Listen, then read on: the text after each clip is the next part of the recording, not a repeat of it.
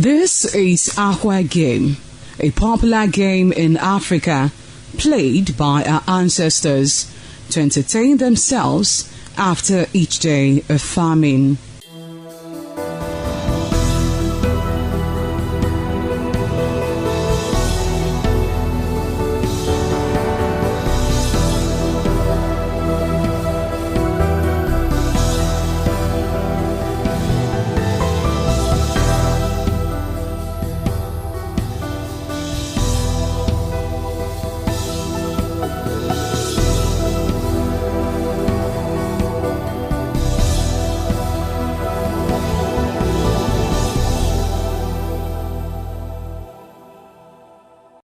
It is also relevant in our coronation in Africa. It is a sport and indeed very interesting, as every seed had a role in the game.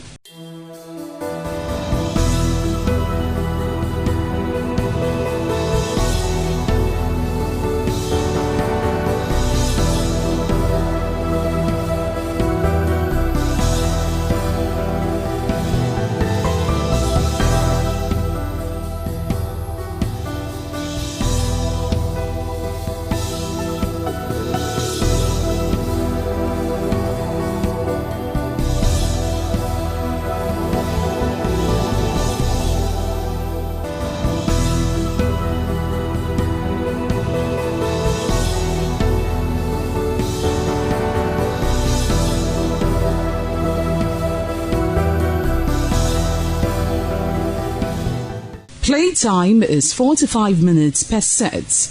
There is no age limit as long as you can spin aqua seed. Ayo or aqua game, known as the game of intellectual. This game requires a lot of mathematical skills. Aqua game is played with carved wooden box containing 12 holes.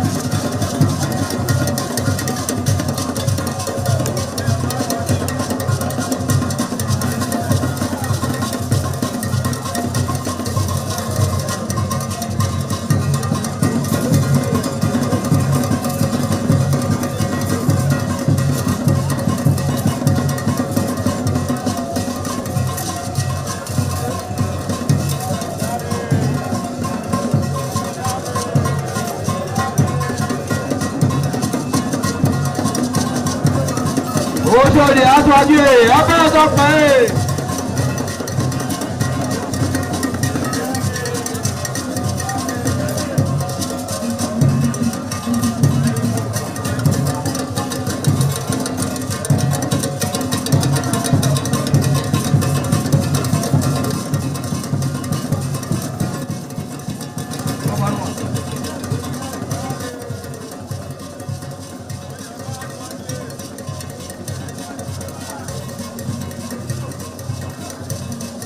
Ayabatoge, Abẹ́ẹ̀dọ́pẹ́.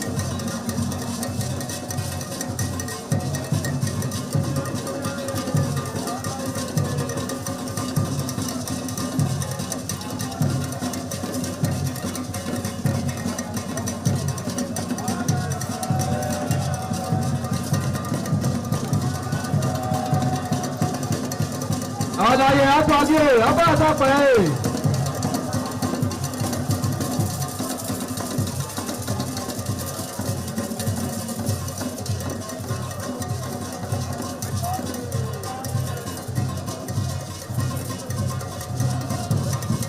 Ẹgbẹ̀júwà.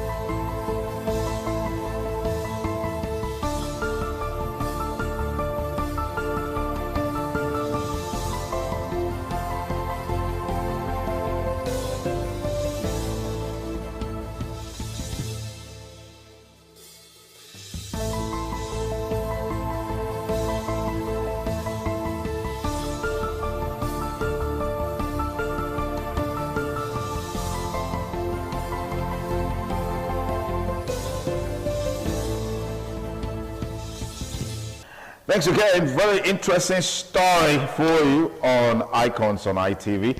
And our guest today, Dr. O. It's a delight to know you're still with us on this week's edition of the program Icons on Independent Television. We've had this conversation going on. I mean, very interesting journey that you've had growing up as a child, a wonder child, I must say, and a special child, I must say, from this, historical background that you have given to us. Now, let's know your journey. What was it like, briefly, in your high school? And then I'm most interested in your trajectory in the U.S. because I know America is known as God's own country. I mean, it's a dream country for many people. So what was it like for you? Well, to end the high school thing, I was also a survivor in high school. I didn't want to go through what my people were going through, like clearing the bushes and all of that stuff. Okay. I'm like, I got myself into all the Reverend sisters. Oh, let me wash your car. Before the sister wakes up, I already washed all the cars. So they now said, oh, you can be working in the convent. So we started baking Holy Communion and all of that while my mates are doing all the jobs. From there, I traveled the first holiday. I went to Benin to visit my uncle. When I was leaving, he gave me 40 naira. So I went to New Benin. For Papa, I bought a camera, wait and take. Okay. I bought films. I went to school. I started doing wait and take pictures. People were paying you for it? I was making good money, 5 naira per picture. Interesting. So then I got friendly with the gate man. I said, Baba, I want you to be keeping money for me. I'll be giving you a little. So that's how I was making money. Anybody want to do anything, I would be the one taking pictures. Then they were looking for somebody to do DJ in the school. I would say, well, I love music. I love to dance. I like entertainment. So I started doing DJ for this high school. They used to call me DJ Kosu. Then I now, from there, I passed out flying colors. Then I now went to College of Education. So my uncle came and determined that I should go to College of Education. So I went there in Yaro. We were at Yaro then. I'm the student too that want to be the best in class. I knew I had to be the best in anything I do. Okay. Because I worked so hard. Okay. From there, and I got, my uncle now said, you know, you need to go to US. You need to go to US because you need to go study more. Then from there, where I was doing my teacher's training, then somebody came and said the brother was looking for a wife. Then they saw me and were like, wow. I said, well, I'm actually getting ready to go back to US. Okay. So that was how I got married. The guy came, we got married. Then it was like, oh, you got to wait a little bit. My uncle said, no, she already got a visa. She has to go to US to go further her education. That was how I said, okay, I'm going to have a lot of milk and honey. All the money I had, I spread money out so that my younger ones can go to school in case something happens to me in America. Okay. Then I got to America. The first time I got to America, I was like, oh, America, which house are we going? Then they said, oh, the first for the car that we used to pick me up at the airport, the car was not starting. I was like, hey, Jesus, this is America. Then I said, oh, okay.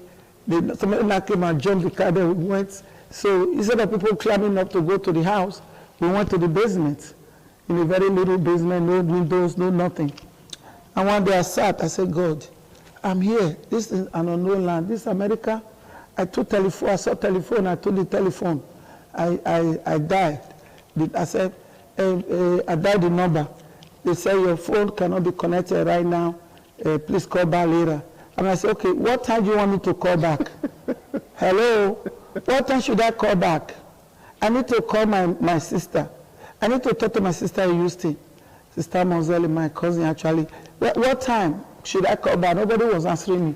So when we all gathered, I said, anytime I use this phone, they say I should be using this phone.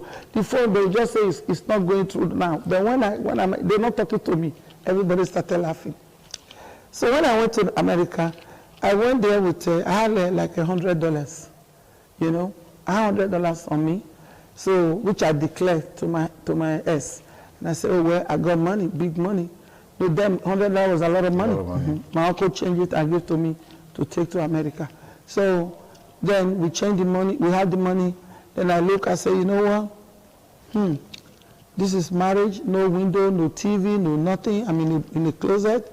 I'm like, okay, so I know what to do. Then I started using my talents. So I started using, I went to the shop there, I saw some t-shirts, I started doing tie and dye. I went to gas station, start selling it. You know what? You can wear this, it'll be nice on you. That was like 5 gas stations started ordering t-shirts from me. Wow. From there, I started making some chin-chin, some bakery. Then I will now do cold water. And I'll do cold soda, like Coke, minerals, we call it here. So I have the coolers of it then I will now take them, I will now take a taxi, I will go to the downtown of America, city of Newark. That's where you see everything. So I put them, I see one African guy that work in a car park, Brother Oliver. I say, brother, uncle, I want to keep these things here. I'll be going back and forth. When he finish up, he say, of course, please. You're so beautiful. Why are you doing all this? I say, I want to raise money. I can't just be here like this. I don't know. I didn't know America was like this. I'll be running after cars, buy water. Oh, you know, if you buy water, it's cold. You want to try this chin-chin. This is chin-chin. It's low calories, it's good, it's African snack. You want to try, this is plantain, made out of plantain. Before you know, I'm sold out. Then I started doing that. Then one day, somebody saw me, was like, oh, you are so beautiful. Why are you doing this on the street? I said, well, this is where I need to go to school. I need to raise money. So then I started to see my talent in clothing and textiles. So I said, you know, I need to go to a quick school. I want to first of all go to a quick school where I can learn how to do sewing. I can learn how to sew. Then I said, you know what? Then my ex said, you know what? Don't do that. You should go to this, first of all, I had to type. Typing school. So I went to typing school. They said, oh, it's going to take me 8 months to finish. I said, do you have a crash program? They said, what are you talking about? I said, I can finish it in 2 months. They said, 2 months? I said, try me out. I was like, within 2 months, I was done. I was typing 80 words per minute. So one company hired me. They were paying me $6. $6 okay. An hour. So I blew it out to my uncle. I make it $6 an hour. Then I will now do that. Then in the evening, I'll carry all my stuff. I will now go and be selling on the street. Then in the night, I will go to a fast food place. They call it Roy Rogers. Because I'm very beautiful with nice Jerry coins, they thought the people would come because of me. So I will not stay in the counter. They made me a cashier first. Okay. A cashier. Okay, they say they want some. I said, huh? What did you say? I kept telling people, huh? I didn't hear what you are saying. Huh? And they said, no. The manager pulled me out of there. He said, you know what, now you're going to be the one mopping the floor. I started mopping the floor. The people puke in the bathroom, they puke, they throw up. They call me, oh, Elizabeth. Yes. I go there, I clean it up. I started doing that. I said, okay, I'm very good at cleaning. So I went to church. I'm a Catholic. In the Catholic church, there are all these old women. Then I started approaching them. Mama, do you mind if I come be cleaning your house? I'll clean very good for you. They said, really? Okay. Then one of them started making me to clean. Then I will clean her house very early in the morning. Then after that, then I will go to the typing job. Okay. To work. Okay. So I work the 8 hours. Then after that, I go to the street. I start selling things. So I said, you know what? Maybe I should focus on my Texas. Then one lady came. They call her Mrs. Ero. Mommy, everybody call her. She came from Nigeria. So because I know her, because when I was getting married, the man asked me to go see her. She would be the one to approve me. Okay. So I said, okay. I went to her. Then I know her. Happened to be I know the sister also. Okay. So at the end of the day, she was bringing clothes from Nigeria. Tie and dye, like top and bottom, like what you wear, but adire. Yeah, you have to see. So I said, you know what, mommy? Let me take 6. Let me see how it goes. So I took 6.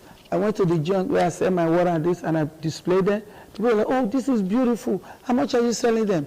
My man just went $50. They said, what? The guy just bought the whole 4. The 4 out of the 6. I had 2 left. Another person came. Oh, is it unisex? I said, yes, it's unisex. Then I announced that the other one just bought the other 2. I sold that within 1 day. Wow. I went back and said, mommy, we got to get more. Let's get more. So started bringing stuff. So now it blew out. Then I started ordering for cases, buses. I would drive to the airport, in JFK airport, get my consignment. Then my brother's wife, my cousin's wife, has a sewing place here in Nigeria, in Ihama. So I now started ordering things from her. Then she would now take them to me, ship them to me. I started selling. If I asked a Nigerian person that time, can you come and let's see, buy this, you wear it? He said, where I go, where and go? Where you want me to wear and go? So my customers were Liberians, Americans, and all of that. So I was selling that. Then after that, I started to form a dancing group. Because I look at myself, I say, when I first came to America, I didn't have shoes on my legs.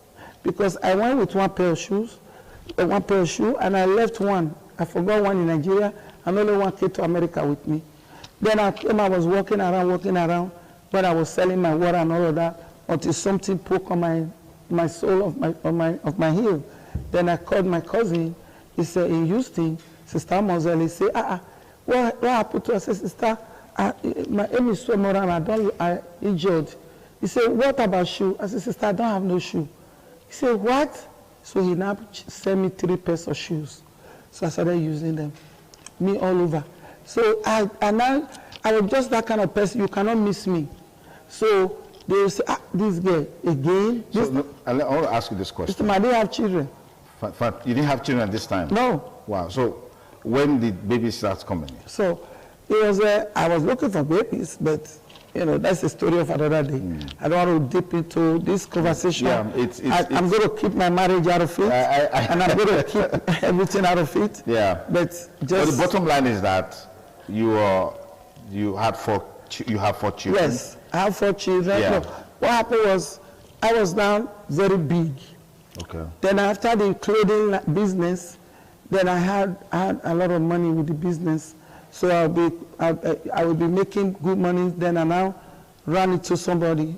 People, I'll just staying in my, then the guy from Igbo, Agbo, saw me.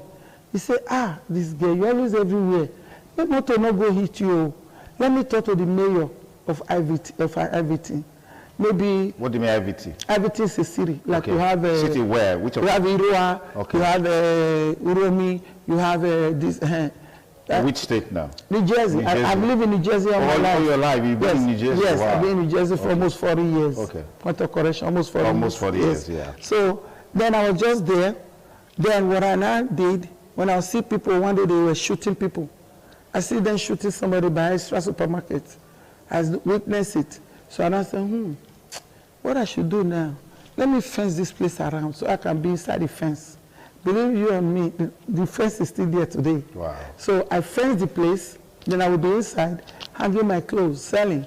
One day my ex-husband's brother or friend saw me. I saw a car pulling towards me. Pulling towards me, the boot was coming towards me, the trunk. I'm like, who is this? I said, oh, Brother Harry. He said, what are you doing? Why are you disgracing everybody? Wait till you just came to America. The only you, they do this, they do that, they do you everywhere. You know, the women there will be gossiping me. Oh, she's not even looking for instead of her to be thinking of her, she will have a baby. She's here doing business, doing everything. I didn't know. I was told I was too young to have a baby. I didn't really know nothing. Yeah. So I was just like, okay, let me start hustling. So I started doing, he said, put the stuff in the car, Jerry. I said, no, brother, I'm making money. I'm making good money. He said, no, put the stuff in. So he put all the stuff in the car. So we go home. Then I brought out my thing. My ex-husband said, honey, show her what you made today. When he saw that I made almost $3,000, can imagine that time. At that time, talking about what time? My first son was born 1991. Talking about 1980. I can't even remember. So then the guy said, what is this? I said, money. He said, did you steal the money? I said, how can I steal the money? All my clothes you see I'm selling, these African tires I'm selling them $80. At the rare, I said, yes, people are buying it. So I started designing. I now went to a fashion and design school in New York. That one was also 9 months program. I did it within 3 months. Then instead of me doing the cutting, I said, no, all the design, I'll just describe it to my brother's wife in Benin. Yeah. We just make everything, they will send it to me. I started introducing, okay, how about we do brocade, we do lace, we do this, then we do this brocade that we now use, put agbada, black inside, white outside. I started designing, creating. And this is my brother, I call him my brother now, Brother Oliver from Agbo, who was at the, what is it called? Parking. Working in the parking lot. Yeah. So he is married to a Liberian lady. So I would just say, brother, if you wear this, it's good. They'll say how much? I said, $300. He will not even follow me to argue. We just buy. He was buying. Then I started going to his house. The way I started collecting people, all the Liberians were not coming there. We meet at a point from there. Somebody saw me and said, how about you start to do shows, you know? Then you start to do shows. I said, okay, maybe that can take me off the street, but let me get something together first. So I now start to save money, hide money, you know, because every time I come, I have to report how much I made. I don't want to go through that today. Okay. So then I bring the money, start to have small money. So at the end of the day, I was just here selling clothes. I just saw a car. This is a tank car, Lincoln tank car, all dark, everything dark. Some young guy just came out of it. They're like, what? You are so beautiful, girl. What are you doing selling all this on the street? This area is so dangerous. We can make you a better offer. I'm like, okay, what is it? He said, how about we use this your product? We do shows. We do fashion shows and all of that. I said, okay, I'm all for it. Yeah, I can do that. Then they said, okay, the first one is in Robert Street, which is in Newark, downtown. So we went there. I took all my clothes there, everything. Then later they would now call me Lady Chris Fashion. That was who I was. Then they will now take my clothes. My clothes are number one. Before you know, money flowing everywhere. People will be laughing. Oh, some of my people that said they're close to me will say, if money start off for you, you know we'll get picking. No. I say, don't worry, God will be the one that will bring the children. Yeah. So at the end of the day, I will make good money there. My husband will follow me, so he will be the one keeping all the money. While my employees are working, the models, I will rent a limo. We go out, five different people start to invite me. Then I say, you know what, Black History Month, I need to form a dance. I used to dance in Nigeria. Okay. So let me bring dance to America. So there's a way park, we call it. I hired all these band people, then I start dancing.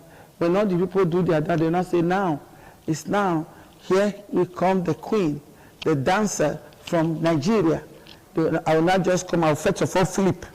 No, I wish you can do that now. Oh, my God. I wish you can do that now. My life has always been like, what is this? Dr. O, thank you so much for coming on the program. No thank problem. You. You're welcome. That's our package for this week on the program Icons on Independent Television. Hope you had a great time with us. Be sure to join us, same time, same station, next week. We'll bring you another segment of the program. Till then, stay blessed and bye for now.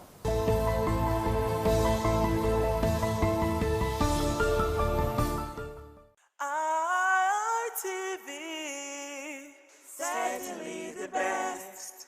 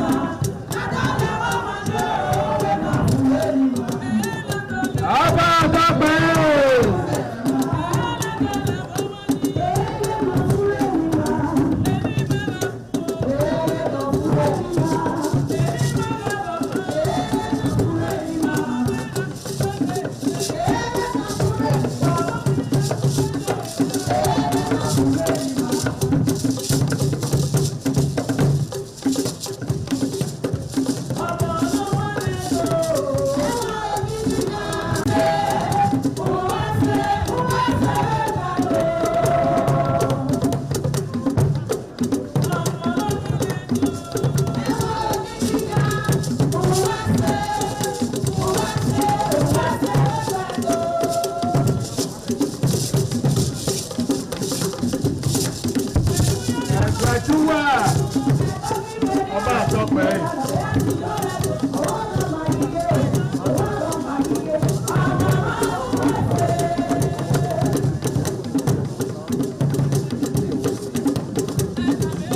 Ẹgbẹ̀júwà.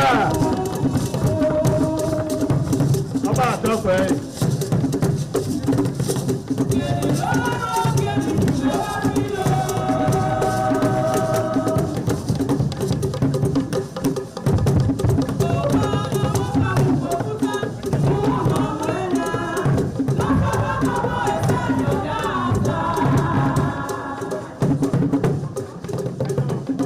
Ẹgbẹ̀júwà. Ọba àtọ́pẹ́.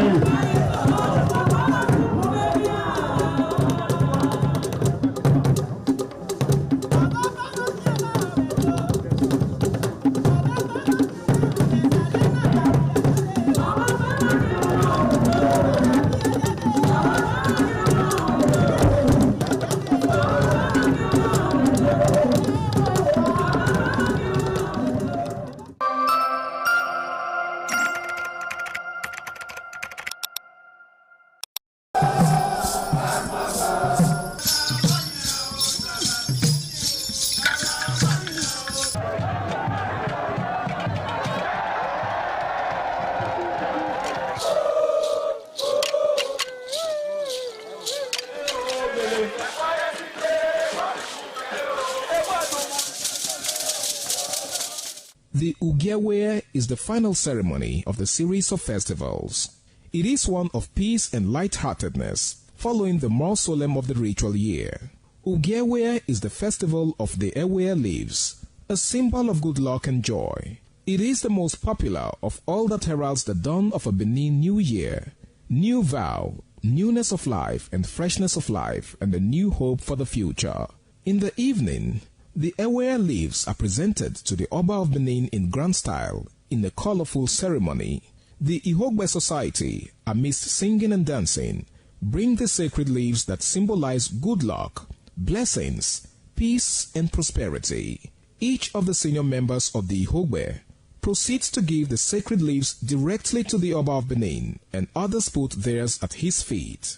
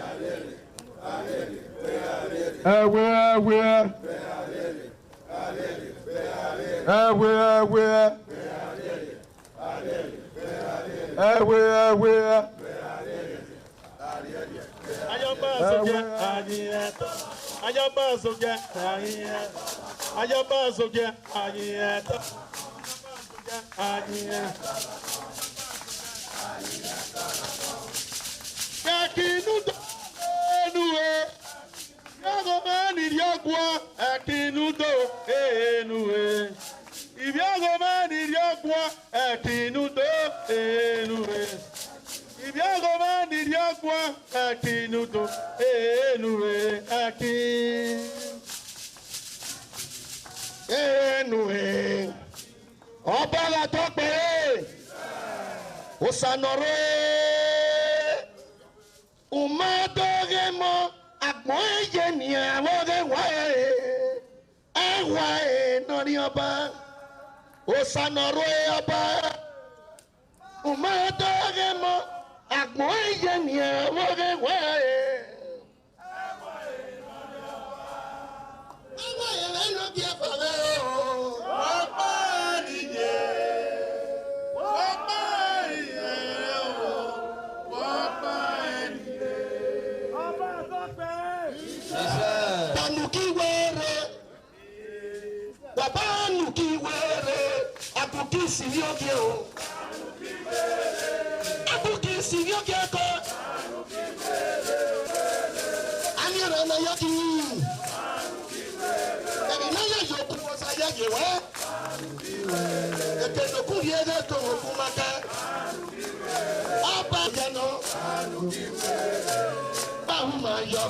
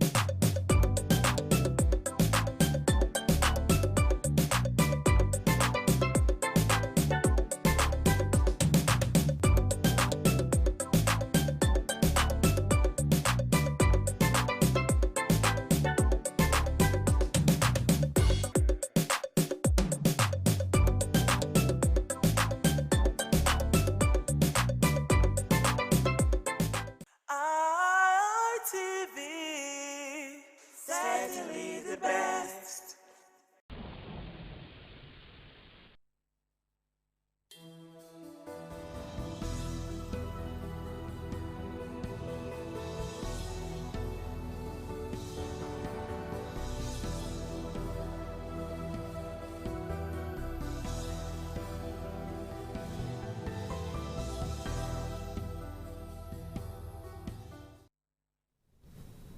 Thank you so much for staying tuned. If you just joined us, this is Politics Today, reaching you live from Benin City, Edo State, Nigeria.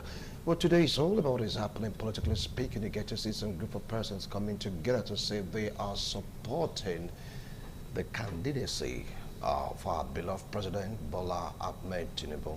Yes, they are across the 36 states and the Federal Capital Territory. You get to see their handiwork. You get to see them in Edo, in Delta, and Nasarawa, Kano, Kogi. You just they're projecting just the name of one man. People have been asking questions about this.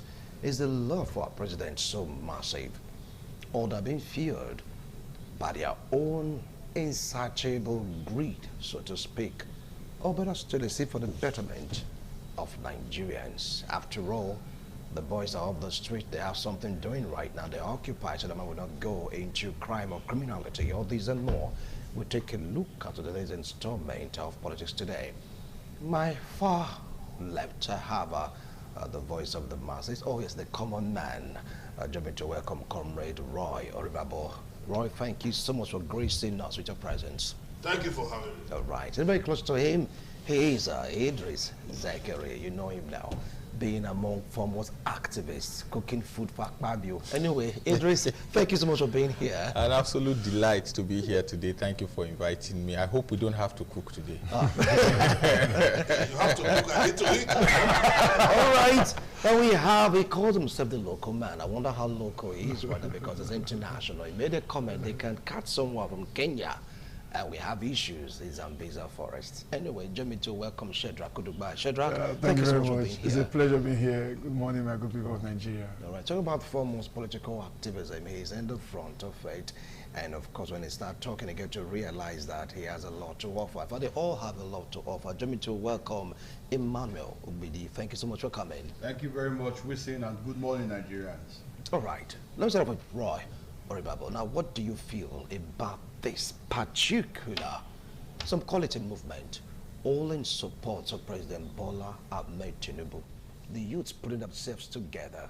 They are coming up and say, this is the man that we want. This is the man that can take Nigeria from where it used to be to where it ought to be. I remember 2027, it's like barely a year from now, talking about the election. Take it up from there, Roy. Well, Nigeria is an unusual place. Therefore, you are about to see and experience unusual thing. You know, I think it's the right of any Nigerian to demonstrate or showcase love for the president. There's nothing wrong about that. Even yours is saying as a voice of common, and people show love to me. Some persons don't want to see me. Depending on where you are sitting and what you feel about him.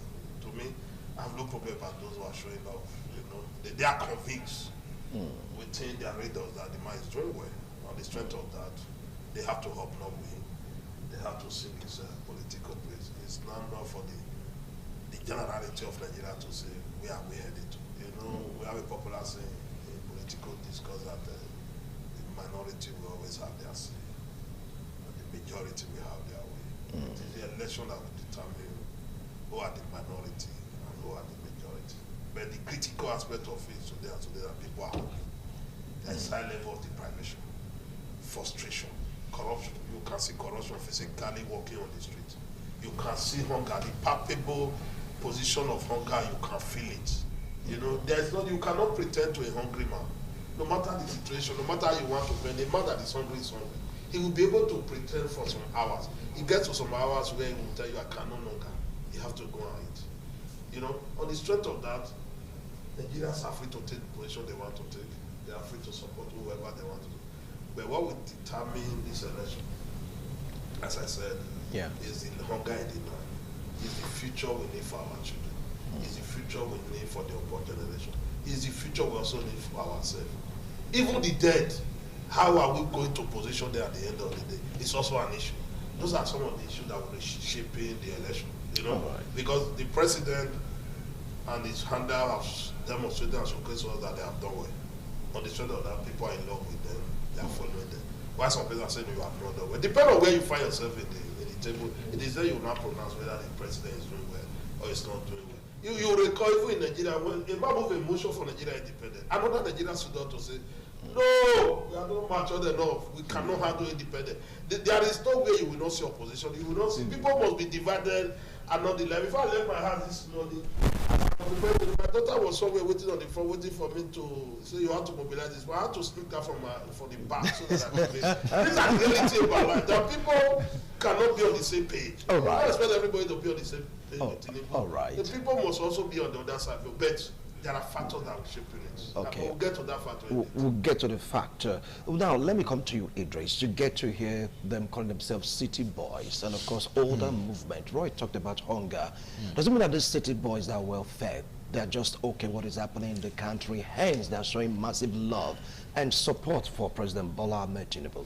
That is a great question. I'll remind you, in 1999, during the infamous, not 1999, before 1999, during the infamous era of General Sani Abacha as the military head of state of the country, there were Nigerians who were protesting for Abacha to remain in office, to even transmute to a civilian leader. 1 million man march. They had a 1 million man march for Abacha in Abuja, Eagle Square. And some of your septuagenarian musical artists today sang in that event. The Wizkid of that time, not the one of today, the Davidos of yesteryears. They sang in that event, the ones that we now equate to those people today. So no matter how bad, in North Korea, where there is no freedom at all, you have a preponderance of public opinion supporting the rocket man, the little man there who is their leader. And there are many other places across the world. In Uganda, we have a president who has been there for 40 years, Yoweri Kaguta Museveni. Yeah. And there are people, even on social media, because I followed the Ugandan election closely. The last one they had about a month ago between Yoweri Museveni and Chagulani, otherwise called Bobby Wine. And there were Ugandans of our age who believed that Yoweri Museveni must continue in office. And severally, there are many other places where this kind of things happen. You see, there is what is called the Stockholm syndrome, where people fall in love with their captors. And that is part of, especially for poor Nigerians. I'll talk about the poor, struggling Nigerians, and then I'll talk about the city boys that you refer to. For poor, struggling Nigerians, if you see those who are supporting this administration, it is usually a sign of Stockholm syndrome. They need proper evaluation. And you know, the jeopardy is that we only have 4 federal mental health institutions, otherwise called psychiatric hospitals in Nigeria. It then means that some people, even when you have psychiatric problem, they would see it as spiritual awakening. So that is one. So if you are a young person in this country and you are a victim of, in fact, I see them every day. I was in Abuja just about 2 weeks ago and even last week to protest for something that is supposed to unite all of us, even those in power, demanding that we must have free, fair, and credible election. And then the question was that in a free, fair, and credible election, who is the ultimate beneficiary? The ordinary man. Because the only thing that allows the ordinary man to stand up to his governor, or to his senator, or to his House of Rep member, is his vote. The moment the political class are able to deny you of that vote by conducting elections that don't meet minimum required standard of democratic processes, it then means that you have lost that power and you have lost it entirely. Right. However, there were people, I mean, I beg to say, I mean, I've been around for a while, that I have even progressed ahead of, who would insult me for demanding that their own vote should count. So this is a sign of Stockholm syndrome. To talk to city boys, it's important we mention this. Yeah. Nigerians must realize that the food, beg your pardon, the food that Wilson or Marshall eats will not translate to curing my own hunger. So if a man has called a group of individuals paper billionaire or politically engineered billionaires, come out and say that they are now city boys, and because of that, on the strength of that, they are buying cars of buses of 70, 80 million naira to support the president, and they are protecting their interest by doing that. You, as an ordinary man, you must ask, what is my interest in this conversation? And you must pursue your own interest too. All right. I'll come back to you, Idris. Well, local man, hope you don't. I'm always local. All right. And you have these city boys. Now, Yes. you talk about Stockholm syndrome, where the captor falls in love, where the captive falls in love with the captor. Is that what is happening right now? No, I feel they are a group of persons. You know, ordinarily, what is expected in a democratic governance is that when people go into office and they run and they are given an opportunity to govern, if they seek re-election, they show to the people how well they have committed to the promises that have been made. Well, I ought to see, you know, this whole thing of city boys being propounded by the son of the president, Sheikh Tinubu, and it's obvious that they have now transmogrified the democracy to a form of a monarchical system of government, where the father is the president and the son is the vice president, running around, sharing rice inside the paper sheet envelopes, and they're mobilizing influencers. Ordinarily, if it was a more irresponsible guy who wants to gather vote for the father, it should be seen at the pride, the policies that the father has propounded. Should be saying, this, my father has done this, my father has done, my father has done this. It should be go to the bridges the father has tied. You go to the roads the father has tied. I say, this is what my father has done. My father promised you electricity. This is the electricity. My father has done this. And not to turn around to start sharing rice from hand to mouth for young persons and go to beg established business people, influencers, people who are known to just be gather cadres on social media and begin to use them to influence votes for a man who obviously has failed in the process of governance. By all measurable index, the man has failed woefully. And they look out for businessmen who have unverifiable source of wealth to give them a sense of political coverage, political or social coverage, so that when they support it, because the truth is this, there's no sane Nigerian who made his money from scratch that will look back and support a government that is anti-oriented to the policies of good governance. But the man has made the business environment very toxic. He has enthroned poverty, widespread insecurity. Or nobody in his normal sense we move on. Like I said when we do the election in 2027, the number of people who will vote for Bola Ahmed Tinubu will confirm to us the number of mad people we have in Edo State. Because only persons who religiously do not have their sense functioning clearly that we still go and reinforce such a good government. So for me, when I see those city boys who come, and there's even not just city boys, there's another one they call Relax, ROTI, Relax, Tinubu is fishing Nigeria. When I saw that, I got irritated, and I said they should tell Sheyi Tinubu that Nigerians cannot relax under pervasive poverty. Nigerians cannot relax under economic failure, unemployment, and hardship. It is them that should relax. And it's not Bola Ahmed Tinubu that fix Nigeria, it is Nigerians that will fix Nigeria. And whether they like it or not, Nigeria will emancipate themselves from this draconian. All the people they call city boys, were they in tune with electronic transmission of results? Do they want our vote to count? What they want to do is to guide the emperor back to power, to ensure that the man that favors them haven't seen the work they've imputed into the system. So that they too can now go around doing businesses with the coloration of government. And even when they are caught erring on the part of legality and law, they will get cover, because that's what this government does. They run it like a casino, whereby a group of persons will be able to get support and cover whenever it's not necessary. So I see this, and funny enough, this thing ought to have been enthroned when it's not time for campaignings. But you see that even long before they enter into office, campaigns are not started. But these people are quick to launch themselves into office to start campaigning under the coverage of not campaigning. They've been buying fleet of vehicles. Money that ought to be deployed for providing good governance, security, and welfare for the people is now being used to buy vehicles to share among themselves, just to keep propounding that the president must return. And beyond that, they are sharing some fata magori tale, some half-truths and outright lies that because of region, that they are trying to polarize the polity, trying to make it so it is not. Imagine a man will sit and tell you that it is not a Igbo man will tell you it's not a time for Igbo to lead. That the turn. People who made statements against this government are going back to the right at all. They are looking for people who have the capacity to speak, to influence. People who first call them criminals and armed robbers and bandits, they are taking their bite to the government because they just want to control the public opinion. Oh. So all those city boy has nothing in it, and average Nigerian should critically evaluate it to know that it's an empty kite they're trying to fly, and we should resist them in all totality. Okay, resisting them in all totality. Well, it is talked about Stockholm syndrome, and of course, Chirac said people without sense. Do you align your thought to that thought pattern? Okay, thank you very much. To be very factual, the speakers are not far from the truth. They are speaking, directly from different angles, approaching the very key issue. In the other aspect, I need to see it. I've argued before now that the president, as it is today, is doing very badly in terms of governance, but doing very well in terms of politics. That we must not take from him. And anybody who wants good governance must therefore wake up, rise up, and stand to participate in this whole process and snatch all of these ideas from them.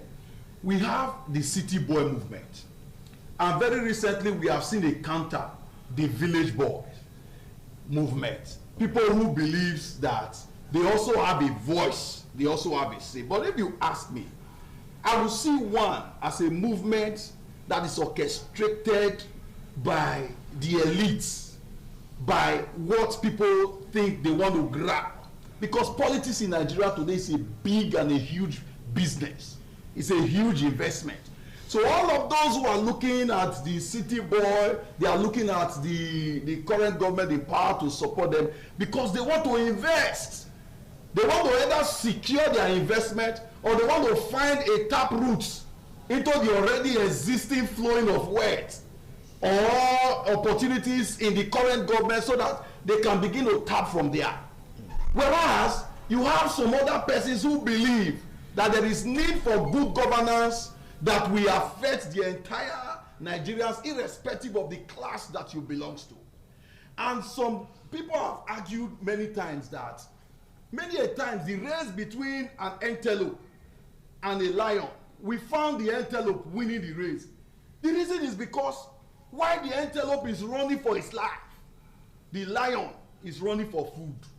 So if you ask me, the difference between the city boy movement and the village boy movement and all other movement you are talking about, we are seeing people who are fighting to sustain their business or be seen in the good books of Mr. President, not really because they believe that the government is doing well, but they need to be in the good books so that the state apparatus will not be after them, or so that they can also find their way into the common patrimony of the people. But we have those who truly believe that The leadership of this country is what determines the future of their children and the kind of life they will live.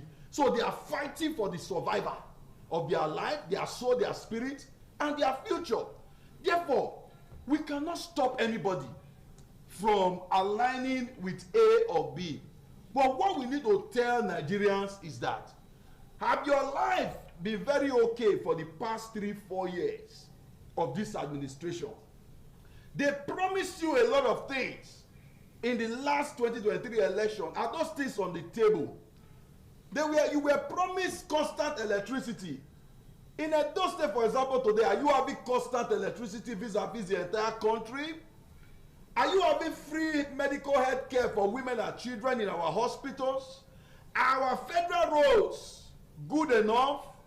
Tomorrow, will you be able to access any of these city boys and ask for meal and ask for scholarship, and they will give it to you? So these are the narrative that is very critical and that will form the decision, because all of these influencers does not translate into votes. All right. What translates into votes is the local man or the village men that are in the village. The local man.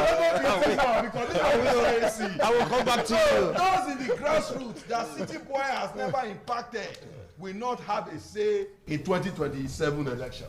Okay, city boys, village boys, protests, counter-protests, you just name it, all are going for one particular thing, for a better life, for a better Nigeria. If you take a look at these two protesters, people like that the city boys have so much to offer than the village boys, in quote. Does it mean that the city boys are being coerced to do what they do, or they're doing it out of true, genuine love and their prospect of seeing a better, brighter Nigeria under President Bola Ahmed Tinubu? Right. Sincerity, genuine is relative. Yeah. Depending on where you find yourself.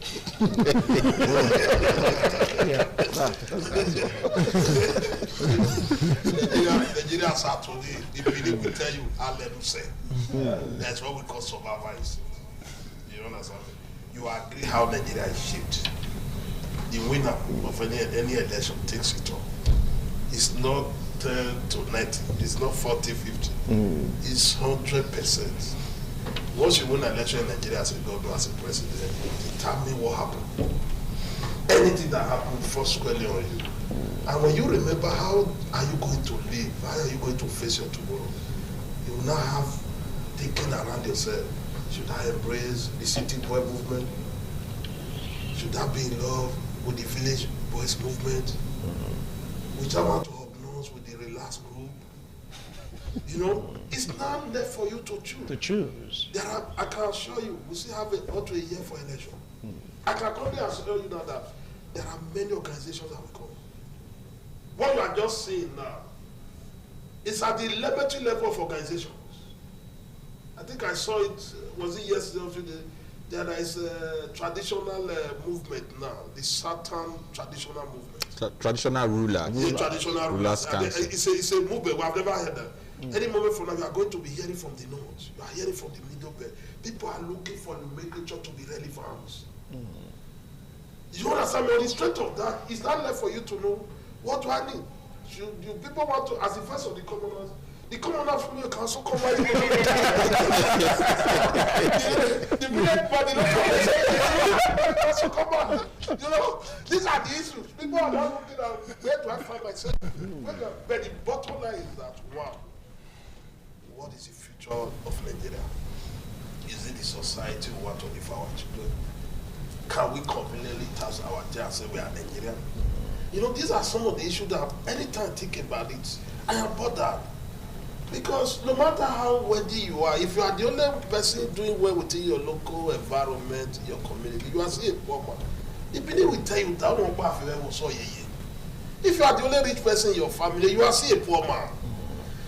We must look at how do we get it right. And that's the reason some of us have been on this side telling the people how do we get it. Those people we are even talking about, they don't even care about you. The commoners as are today, they don't even care about we who support them, who are representing their interest. Tomorrow they are the first to tell you. Somebody was, I watched one of his posts where he was saying we are going to, somebody wrote told that go cook for your papa. No ramification, that person is a past experience. You understand me? These are issues. For me, Nigerians are not convinced that we are in crisis. Most Nigerians are not convinced that we are in crisis. They are not convinced that there are issues in our house that we need to address. They are not convinced that the poverty is really touching. And because religion has also is a part of our problem, that one man can tell you to do this, you will get this. People came to that. And somebody can also tell you, no. Do you know how many people are killed in this country waiting to loot? I am not even bothered about those who are in position now. My fear is that those who are on the queue waiting to loot. And Nigeria, the Gen generation, have you interacted with them? You will know that Nigeria is still good now. Are you aware now that the reason why some of us can come here now is because we were able to live. The local man was able to live in village in Kukuruku to come to University of. I was able to live Okotoa to go. Are you aware now that the rich man and the poor men children, they can no longer meet? No. They can't meet. That is the reality of no meeting point. The poor, they can't. You don't go to the same church. You don't go to the same church. They can no longer fall in love. What will happen in this country? We are just laying a foundation. All right. When we get there, you know where we are heading to. Okay, right now I want to go for a short break. When we return, we'll continue with this discussion. Don't go away.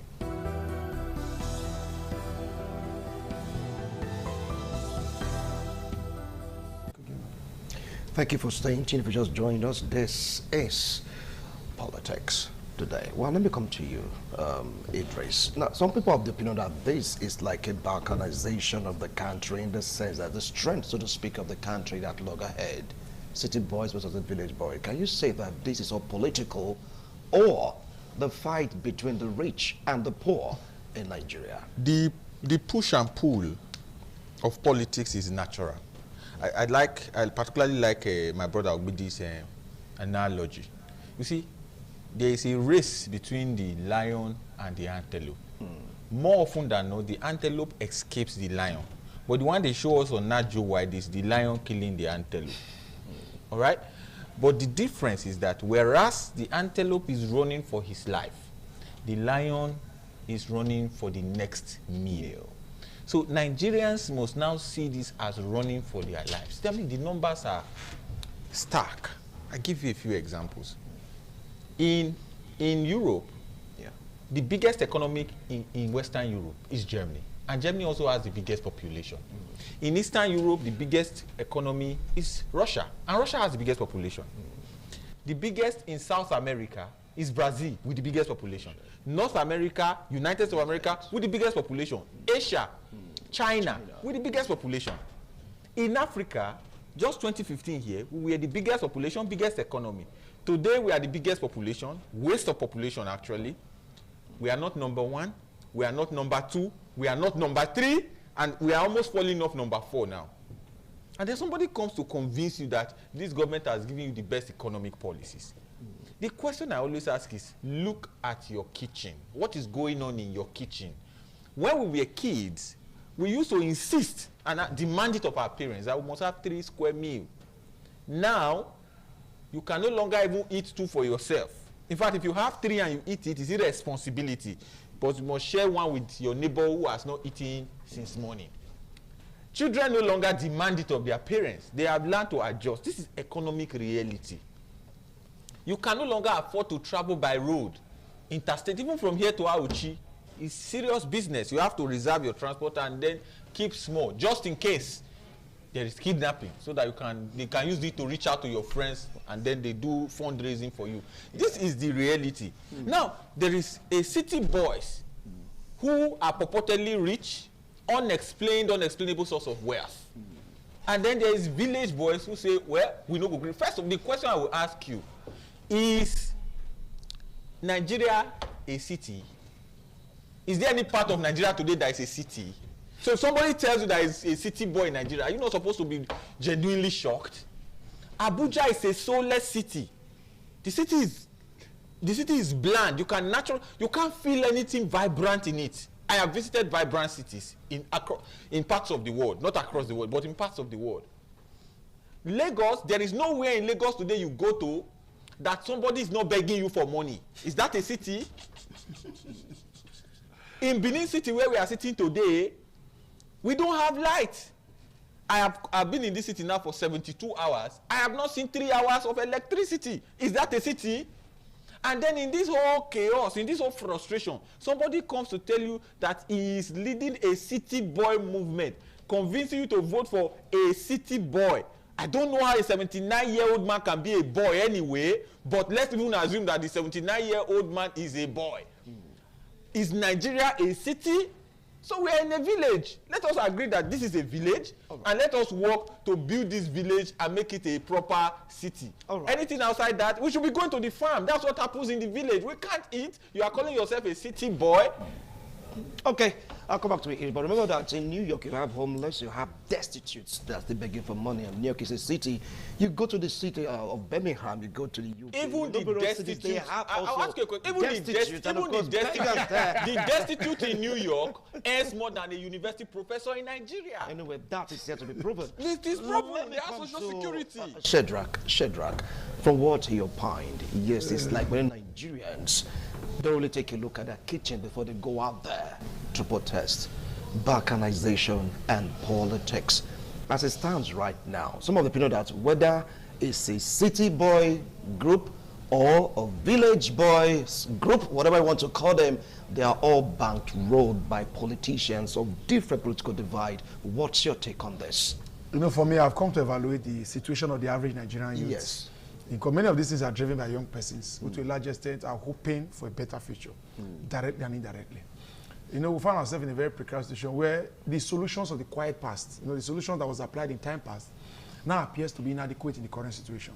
So as a young person, you have to rise to the occasion, you have to act, and you have to think anew and decide a clear track of where to go. You know, first of all, the system has been politicized, and there have been some hegemonic grip on the system, making it practically inaccessible to the average Nigerian youth by way of not having the political muscle to get into power, or by way of not having the resources to facilitate. Because first of all, you see that there's a abject marginalization of the average Nigerian youth by way of policy formulation and the governance structure. That is why democracy is a system of government. I say government by the people, for the people, by the people, government of the people, by the people, and for the people. If you look at by the people, if majority of the people, they say like over 40-50% of the Nigerians are less than 35 years old. If you look at that sharp majority, then if it's a government by the people, why are the real people not deciding what happens in government? So the average Nigerian youth is because if they were young persons, more of young persons in the National Assembly, by now we'll be having an electoral distribution clean and fair. If to a large extent we have lots of young persons, the university won't be in this state of comatose. See, policies that will be made will be to target the interest of the young persons who are facing the bonds of all of these challenges. So what I'm going to say is that many average Nigerians now wants to go in there to get access to power and empowerment, because we've now come to realize that you can no longer live outside politics. You can't go to school, get first class, become rich and sound, and we have a good life. That the promise is no longer existent. So you now have to associate yourself directly and indirectly with the political system. And how do you want to do it? So persons have come to read the system to say, oh, as of today, APC is the major political grounds. They've held power so strongly that sometimes, like we saw in those states, even when you choose not to vote for the candidate, they own the Independent National Electoral Commission, they own the judiciary, and they are willing and ready to deploy the tools of infrastructure institutions to muzzle power and keep you out of the system perpetually. So people have now said, okay, let us weekly align with them. Maybe by way of appointment, they want to give us 1 or 2 SSC. Because many people slaving their lives on social media, slaving their lives on food street, serving leaders in perpetuity, so that the leaders will give them a crumb of bread from that national cake.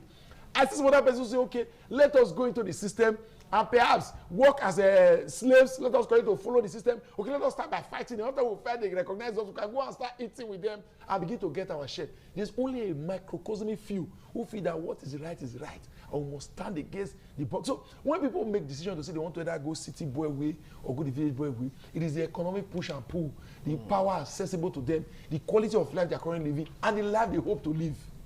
If people are personal, they are greedy, they believe that when I am good, my Nigeria, some people believe that this country you call Nigeria is your Nigeria. If I am living a good life, I'm living luxurious life, I can travel around the world, that is my Nigeria, Nigeria is good. If you are not living well, it is your Nigeria that is bad. So their own reality is so into that figure. So people who are supporting the city by people whose perspective, micro perspective is already doing well. and they feel they should continue to oil that system, the corrupt system, so that they too going to benefit. Because for them, if they live a good life, it is good for them. But there are few people who also have access to those resources, and I've said no. What we believe in democracy is the greatest good for the greatest number. A system that serves the generality of the people. And that's what they analyze. That's why I see the clear dichotomy about the city boy and the village boy. There are few who believe that we will get into this government, if I want to get to APC, I can get us into APC. They are begging me, they will give me money, they will support me. That's the truth. If I choose want to be a city boy today, I'll be one of the biggest city boys. But I've chosen to align with the village because I know on the basis of values, on the basis of development and government disposition to good governance. That's why I've kept us here. So when people say people who move there or here, it's just on the basis of their values and what they hope for Nigeria. So for me, it's the issue of the youths who are sold out for slavery mentality, and the youth who still have the power to fight. All right.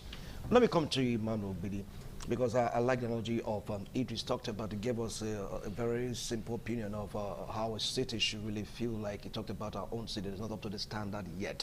And we talked about the economic value or economic impact. Now, if you take a look at these two protesters and other groups, whether you want to believe it or not, they are being funded by politicians. So tell me, the end result, according to Pondit, is the same. Politicians coming back. Whether you are supporting through the village boys or supporting through the city boys, it is the same end game, power grab.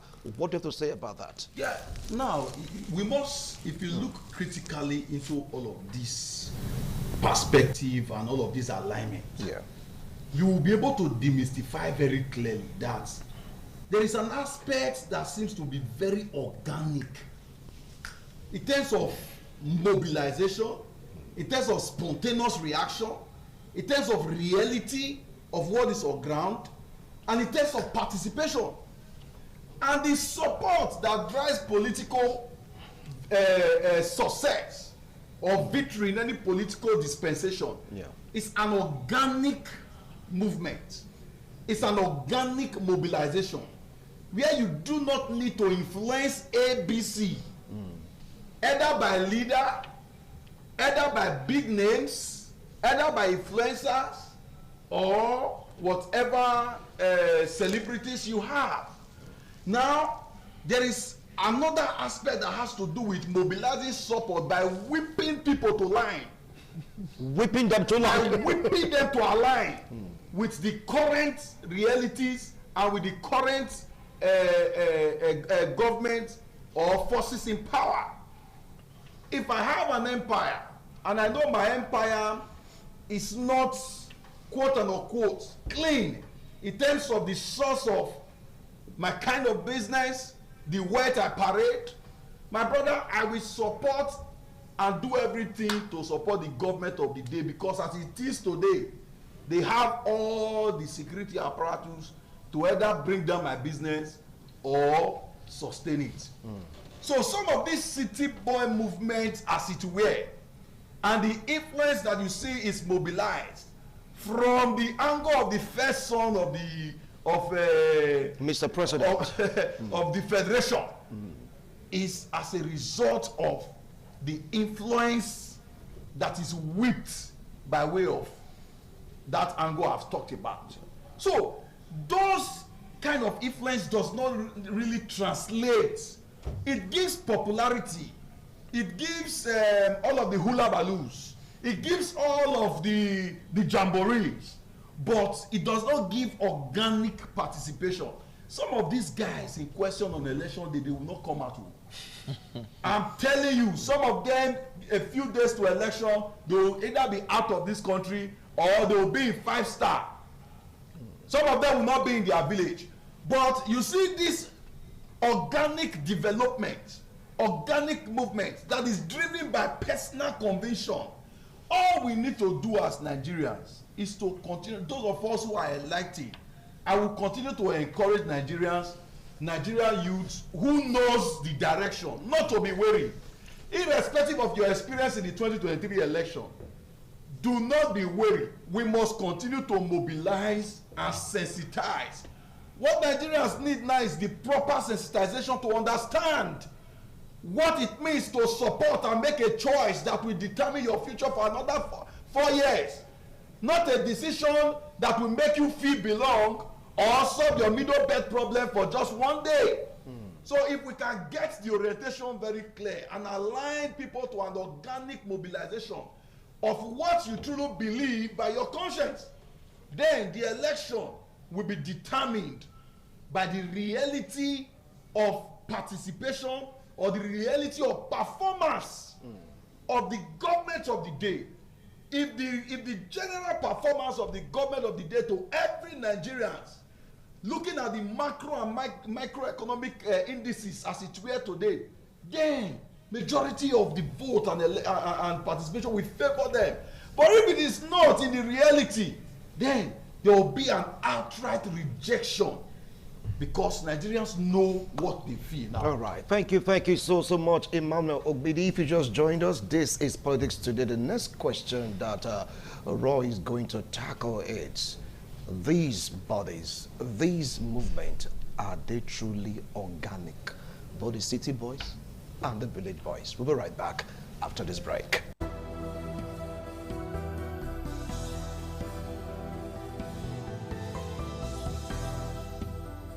Thank you so much for staying tuned. Now, for the viewers to really get to know, we talk about something being organic. It means original, born out of sheer emotion, sheer will, sheer interest. Would that been, instigated, or will I say coerced to do one or two things? Now, Roy, from your own analysis, the City Boys movement and of course the Village Boys movement, do you feel that this movement are organic, or any other movement that has to do with the 2020 election?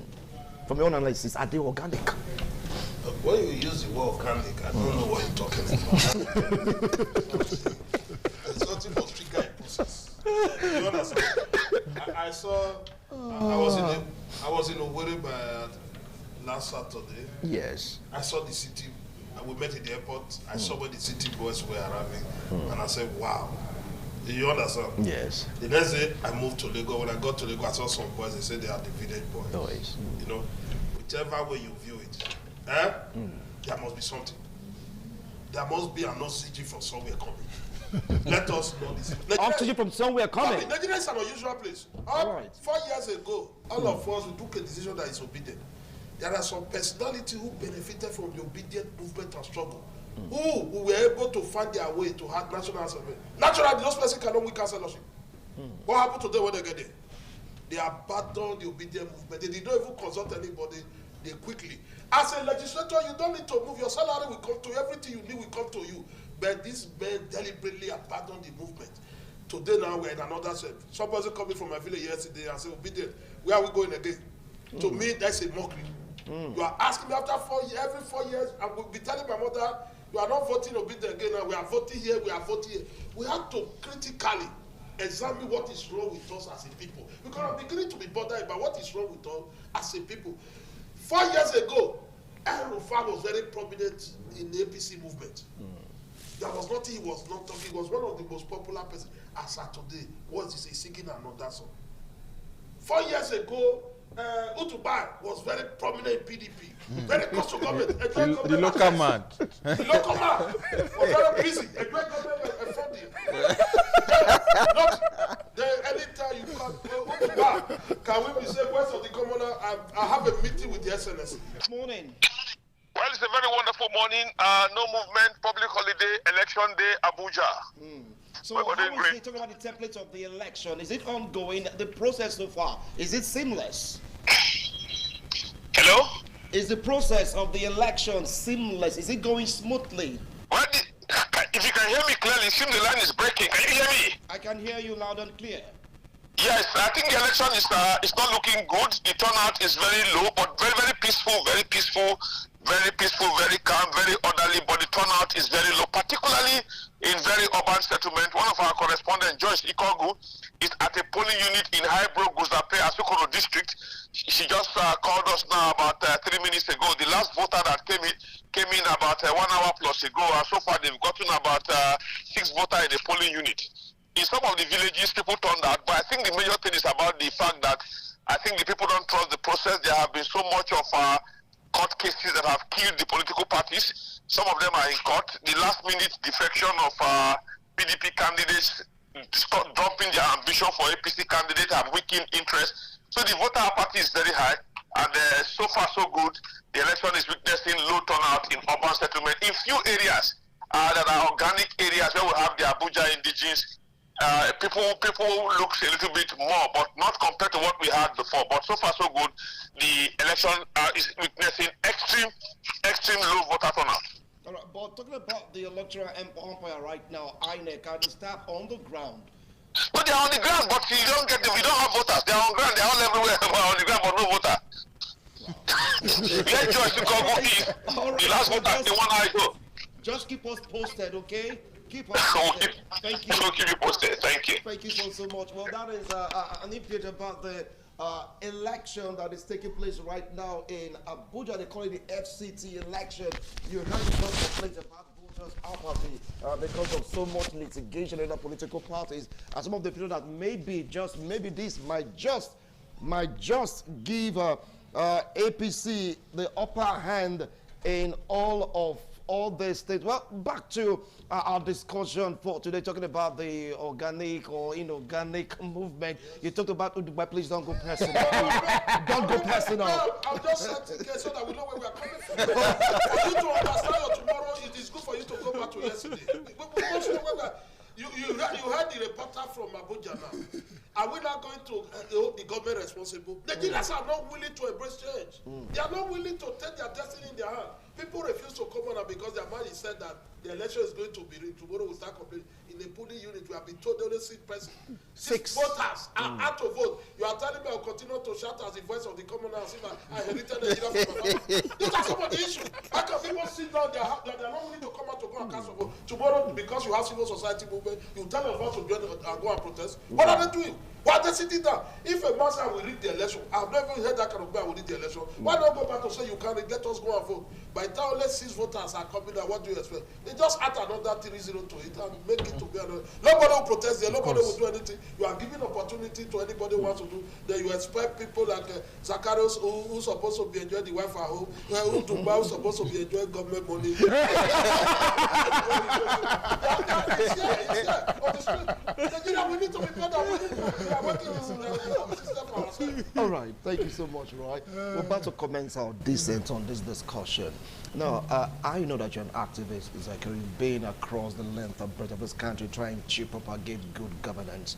From what you can tell, if you look at the crystal ball right now, your own crystal ball, do you feel that what happened in Abuja would translate itself into 2027 election if things are not put in place? I can tell you for a fact that there is a deliberate ploy by those in government to discourage the average Nigerian from voting. What is happening in Abuja now was similar.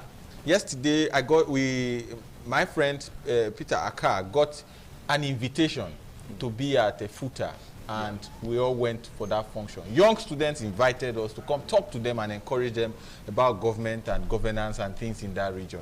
And then a question was put to the audience. How many of you in this audience have a voter's card? Very few hands. And then how many of you intend to vote in the next election? Very few. Okay, how many of you intend not to vote? A lot of hands. And then we decided to do a social experiment by interacting with young people to know, I'm talking of students in the university. Why do you not intend to vote in the next election? And the preponderance of opinion was that their votes do not count. One thing I can tell Nigerians is that if you give up on your democracy for politicians, you will be the ultimate loser. There is hardly any family today where there is no family problem. I think we all have family problem. But will you abandon your family because of family problem? Hold on, let's take this call, 08077770300. Hello. Yeah, good morning. How are you doing this morning? Yeah, I'm fine. So what's your name and where are you calling from? Your name is what now? My name is Comrade Abe from Benin. All right, Comrade Abe, go ahead. I think the topic for this morning. For sure, what you just said. Now, you see what is happening in Abuja now? It's the same thing that's going to happen next year for the election. The truth of the matter is that city boy or no city boy, the real voters, they are at home. They are watching what is happening. So next year will determine if Nigerians will take the destiny to their hands or not, or we should continue with this suffering. At least, for crying out loud, this is not democracy.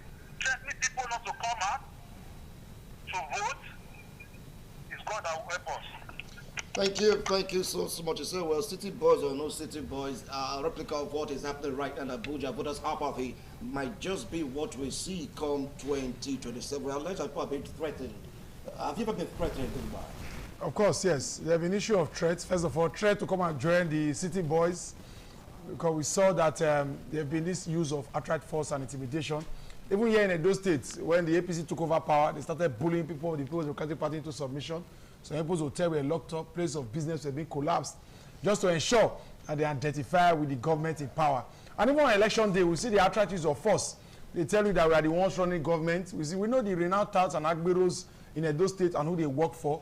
We know their political inclination and their coloration. We know their ideology and the areas and dimensions they're willing to tilt to when they get to the barrel vote. So we know all these things are available. And we also know that when the police, the law enforcement agency are going to apprehend some known thugs, because you can't be a thug without government coverage. We know this group of thugs who get arrested today and tomorrow they are released. And we know the kind of people that will be arrested and will be framed as thugs, even when they are not bearing weapons or not engaging in any form of violence. So we know the use of force and the use of security operators to protect those persons who to a large extent are purveyors of violence, who have the capacity to mobilize and deploy violence. So the APC, they have all these people in their group, the MC Olumo or their likes, people who contribute the drivers on wheels, because they have them more in that aspect. They tell them they are the professional on wheels, the drivers on wheels, the Ritian, the Newman, all of them, all those organizations, they are purveyors of agberos, which they use to conquer elections. Thank you. And when the time comes, we'll know whether they're city boys or they're village boys. Yeah, some of them will be like they are not agberos, they are citizens like you that want to go out there to exercise a franchise. And some will accuse you of being among those groups before. Just accusation and counter accusation. You're briefly right now, I want to call it to wrap up this show. We must about the Abuja 6. I'll say come to you if it's not just six persons came out to vote in Abuja. The fact is that you will agree with me that even in this studio, some people are already enticed to belong to the city boy movement. Very wonderful, flashy things that are around the city boy. Of course. But I think there are people who still prefer to eat their yam and oil. Of course, like a local man. However, what we want people to know is that there is a tiny line between opposition and the people. Yes. Many a times you find the ruling class on one side. But the ruling class must begin to understand that one day they will be kicked out and they will find themselves back in the street. Right. There is a tiny line between opposition and the people. And when opposition find themselves in the street, they find themselves aligning with the people. And that is why you see some of those politicians coming out to also protest. It doesn't mean they are the ones sponsoring or driving the organic movement. Thank you so much, Emmanuel. Idris, briefly, our time is up. Thank you again for the opportunity to be here. Nigerians must realize that their destinies is in their own hands and they must take it aggressively. Like the scripture says, even the violent ones take it by force. All right, well, no propagating violence. So. Briefly, please, Roy. The issue is very direct. There are many organizations. It's not determined what you are the one to take decision whatsoever. The one should be very fundamental is the future of this country. The future of the country. The future of this country. Thank you so much. Well, you've heard them. Whether you belong to city boys or will I say village boys, we want a better Nigeria. The way things are going right now, do you like it? Anyway, next week's Saturday, Sunday, because we'll be on the ground to take you on another ride of politics today. Bye for now.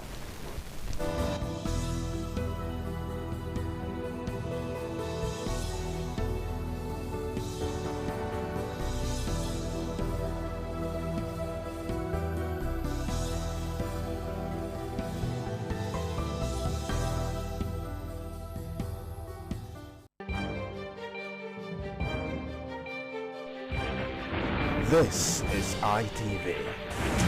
Certainly the best. ITV, certainly the best.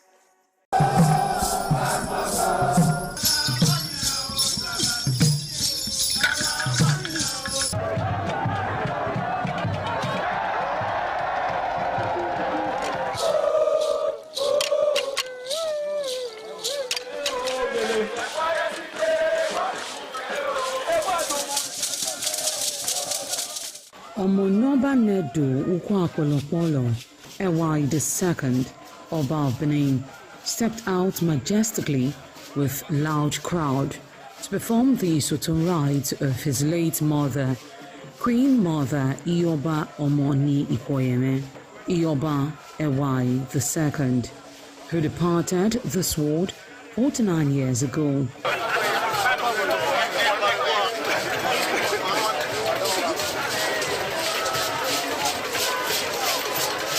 Isoton is a traditional rite of the procession in memory of the departed person's spirit in Benin Kingdom.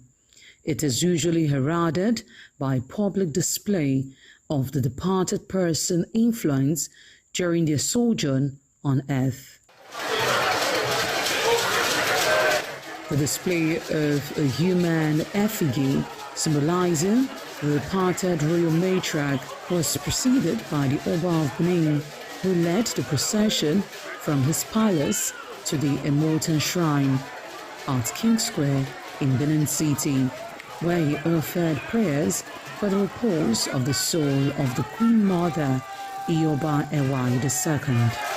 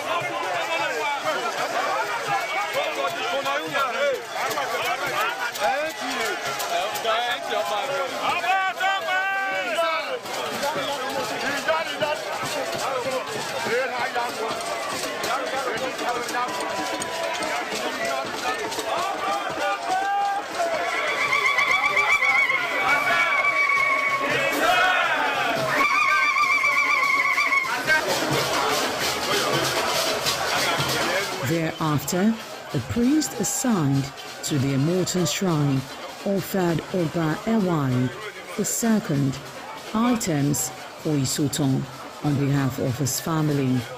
However, chalk, known as Uri, represented a mixture from royal fans after ancestral spirits were invoked to bear witness and announce his arrival.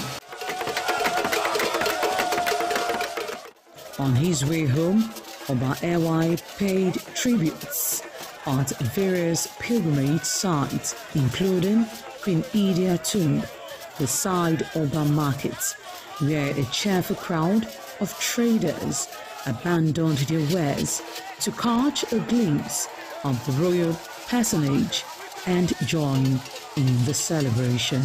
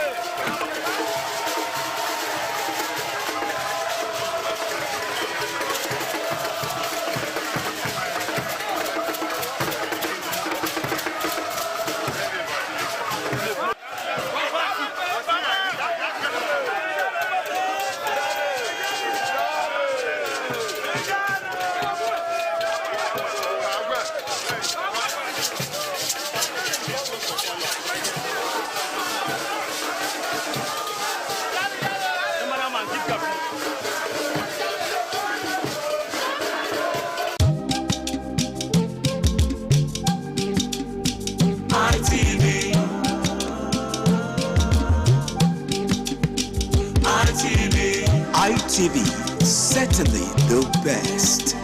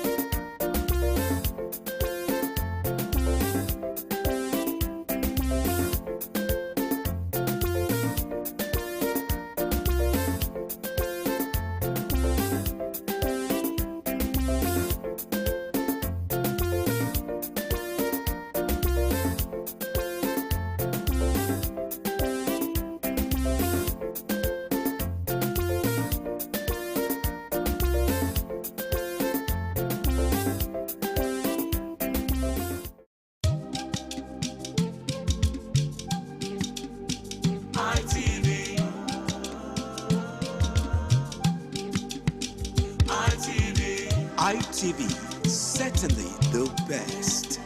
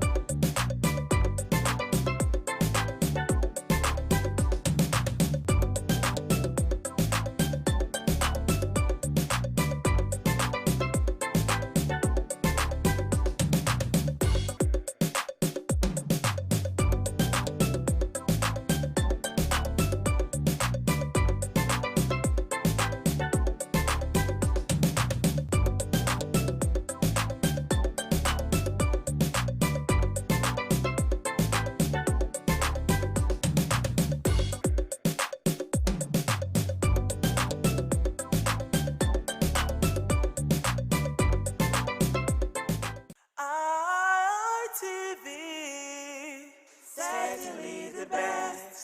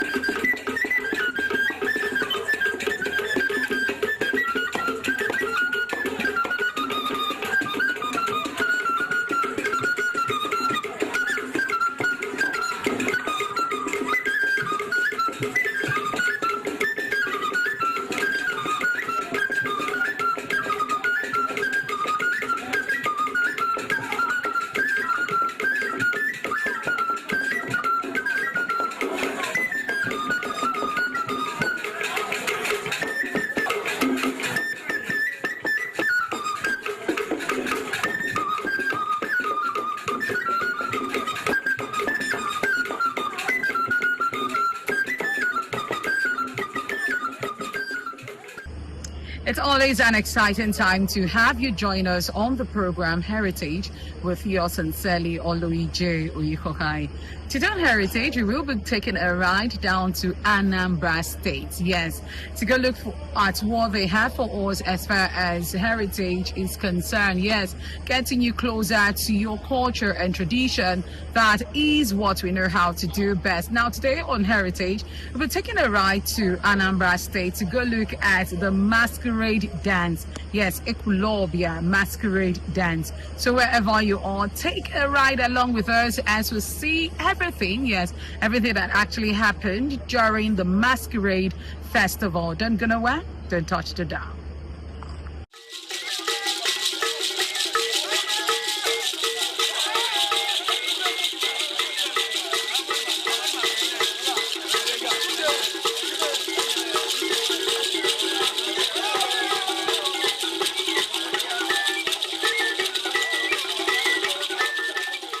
Chukwu Ewulobia masquerade dance is a traditional, cultural, and spiritual masquerade dance that displays native masquerade dance. Ewulobia is located in Agwata local government area of Anambra State of Nigeria. It serves as the headquarters of Agwata local government area and a major commercial city in the region. The town is composed of 9 villages. The masquerade dance is revered and cultural icon with specific iterations, such as that of the Nkono village, performing annually to celebrate the heritage of the people.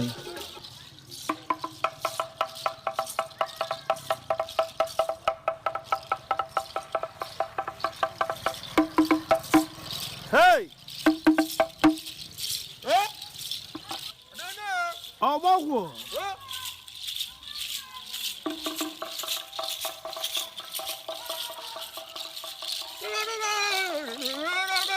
Hey! Ọ bụ ajọ ọbịa! Nwayọ kwa! Nwayọ kwa! Hey! Ọgbọgwụ!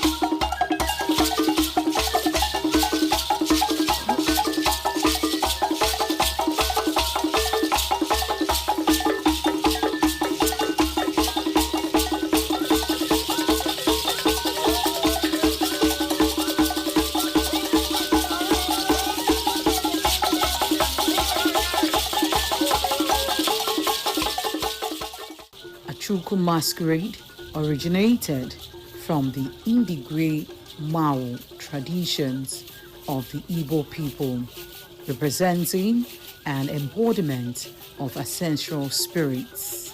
Achuku masquerade serves as a symbol of cultural identity, unity, and festive celebration for the people of Ukwolobia.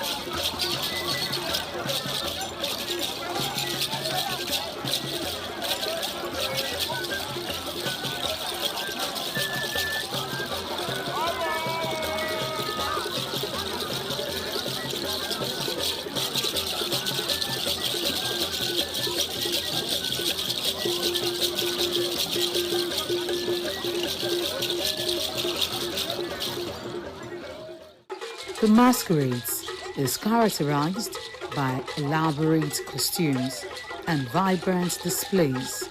They are full of energy, and the dancers' methods are quick, fast, as they display their spiritual nature to the delight of the people, forming parts of the rich cultural heritage of Anambra State. The masquerades dance in circles that made it unique with their colorful display.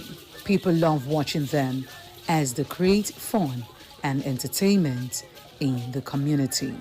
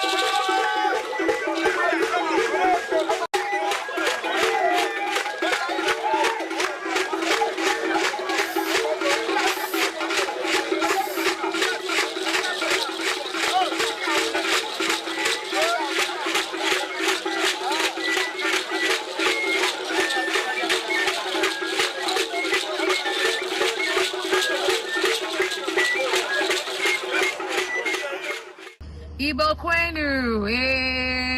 All right, it sure has been an exciting time today on Heritage, all the way from Anambra State. I know you enjoyed watching the acrobatic display of this masquerades, yes, you know, and of course, wonderful tunes, wonderful music, talking about the instruments, talking about the dance movement, and sure, not leaving out the atmosphere. It's all about culture, it's all about tradition.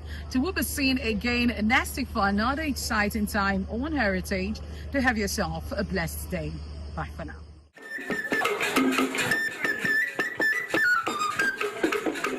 ITV, certainly the best.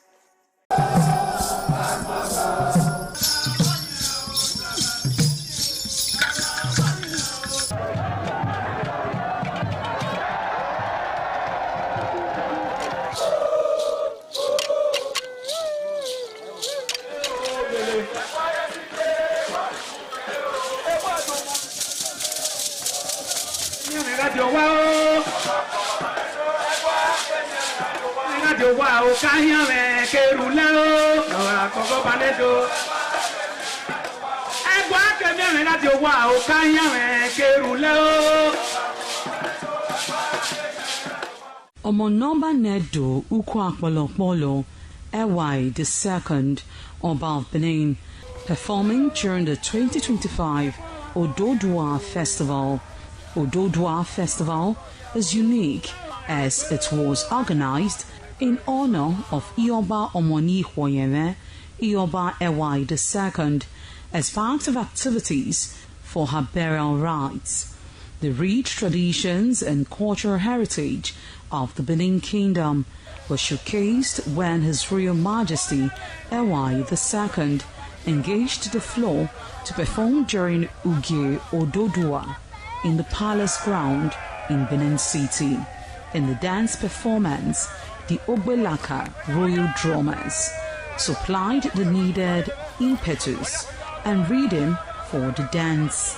However, tributes are paid by the head of Benin deities to the monarch, who was the cynosure at the event.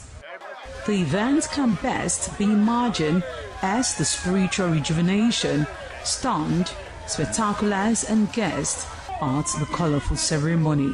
7 masquerades representing 7 spirits and deities conveyed different meaning in company with the head of the deities of Benin, with the Oba of Benin, who exhibited a grand cultural dexterity in his dance steps.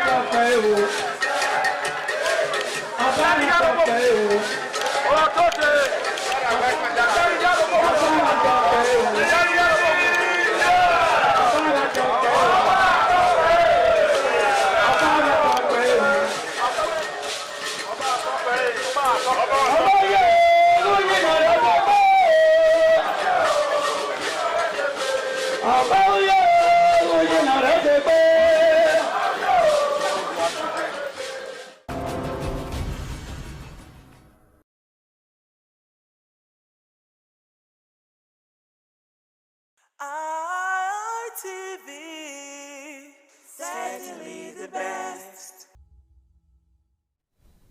Good afternoon and welcome to another exciting edition of Itches and Voices.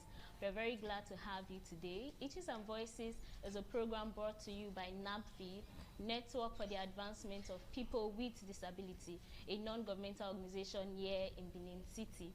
And today we'll be diving into the conversation on sexual and gender-based violence. This will be the beginning of a series that we'll be having on this program. And to help us do justice to our hearing impaired community, we have Goodluck Omosi as our sign language interpreter. And for our guest for today, we have the incredible Ronke Ojekere. Welcome very much, Matu. Thank you very much. Good afternoon, viewers. Thank you. And to dive straight into our conversation, we'd like for you to tell us what you do to stand the ground for the conversation. Thank you very much. My name, as introduced, is Ronke Ojekere. I'm the initiator of Society to Heighten Awareness of Women and Children Abuse, a non-governmental organization that is recognized by the United Nations. I'm also a member of the Edo State Gender-Based Violence Management Committee. We work on issues centered around the vulnerable persons, women, children, the youths, and the elderly. Oh, that's amazing. And you said you helped. Is it just on sexual-based violence? No. We do everything that concerns GBV. We do things that concern empowerment of young persons and adults. We work on advocacy and awareness creation. We go into communities, we sensitize and educate the populace on the general well-being of everybody. Okay, that's very beautiful. And first of all, I'd like to ask, based on your experience so far, what would you say is the current situation in our country based on sexual and gender-based violence? People normally ask me whether I think GBV issues or sexual and gender-based issues are on the increase or whether they are on the decrease. Well, I would say thank God for programs like this. People are now aware that they can come out and speak up and that they will get justice. The days of silence, silence is what has actually played a dominant role in why many people have not been reporting. But right now, with programs coming up and people going into the hinterlands to talk to children particularly, we have taught them that they shouldn't be afraid to come out to speak up when things happen to them. So now there's an increase in awareness, there's an increase in reportage, there's an increase in a follow-through. Because people who come out to report, like we know, most times they are reporting, but do they really want justice? Many times when we start off cases, you find that they chicken out. One, because they feel there's going to be stigma, they feel there's going to be name blaming and all of that. Then they look at the issues of culture and tradition. Yes. They also look at the issues of religion. But since we have this constant awareness creation, what we do is we go into the rural communities, we go into places, and we educate the heads, community heads. So those community heads now do know that cases should not be settled in their palaces or in their homes using goat or fowl to appease the gods.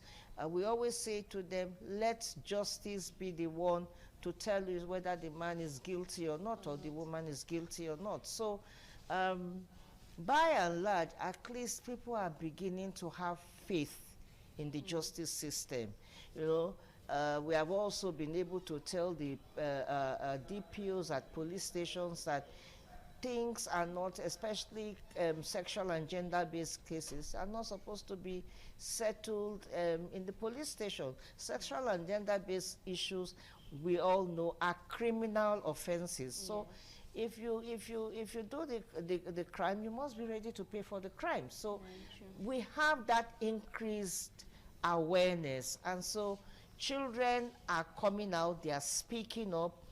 Parents themselves are no more agreeing to being compensated for rapes and all that. So, and then with the VAP law in existence, so now it's now simplified. So everybody now can tell you. They may not be able to tell you the sections per se, but at least they know that there is a law binding on this on whatever it is they are reporting. Okay, yeah. Wow. Thank you very much for that. And also, let's dive more into persons living with disabilities. You mentioned about how societal, they try to most times settle cases in maybe community halls and in palaces and not want to bring it to the appropriate place where justice will prevail. So I want to ask, in your experience too, have you worked with like persons with disability that came to report sexual and gender-based? Absolutely, yes. Because you know that inclusivity is one thing that we preach about. And when you say inclusivity, what do we mean? We are adding everybody. It's not just the abled. We are looking also at the persons living with disability. Have I worked or have I had issues where I had to intervene with people living with disability? Yes, a lot of them. I have had sexual cases where persons living with disabilities have been raped. I have had persons living with disabilities come to make reports on gross domestic violence. You understand? So they know, that community knows that when anything happens to them, with networks like yours and DonorPid, you know, they know where to reach out to people. Even if they do not know, the heads of the networks know who to see and who will help drive their cases. For me, for example, my organization covers the entire Edo North, and we have cases that come in from Edo North of persons living with disabilities who have been raped, who have faced one form of domestic violence or the other. Very recently, we had a case that came up where the person who was living in disability was being maltreated, and the DPO of that community, I'm not mentioning names, was trying to sweep it under the carpet. And the president or the chairperson of DonorPid reached out to me, and I said to her, don't worry. And you know, we all put machineries in place, and at least the perpetrator was brought to book. So because these things are in existence, and mind you, the president of DonorPid is also a member of the Edo State Gender-Based Violence Management Committee. So there's a synergy of everybody working in that space. So if you cannot handle it, you know who to go to, and that person, if that person cannot handle it, they know who to go to. That, like I said, the community heads have done a lot of good, because even them, many of them are educated people, thankfully. So they know what the law says concerning issues like this, and they know that they must not settle cases in their domain. So by and large, we will continue to see more reportage, but whether or not, like you were asking me, do I see a reduction in this thing? No. We will continue to, it may not be in my generation, it may not be in your generation, but we will continue to see more reportage, and we will continue to see improvements in our laws and improvement in having people come out to speak up, because your voice actually is your trump card. Wow, thank you so very much. We've been having an amazing edition so far, and I've been learning so very much from what Ronke has been saying so far. But we're going to go on a very quick break, and when we come back, we'll continue on the conversation. Thank you. Welcome back on that very quick break. We'll be continuing on our conversation.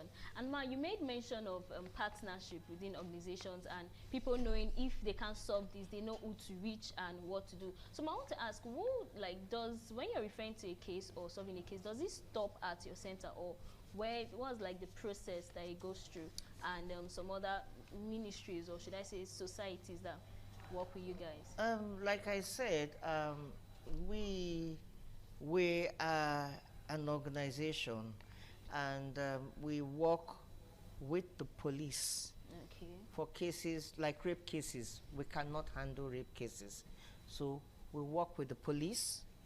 We work with the Edo State GBV Center. Okay. We work with the ministry. Okay. For in case we have sheltering to do, we work with them. We work with network like yours. You know, we have our partners. We have our referral pathway. Depending on the cases that we are handling at a particular time, we know where which case is going to. If it's from the local government, we know how to channel the cases from the local government, and then it trickles down to the state. But one thing we know is that we cannot handle it all. Alone, yes. Once you have that behind your head that, listen here, you can't handle this case, the best thing to do, rather than keep the case on your table and let it just be there and you are not making a headway, push it out and let somebody who is best. The line ministries are there. We have Ministry of Justice, we have Ministry of Women Affairs, that is the umbrella body of many of these issues. Then we have Ministry of Justice for the justice thing. We have the police. So when cases come, especially criminal cases, when they come, we just push it out. We push it out and let the appropriate line ministry or organization handle it.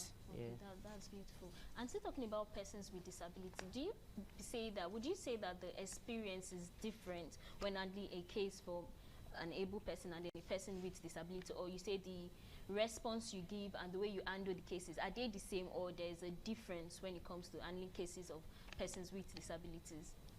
First thing I do is, the person living with disability, is that person a human being? Yes. Once you have that person is a human being, then the next thing you do is, depending on that form of disability. I have had somebody with hearing impairment, right? And although I do not have a sign writer or anybody, but I noticed that one person that came to me was watching my mouth as I was talking. And then I know that person was educated to an extent. So what did we do? I don't have a sign writer who she'll be looking at, so I brought out a jotter, and I first told her on the jotter, this is what I am going to be doing. Okay. And I explained to her that she shouldn't be afraid that her report is going to leak somewhere else. I want her confidence. And I now said to her, please tell me your story. And then she told me her story, and I wrote, and she read, you know.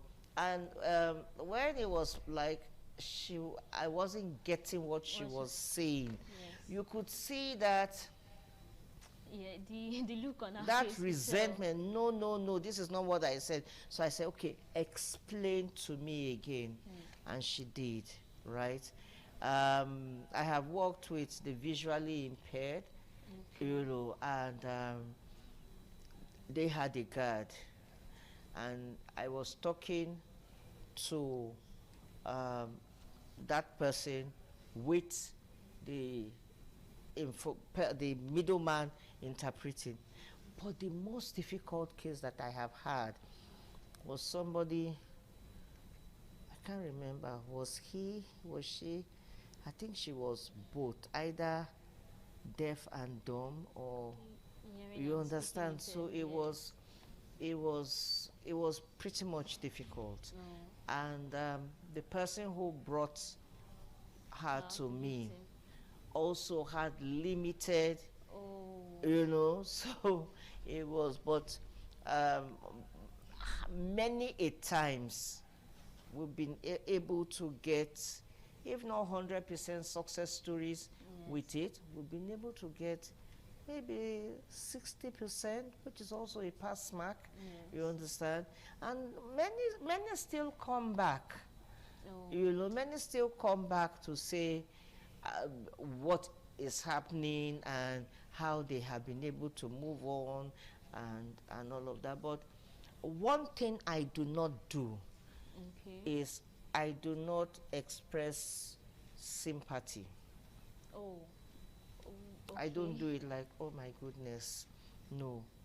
Can you share more light on what I do is, people will say, is this woman human? Why would she say she's not sympathetic to the... Yeah, no. What I do is, I hear you. I understand what you are saying. I feel you. Not, oh my goodness, I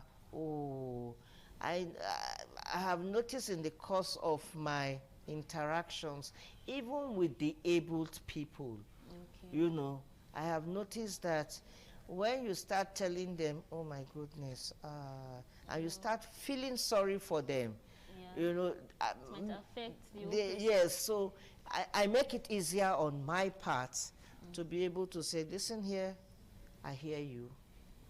I understand what I understand what you are saying. I do not say I understand what you have gone through. It didn't happen to me. So I cannot understand the kind of trauma that you, but I understand what you are trying to say to me. Don't worry, you'll get justice. We'll see to it that we'll put all hands on deck to ensure that things get better for you. Yes, those are the kind of things that I'm more empathic than sympathetic towards issues like that. There's actually a difference. Yes. So on cases when people come with AIDS, how do you guys ensure that the communication is like for real and sincere? For instance, if a hearing impaired person or a speaking impaired person comes to report a case, most times they come with aid. How do you guys ensure? Because I think we're talking about a case where somebody said they were doubting if the person speaking on behalf of the person with a disability was actually sincere. On cases like that, how do you guys solve or attend to matters like that? If the person who is reporting has some level of education, many times I want that aid to just sit back. That's why I say I have a jotter and we write. Even if the person's tenses are not correct, I'd rather have that person. It is only when that person is visually impaired that I will now rely on what I'm being told. But many times, those people actually come with people who have a genuine interest at heart. Yes, that's what happens. But many times I don't see people who come with them as people who are not genuine to their cause. I don't see them. Okay, I think that makes more. And then we'll be asking, I'm talking about the stigmatization and the social attitude towards these cases. Have you guys experienced a case whereby some people had to bring a halt to the whole process because of the stigmatization and societal attitude towards their case? I had somebody who came to me and said she had reported a case, and whoever she was reporting to said, you will be like this. Oh my goodness. You know, I think that person was just being flippant. But you're not happy, say, person touch you. And I was moved.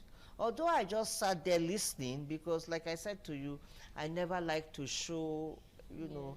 And she was telling me, no, that she felt very bad. She was now thinking, is it because I'm like, yeah, ma'am, you know. Actually. But it touched me. It touched me that I'm like, can people be so insensitive? Somebody is reporting a case to you, and you are saying, you are not even happy that somebody put you in the house. You understand? Yes. But I could not judge. I was not there. I don't know the person. The person who was reporting to me was neither. This one just had movement impediments and all of that, and it was a bad case, you know. Yes. But at least she was still correct. She was intelligent and all of that. So, and she was telling me, and she said, no. So I said, no, don't worry. It's going to be a different ball game. So I always say to people, if you are not cut out to listening with people with disabilities, do not for any reason go into it. Because the last thing they don't want is being reminded of their disability. Yes, well, thank you very much. It has been a very exciting program today, and on this topic I wish we had more time to go more into it. Mama, before we'll be rounding up very soon, is there any short message you want to pass out to people at home on this topic? A very quick one. People living with disability, know that you are not alone in the fight. If anything happens to you, reach out to somebody. If that person cannot help you, that person will reach out to somebody who will also reach out to you. And if you do need assistance for anything, you know where to go to. If you don't know where to go to, just talk to somebody. Okay. Yeah. Thank you very much, Ma. It was exciting having you in the studio today. And by the way, this is NABVID Network for the Advancement of People with Disability, and our office is at 34 Arosa Street off Sankpomba Road. In case at any point you need to reach out to us, you can come to our location. Thank you very much for sticking with us. Remember, this is Itches and Voices. Until next week, spot a itch and be a voice. Thank you.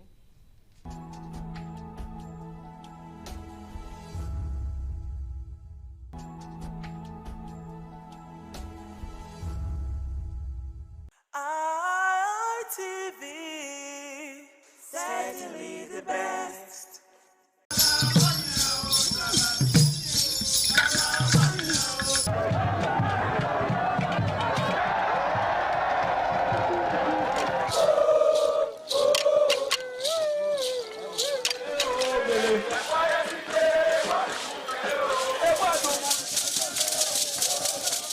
Some days, there comes the Ugemobo Festival, which the Oba celebrates outside the palace gate. A pavilion is built of red cloth where rites are performed to drive away all evil spirits still unsatisfied by the year's sacrifices. The Ugemobo Festival is to commemorate an event in Benin history which dates back to 1504 AD.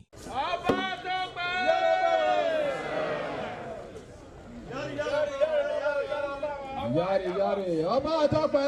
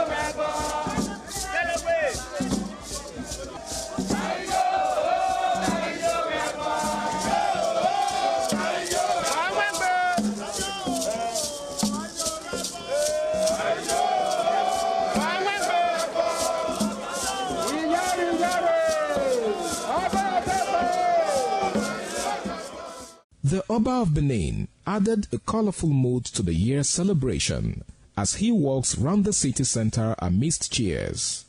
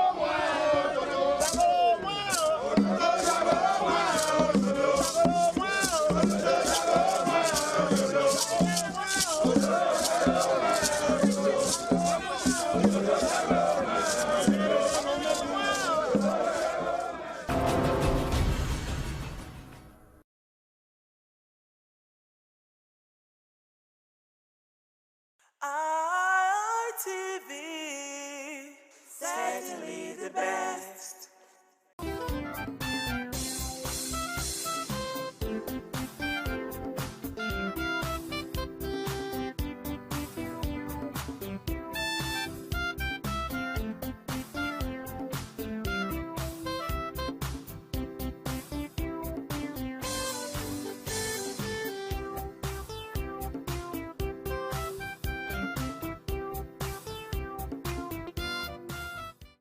Good morning, tech lovers. Yes, you're tuning into Tech Today, that one program where we discuss everything, anything technology, where we'll break it down to you in simple terms and we'll let you understand what we're talking about when it comes to the world of technology. Yes, my name is Momo Lawal. You can call me Mr. Kankan and you'll be correct. Today, we'll be diving into something that is changing the way we live, the way we work, and the way we learn. We talk about it every day. It's called AI chatbots, artificial intelligence chatbots. Yes, from the popular ChatGPT to Google Gemini to several other chatbots that we have out there. These smart assistants are helping Gen Zs, they're helping the millennials, they're helping everybody to create content, helping them to, you know, small businesses run efficiently and also making everyday life easier. But now the question goes, are they really helping the future, or is this just a hype? Well, we're going to explore this today, and I have a guest today. Is a tech, I want to call him a tech guru, but then he's a back-end engineer, Alex Oche. Welcome to the program, brother. Thank you for having me, Momo. Yeah, thank you very much, and thank you for joining us in the program. So, Alex, we're going to talk about this artificial intelligence chatbots, and but before we go into that, we're going to, you know, talk about what is happening in the world of tech. We're going to share what we call the tech updates from the global perspective to what is happening here in Nigeria. Stay tuned for the next segment, which is called Tech Updates. Don't go nowhere.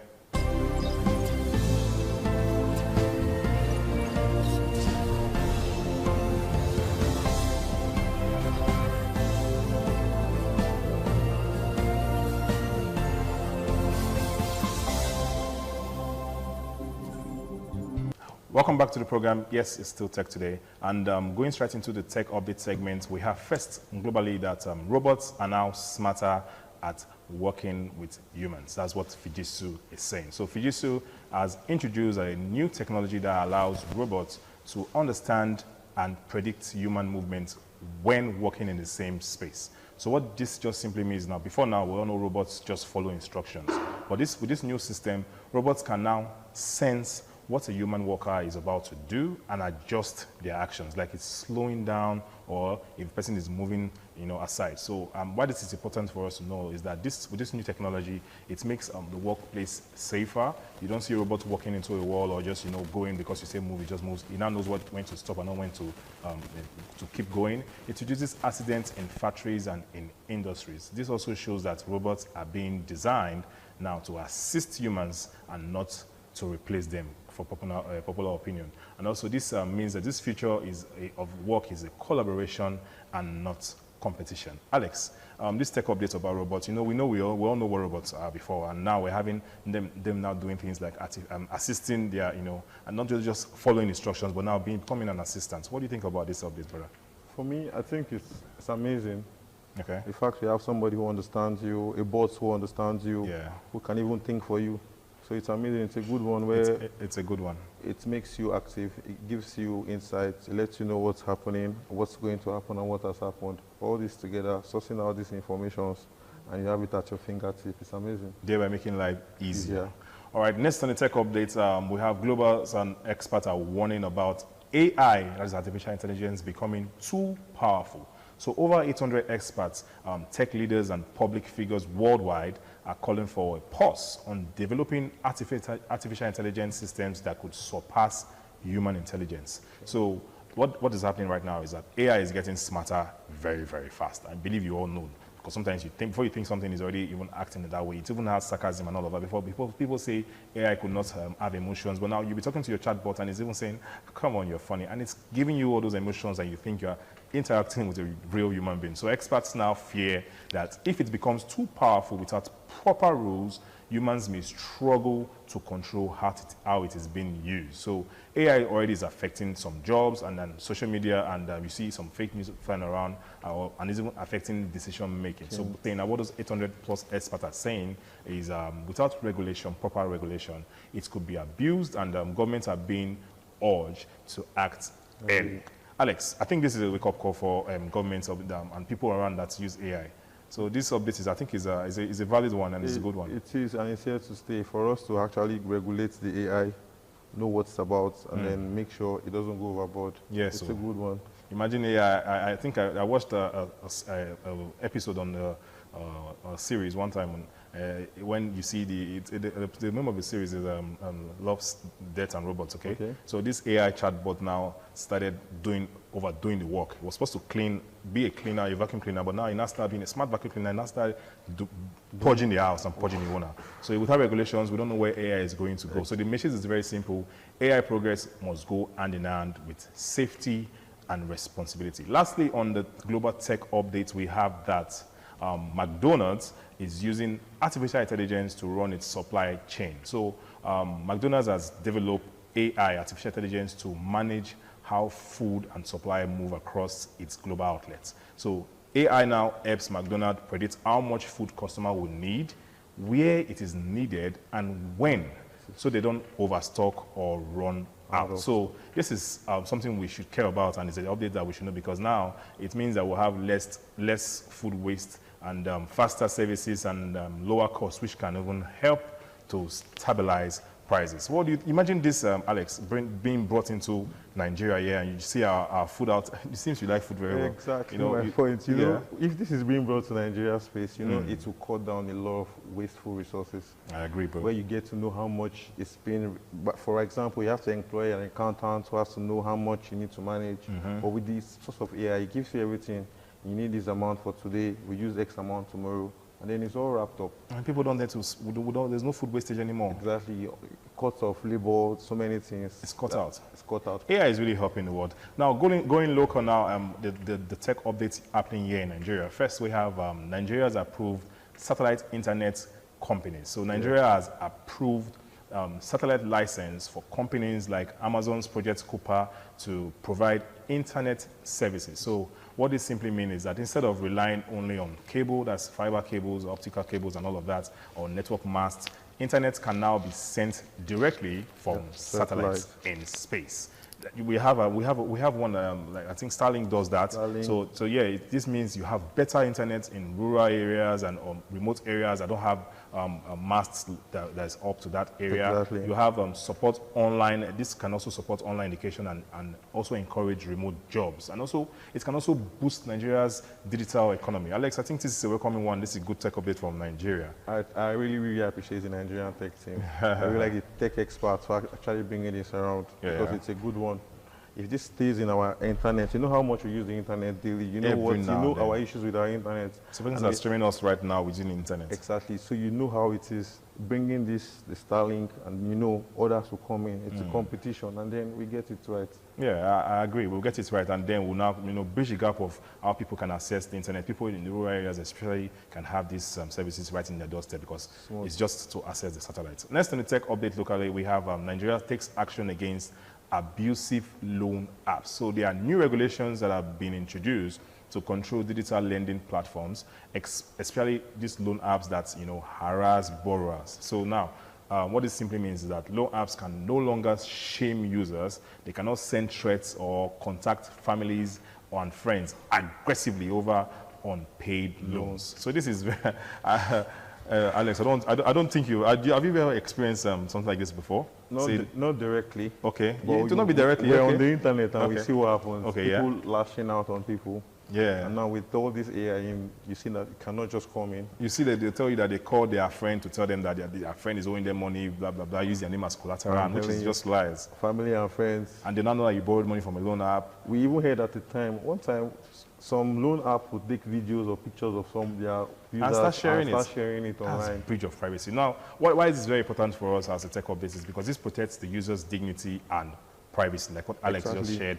It also encourages fair lending practices, and also it builds trust in the Nigeria fintech space. It's a good one. I think it's a good one, and I'm enjoying this tech update. So technology, of course, should solve problems, not create new ones. Lastly, on the tech update segment, before we get into our topic of today, Nigeria pushes for a unified AI strategy. So the Nigerian Communications Minister has called for a national and African-wide plan on how AI should be developed and used, similar to what what they're calling out in the global scene. Yeah. So instead of scattered efforts around, Nigeria wants a clear roadmap on artificial intelligence. They want to know how it's being built, how it is being regulated and applied across different sectors. So, Alex, this is a talk update that I think we said similar thing globally, and now we're saying it now that the NCC is now, putting it in Nigeria. I really want to thank the NCC for actually bringing this, or should I say foresight, for bringing this in Nigeria, trying to regulate how this goes.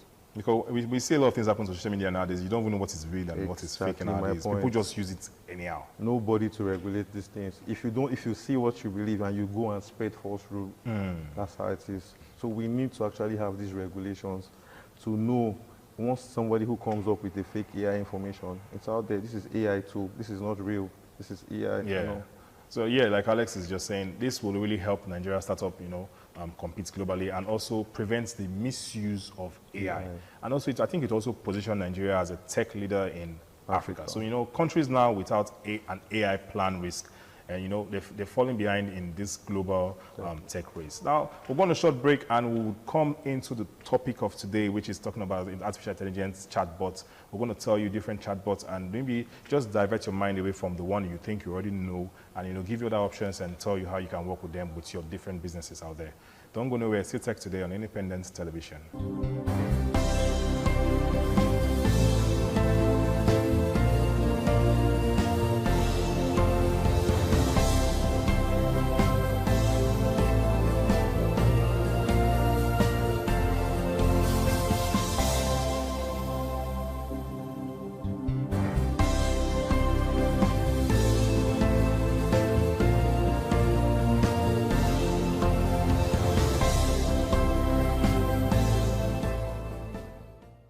Welcome back to the program. It's Still Tech Today. Yes, we just introduced the topic properly, artificial intelligence chatbots. We know AI is no longer a future talk right now. It's currently in our phones. We use it every day in our businesses, and we use it in our classroom, anywhere, workplace, and all of that. So from different chatbots out there, we have the ChatGPT, to Google's Gemini, to Meta AI chatbots, and even different fintech companies, banks are also using different chatbots to make customer service easier. So this is becoming an everyday tool. And today on Tech Today, we are going to compare popular AI chatbots and how they work, and even why they matter to the Gen Zs, to the SMEs, and to everyday users out there. So Alex, I told you he's a backend engineer, I want to call him a tech guru. So Alex, which of these AI chatbots, which of them have you used before, and which of them do you currently use, and why? So we all know the famous ChatGPT. Of course, yes, man. So I wouldn't say I used it, but my favorite is the Gemini AI. Oh, why is it your favorite? Because of it brings out ideas into picture. I don't have to pay a videographer or a cinematographer or a video editor. All I need is give this prompt to this Gemini, work on it. So you use it basically to bring ideas into picture. Exactly. Oh. Whatever I write, whatever we talk about now, I go into it, create a prompt for it, and then I can bring that out. So people that want to do flyers, people that want to just put things out there, people who have businesses, I would actually want them to key into this Gemini. Yeah. Gemini. People who are into graphics, people who want to go deep into graphics, use key into Gemini. It gives you an idea. It's just like what we said earlier. When you create an idea, and this bot understands your idea and refurbishes for you, it gives you different options. And then you, on your own as human, you know how to weigh them. So that's that's my best for Gemini. I think I also like using if I don't use ChatGPT, obvious ChatGPT, I also use DeepSeek. Yeah. I use DeepSeek sometimes because when I really want to, except when it has to do with a lot of maybe engineering things, I want to maybe do some codings, and I want to also create a small program, a small software just to, or maybe we have this automation nowadays. I like automating some of my things. If this happens, then do this like this. Yeah. I learned how to from using. I was exploring DeepSeek, asking questions, and I learned how to. I can now apply for a job by just filling a Google form. Sure. Yeah. The prompt will just help me to just do that for me, and he will send an email to the recruiter for me, and he would send my CV tailored in that manner. He would send a cover letter tailored in that manner too, and it just makes life so easy. When you go back and see it, you'll be like, oh, good. All you have to do is look over it. So yeah, don't just sleep on ChatGPT all the time and thinking, that's all I know about using different chatbots. So AI chatbots, they are softwares that are trained to understand and respond like humans, okay? So they help you with writing, they help you with researching, customer service, learning, and doing a lot of creativity. Just like Alex said, sharing that you can just make a prompt out there, and from that prompt you get a picture of what is just an image of what is saying. So now, why do you think these chatbots are booming? Why do you think people are now falling into this chatbot now? So for me, I know one thing about the chatbot is it's an assistant. But then people will argue that we have Google. Why don't they use Google searches anymore? They want to use AI chatbot. And I will explain to you. Okay. I can go and upload any information on Google. Okay. But I cannot upload on ChatGPT. ChatGPT can go on Google and pick the best from Google. ChatGPT can go to, what's the other search engines? Bing and all. Pick what I need because of the prompts I've given my bot, the AI. So for Copilot, I use Copilot as well. Oh yeah. So most times when I use Copilot, and I want to let's if it involves coding or anything, once you use Copilot on GitHub, it tells you, oh, this is the best solution. You can use this channel A or this channel B. You don't have to do with coding. All you do is look at what you're going to arrive at, and once you get to that point, you know. So one thing, if we rely solely on ChatGPTs or AIs, you cannot get your finished product. Because I have a problem that I feel in the future, I'm scared that these AI chatbots, whether GPT and all of that, will not make people, humans, think for themselves. So if you see it that way, what you said is correct. But if you want to learn, you are the one giving the prompt to the AI. So you tailor the prompt to what you want. That's you working. Well, yes, I'm saying that, for example, people will now become so lazy. They always go and tell them, draft a mail saying I'm not going to come to work tomorrow. The next 2 weeks, draft a mail saying I'm not going to come to work tomorrow. Same prompt, maybe just tweak a little bit, maybe say I'm sick today. But people may not learn to just know how to draft a mail in that. Now I can now know that I can tell myself, I can tell if this is an AI-generated mail. Obviously, we or should if know. Because we're in the tech space, you should know that. Yeah, I can but tell. I know that for some other persons out there, they wouldn't know if this is Some persons, I think one time I got a mail where the person even forgot to remove what GPT said. And all Yes, a refined version of this, and don't do that, please. For the lazy ones, they'll always be caught. But one thing I know about this, once you do this, you take your time and read what it's given before you send it out. If you send the mail and say, oh, ChatGPT, let me send the mail to my manager, I'm not going to come today, I'm feeling sick. You still have the objective to read that mail and understand, tailor it to a way it suits your boss. Sometimes we tell chats, can you reply this as a human? Yes. And do you know that it replies it, you now seem as if it's, no, I will tell you, don't be so AI-ish. Thank you. Be human, and it just gives you a different response, and then you say, wow. So sometimes when it gives you this answer and you read it, you learn from it. But when people just copy and paste it, that's the issue you're talking about now. So let's bring it to Gen Zs now, because I know they use it more than we do. Sure. Because some of us don't even want to go there, the millennials and all of that, but they use it more than we do. Now, how can this help them? Many of them are still in university, help them with their homework. How would they help them? Because some persons want to just, while they're doing their studies, they want to also create content. So how do you think this can help them create content and even help them after leaving university for their career growth? And also, what are the warnings or the signs they need to avoid whilst using this this chatbots? First of all, I advise every Gen Z out there to see this AI chatbot or whatever this AI chatbot as a researching tool. Don't just sit and relax. This is my assistant that does everything. Yes, it's your assistant, but it does your research for you. It's part of the research process. You do this, you go and find out that, oh, this is what's happening, and then you come again and understand. For example, you said something about content creation. I want to create content about tech. I go to ChatGPT and ask, what's the update on tech?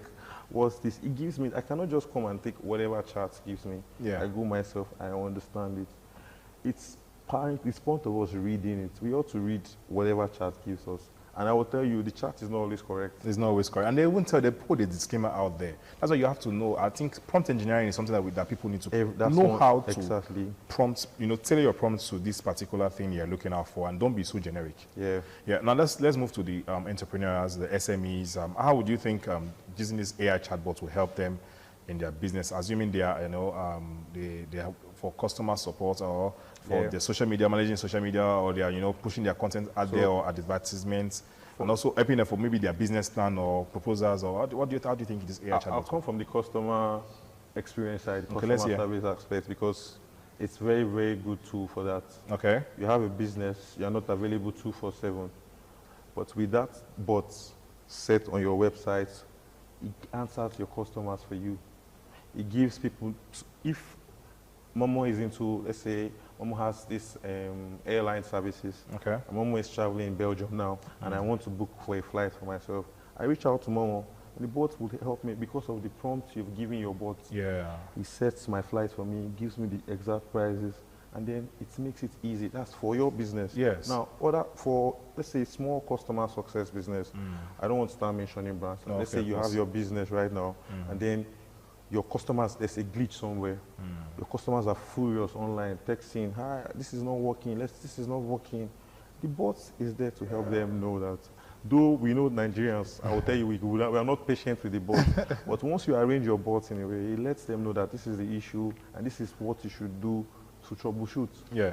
So once you troubleshoot, your problem is half solved. You know what's happening. So that's why I feel for every business, there are different parts where this AI tool is very important. Yeah. If you don't use it for your graphics, use it for accounting, use it for different aspects. Use it to plan your business, use it to even save money and save time. Use it for, like Alex said, customer service automation, just answering people. Even WhatsApp, use it for WhatsApp businesses to say, hi there, this is so-and-so business, I'm not available right now, leave this message. People now go further to even engage in, following up on that to say, okay, what do you want to buy? I want to purchase 3 bags of this and that, okay, how many quantity, where are you located? And it helps you, and it works 247. It's already there, so you don't have to be awake all the time to reply these messages. Now, let's talk about the risk, the ethics, and limitations that we'll have. People, talk about this privacy issue and all of that in AI. Okay. So how are you using AI chatbots? So let's talk about that. How do you think we can manage this privacy concerns, data privacy concerns, and the popular thought of that AI would replace humans and replace human thinking? Or the human's creativity per se. That creativity part about us humans, AI can never take that away from us. I keep saying that because you give these instructions to the AI. The AI cannot work without any human. You prompt this AI. So if I want my AI to work for me this way, I tell him, I want you to be this for me. I want this result in this route. It does that for you. Then it brings out other options, more for you to choose. Okay. So I don't see AI. I see that for those who are weak and those who are lazy, let me use lazy, it might affect them. Okay. But what about for data privacy concerns? So now, when it comes to this data, I see it as a good one because with AI, I cannot share some of my data. Okay. What kind of data are you not going to be able to share? Let's enlighten our viewers out there that what they shouldn't share on using these chatbots. Anything that has to do with privacy, anything that has to do with your personal life, you don't tell ChatGPT these are your hobbies or this is who I am. You don't go and explain yourself. You don't give the chat your bio.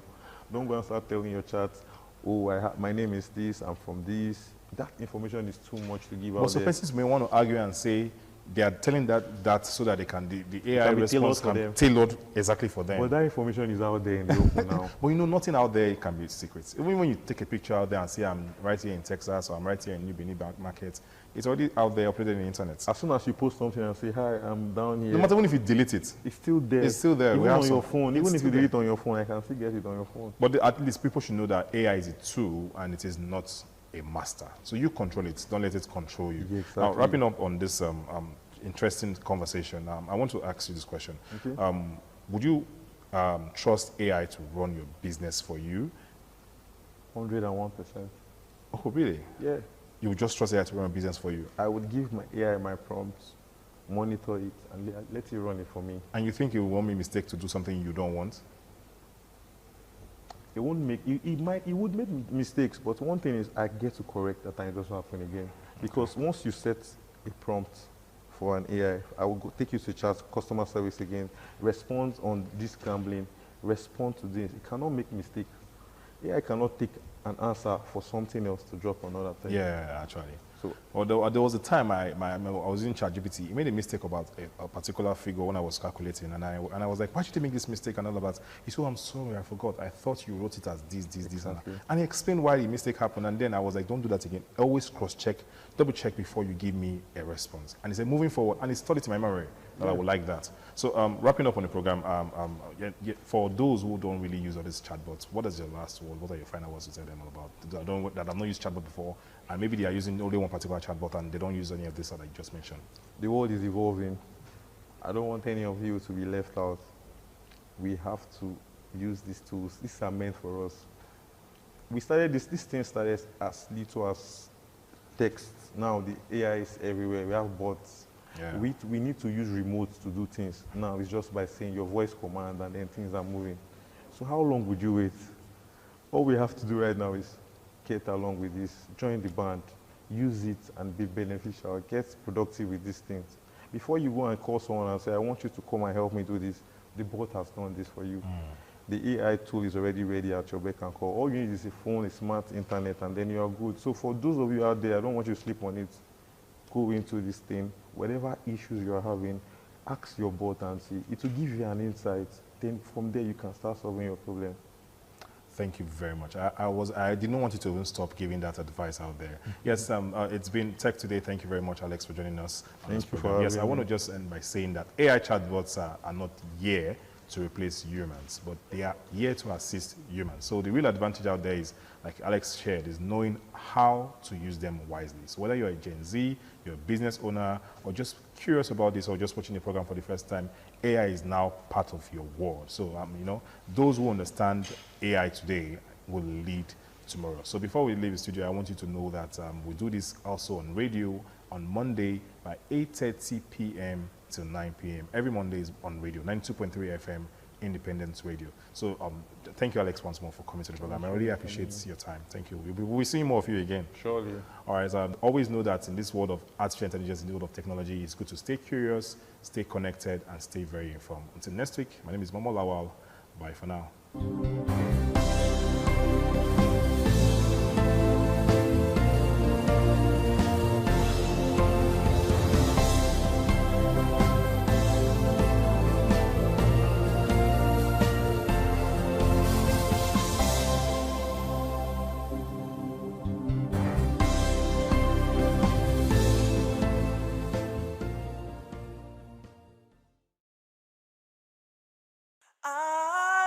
ITV, certainly the best.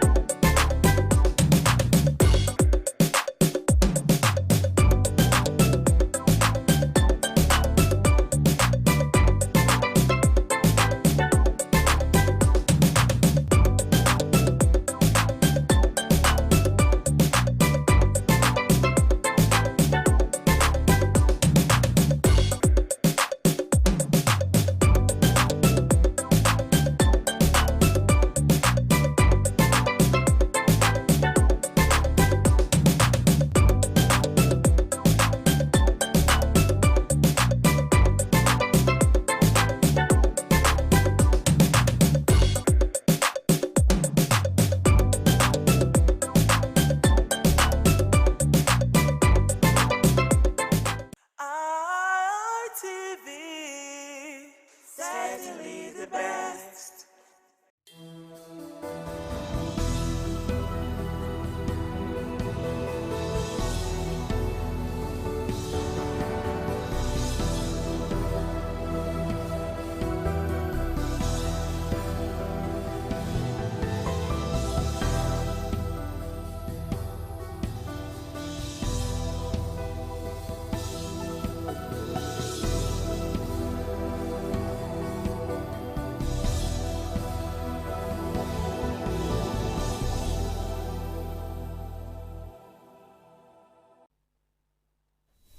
Thank you for joining us today on the program Held a Living. First, we apologize for coming on behind schedule due to some technical hitches that we are now comfortable with. Okay, thank you so much for your time. I'm at this again, and today we want to look at child and maternal mortality in our country, so to speak. And joining me today is a health giver and a professional nurse, Marilyn Akpomera from Benin City. Hello, Marilyn.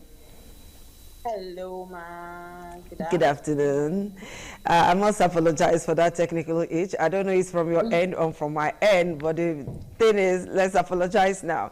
Okay, Marilyn, nice to have you join us on the program. So let's quickly hit with the question. So we're looking at child and maternal mortality in our society, and it's becoming imminent because so many women have decided to patronize quacks, and some would rather go to churches to birth their babies.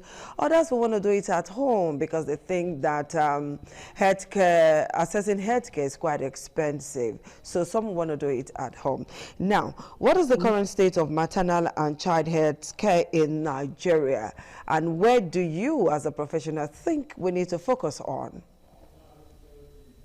All right. I'm glad I'm talking about this because I think I went for a training recently and a lot was said, and I was like, wow, I just wish I have an opportunity to say these things on a larger scale. So I'm glad to be here. So currently, Nigeria is still topping the highest rates for maternal and fetal mortality. And that is because of the northern part, where we have a lot of adolescents that are getting pregnant, having complications, some of them dying in the process. So right now, we are still not where we should be. So currently, statistics shows that we have 576 deaths in every 100,000 live births. So That's we see huge. 576 every 100,000 persons. Yes, we still have 576 people that mothers or children that die, right? So that's still huge because Sustainable Development Program, SDG, wants us to get to the point where it's as low as 70, right? But we are seeing 500 and something. So and we are topping the charts, not for a good cause anyways, but topping the charts for maternal. What do you think should be done to achieve a very low rate? We believe that. What do you think should be done to achieve low rates? Like I said. All right. So a lot of things can be done. Now, the major reason why we are topping is because of, like I just mentioned, a lot of adolescents' births, and that is found in the northern part, right? So there should be high level of awareness to that part of the country because we know that they give birth early, they marry early, really early, and then there are complications that occur along the way. So first thing, there should be heightened level of awareness, especially in the northern part. Of course, every part of the country, but the northern part should be aware that it's too in other parts of the country. Yes. This early, the process they have of getting married early, giving birth early, lead to complications. Why? Because at that age, most of them, their pelvis is not fully developed, and that will have obstructions. That will have some problems that could occur. There's some of them, their nutritional level, right? What they eat, what they take is also a factor that will not help the child live healthy to term or provide or cause complications during childhood. So one, awareness. Two, there should be increased availability of established healthcare centers in these locations. Now, we know that most times we talk about complications can occur. But the thing is, when the complications occur, are there places where they can go to that they can be managed? So we need more healthcare centers that will help handle these situations. Then, of course, three, more skilled personnel. We know how it is. We know the Japa syndrome. We can fight it, but we need to have more skilled personnel in these locations that will cater for pregnant women throughout their pregnancy, because it's not just the day they deliver, right? So throughout their pregnancy until the day of delivery. Okay, we know that when it comes to pregnancy, it is a man and a woman that usually do the business of bringing children to the world. Now, how can men contribute in reducing child and maternal mortality in our society? At least it's a man and woman business. So the man should be able to do something. There are men who beat up their wives even in pregnancy. There are men who starve their wives. There are men who do all sorts of things. So how can the man contribute to reducing child and fetal mortality? Okay, so thank God, this part of the world, we still hold a lot of traditions, and the men make the major decisions. Okay. So the men are the ones that make decisions on the fact, to the point of where the woman should deliver, if she's going for antenatal and all of that. So since they are the decision makers, they cannot make decisions when they don't have total knowledge. So we must start with knowledge. They should be interested in all that it entails, from the process of prenatal to your antenatal to postnatal. A man should know what my wife should do part-time, what she needs to eat part-time. When the child is finally born, what I need to do to support. So we must start from knowledge, because if he's making decisions, we need him to know what is best. So first thing, he needs knowledge. The next thing is that he's involved. So I now know that I'm involved. So the men need to be involved, because there's a part of prenatal counseling where a man and a wife goes to understand all that they need to provide during the period of antenatal. So a man should go for the prenatal counseling, know all that he would be needed for. Then now the antenatal starts, he should go, right? We know that in this part, we don't always see men going for antenatal, but it is necessary that he goes. Even if he's busy, he can't go, he should ask questions. He should try and find out, do his own findings. What is the best thing that my wife would need throughout this period, right? Then the postnatal care. So he should be involved. Then thirdly, he should support. You should support from finances, not just your finances. I said, well, I sent you money, your availability.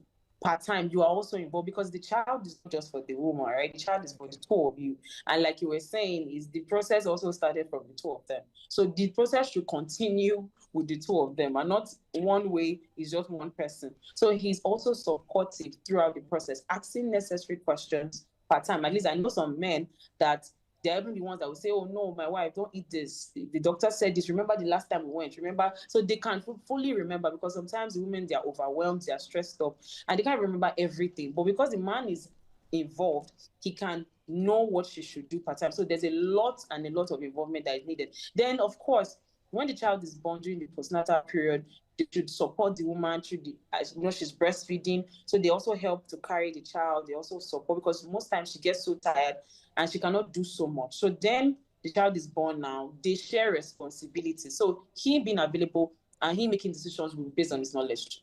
Yeah, thank you. Okay, you've mentioned nutrition for the woman. Is there anything special for a pregnant woman to eat and something that she shouldn't eat? Because you have talked so much about nutrition this afternoon. Okay, yes. So now we have one of the major issues that causes issues for women, maternal mortality. Yes. Is what we call iron deficiency. So they have this iron deficiency that leads to anemia. Right? So most women during pregnancy are deficient. Okay. So we advise that most of their food should have high iron and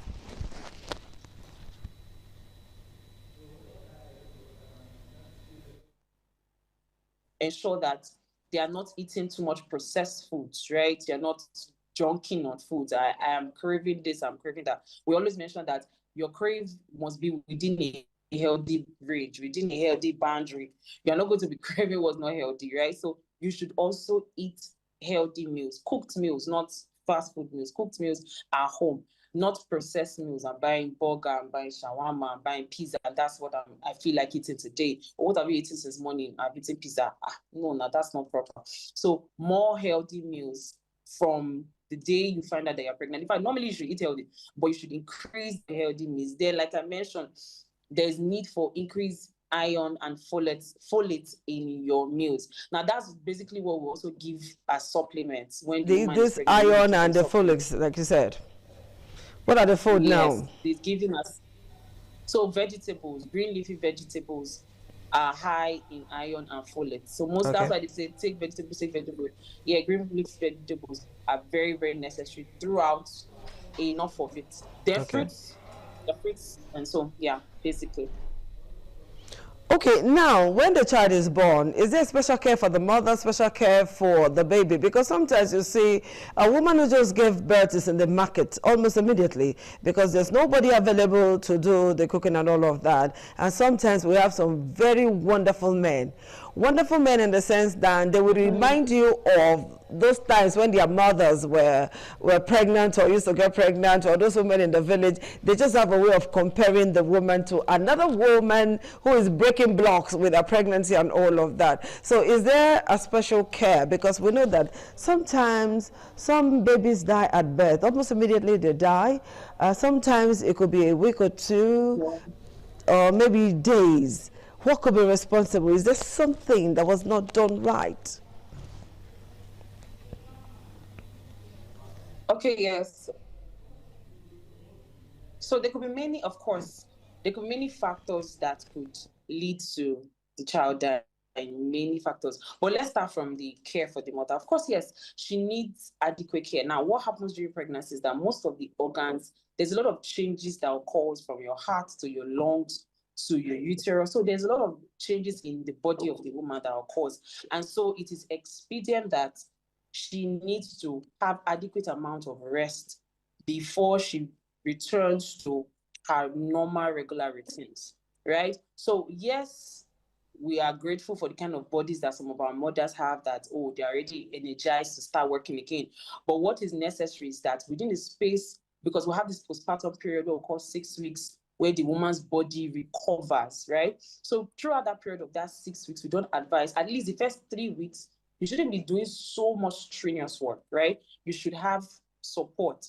Now, we know it might not always be like that, but give yourself 2 weeks because the postpartum period is 6 weeks. So give yourself 2 weeks to recuperate, to come back, eat healthy, rest, sleep, because your body went through a lot of changes during that 9 months. So you cannot just jump off and start working again. Yes, you might not have so many complications, but nobody's praying for complications, but we advise that you actually give yourself an adequate amount of rest after you deliver. That's why the man should be supportive. And if he's not supportive, please, we need you alive, we need you healthy. Then for the baby, there are many things that could make a baby die early. Most times it could be complications congenitally. That's the baby already had complications in utero. That was when the baby was in the uterus, there were already complications. That could lead to deaths after. Then most times you see, women don't also understand that, oh, a child is born, you know, there's this whole, is the way my mother did it, is the way my auntie did it. It's not a problem. But you need to understand that's why the antenatal was necessary. You would have understood the whole process and know how to care for your baby.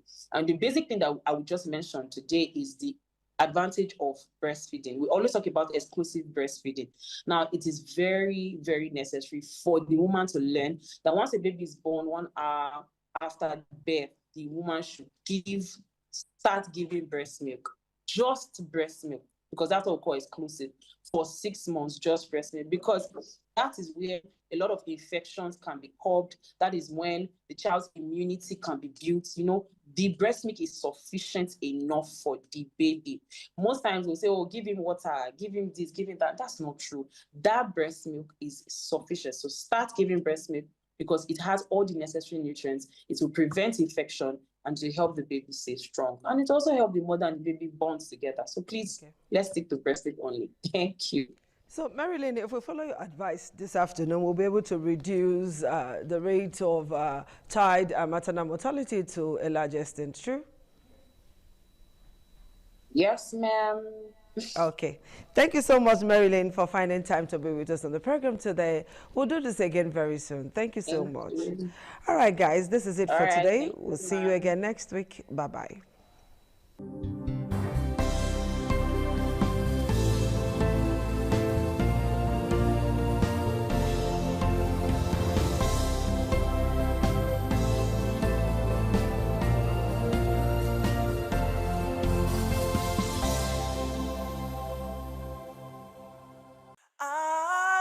ITV, certainly the best.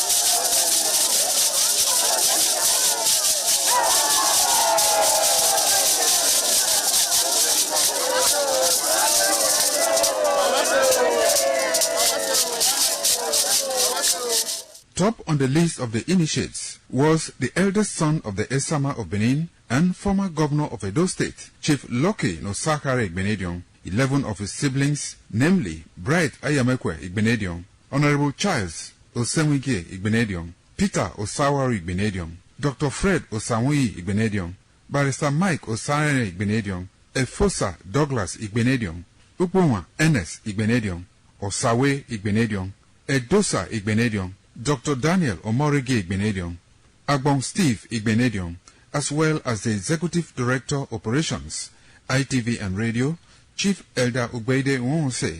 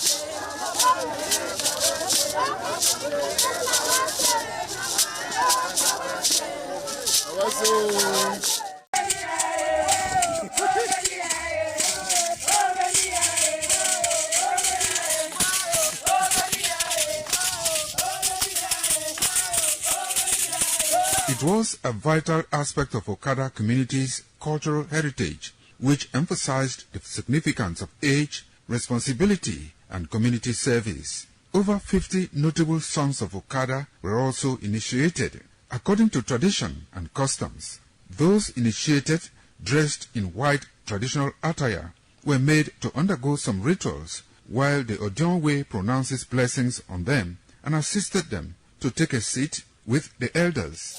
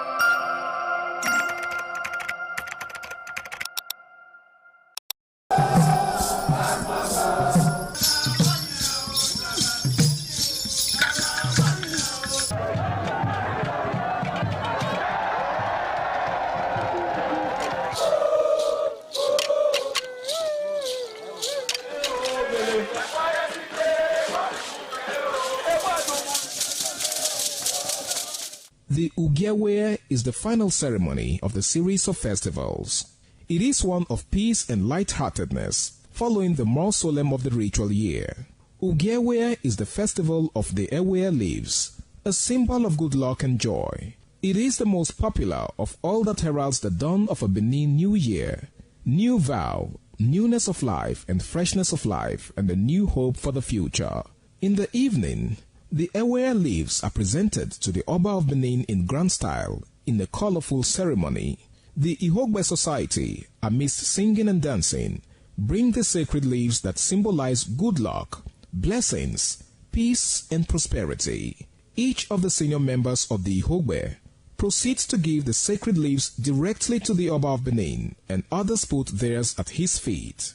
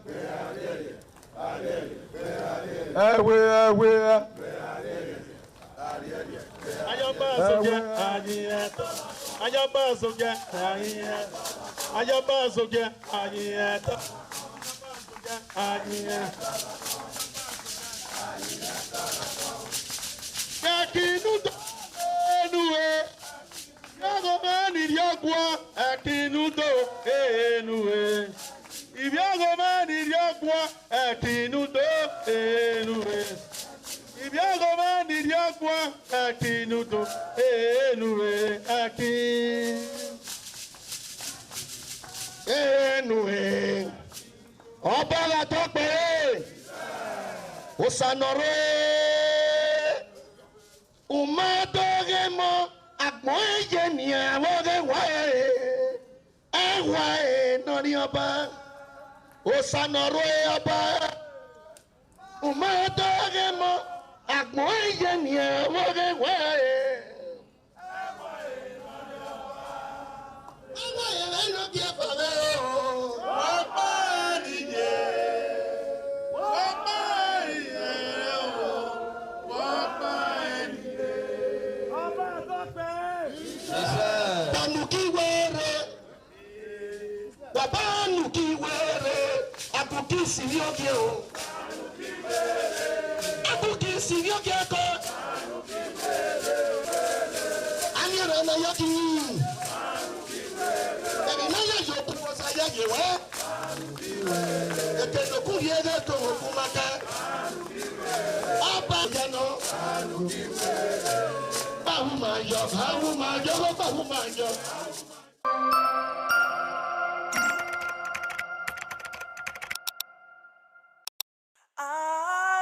ITV, certainly the best.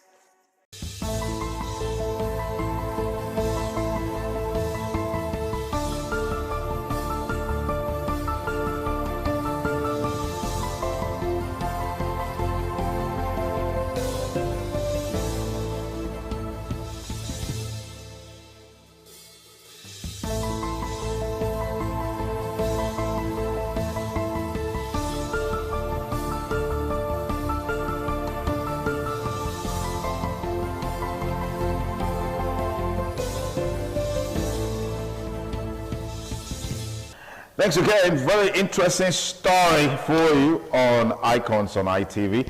And our guest today, Dr. O. It's a delight to know you're still with us on this week's edition of the program Icons on Independent Television. We've had this conversation going on. I mean, very interesting journey that you've had growing up as a child, a wonder child, I must say, and a special child, I must say, from this, you know, historical background that you have given to us. Now, let's know your journey. What was it like, you know, briefly in your high school? And then I'm most interested in your trajectory in the U.S. because I know America is known as God's own country. I mean, it's a dream country for many people. So what was it like for you? Well, to end the high school thing, I was also a survivor in high school. I didn't want to go through what my people were going through, like clearing the bushes and all of that stuff. Okay. I'm like, I got myself into all the Reverend sisters. Oh, let me wash your car. Before the sister wakes up, I already washed all the cars. So the next day you can be working in the convent. So we started baking Holy Communion and all of that while my mates are doing all the odd jobs. From there, I traveled the first holiday. I went to Benin to visit my uncle. When I was leaving, he gave me 40 naira. So I went to New Benin for Papa. I bought a camera, wait and take. Okay. I bought films. I went to school. I started doing wait and take pictures. People were paying you for it? I was making good money, 5 naira per picture. Interesting. So then I got friendly with the gate man. I said, Baba, I want you to be keeping money for me. I'll be giving you a little.